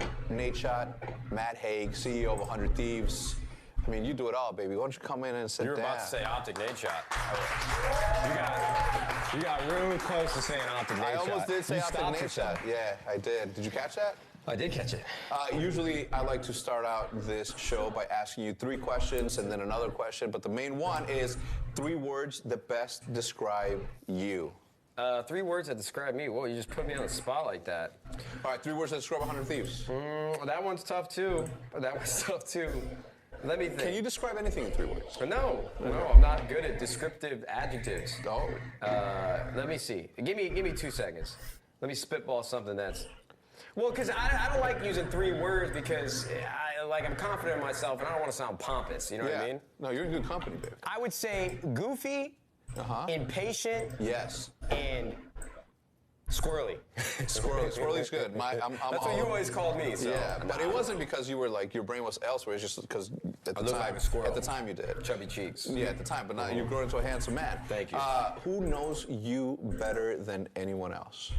I would say, if you asked me that question like 8 years ago, I'd say you. When we were living in Austin House. Getting freaky on a Friday night yet.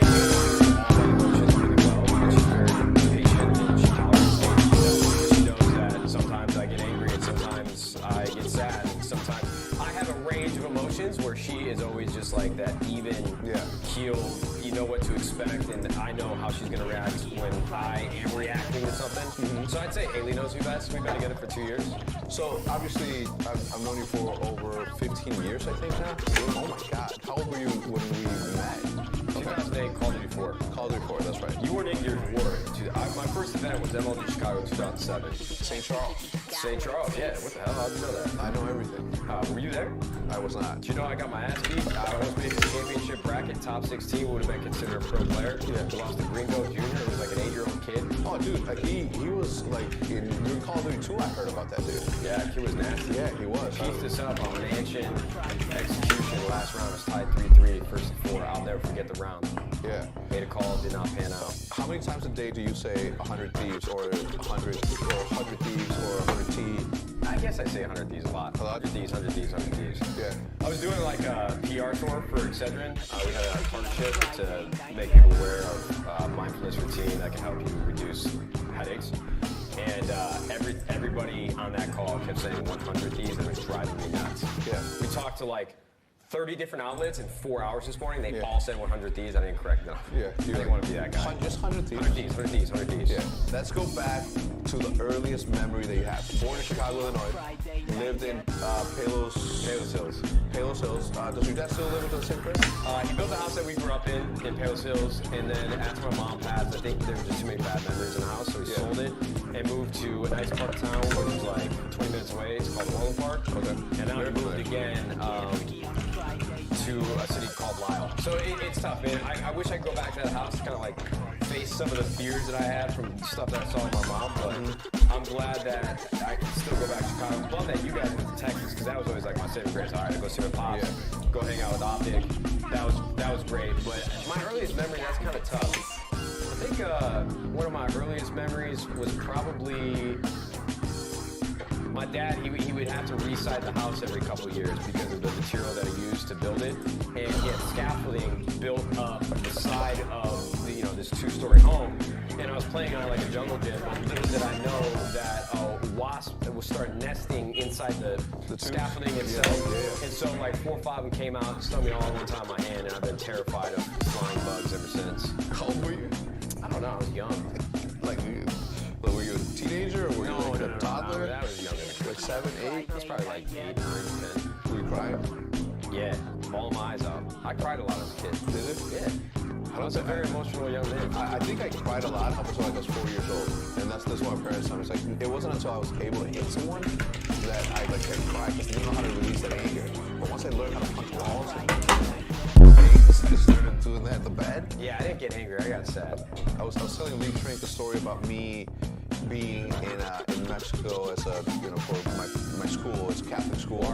Yeah, and how the nuns would grab me from the hair here, and then they would just like seriously jerk it. Like, I was like, oh my God, that hurt. Yeah, because they were just disciplinaries, and both my parents were actually disciplinaries. My dad was super strict, a very quiet dude, but that's because of that, and my mom was just like, super like.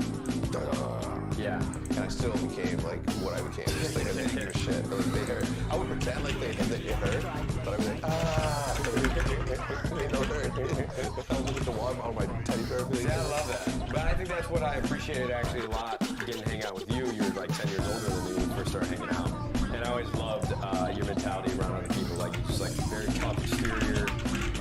And that was something I could appreciate, because my dad was a great dad. I love my dad. Dad's my hero. But there was a lot of things that, I don't want to say because we're not in the streets of Schaumburg or Illinois, but just like seeing how you interact with individuals. If somebody doesn't talk to you right, you kind of let them know that they weren't talking to you the right way. That was, I don't like confrontation, and that was stuff that I wouldn't do. But now that I'm older and a lot more confident in myself, like I feel like I picked up some tendencies from you. Do you wish that you could go back to a certain situation and be like, yo, my man? All the time, brother. All the time. Do you have one that you can recall right now? Man, I mean, well, what's the situation? Like, do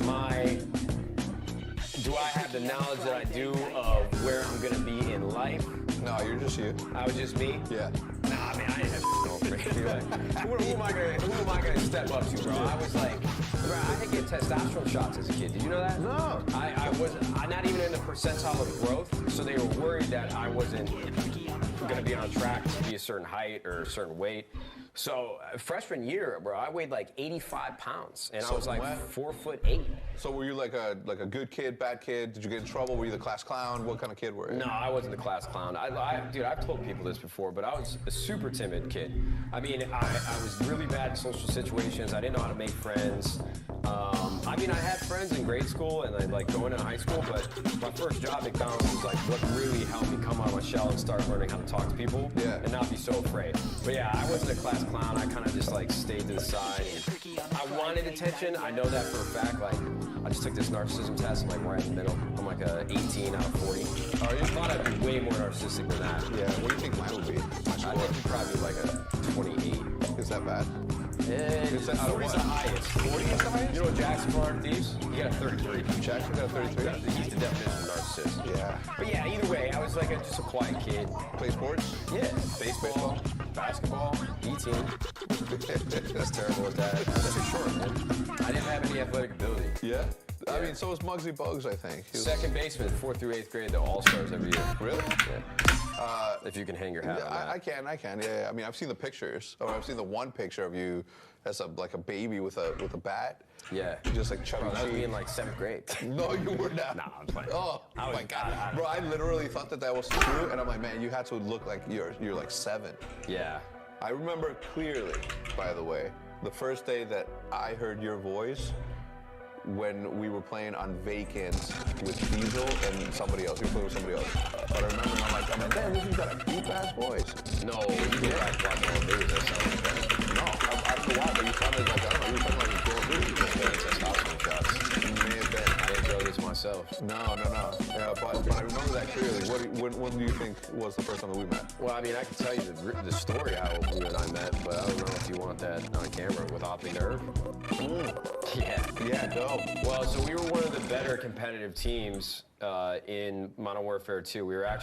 We won the first 3 major tournaments in Modern Warfare 2. And then Optic reached out to this guy named Optic Nerve, who no longer works there. I mean, he wasn't even working there much longer after I joined. But he basically said, yeah, we're looking for a competitive team right now. We make YouTube videos and we make money off of it. And my mind was blown. I'm like, wait, what? Wait, hold on. Back up. Because I had posted like clips to my YouTube channel of me clutching 1v3s on Crossfire, Search and Destroy, all these old school gameplays from game battles. So when I found out you guys can make money from videos, that's when I don't know why, because I don't think I've ever had that level of motivation for anything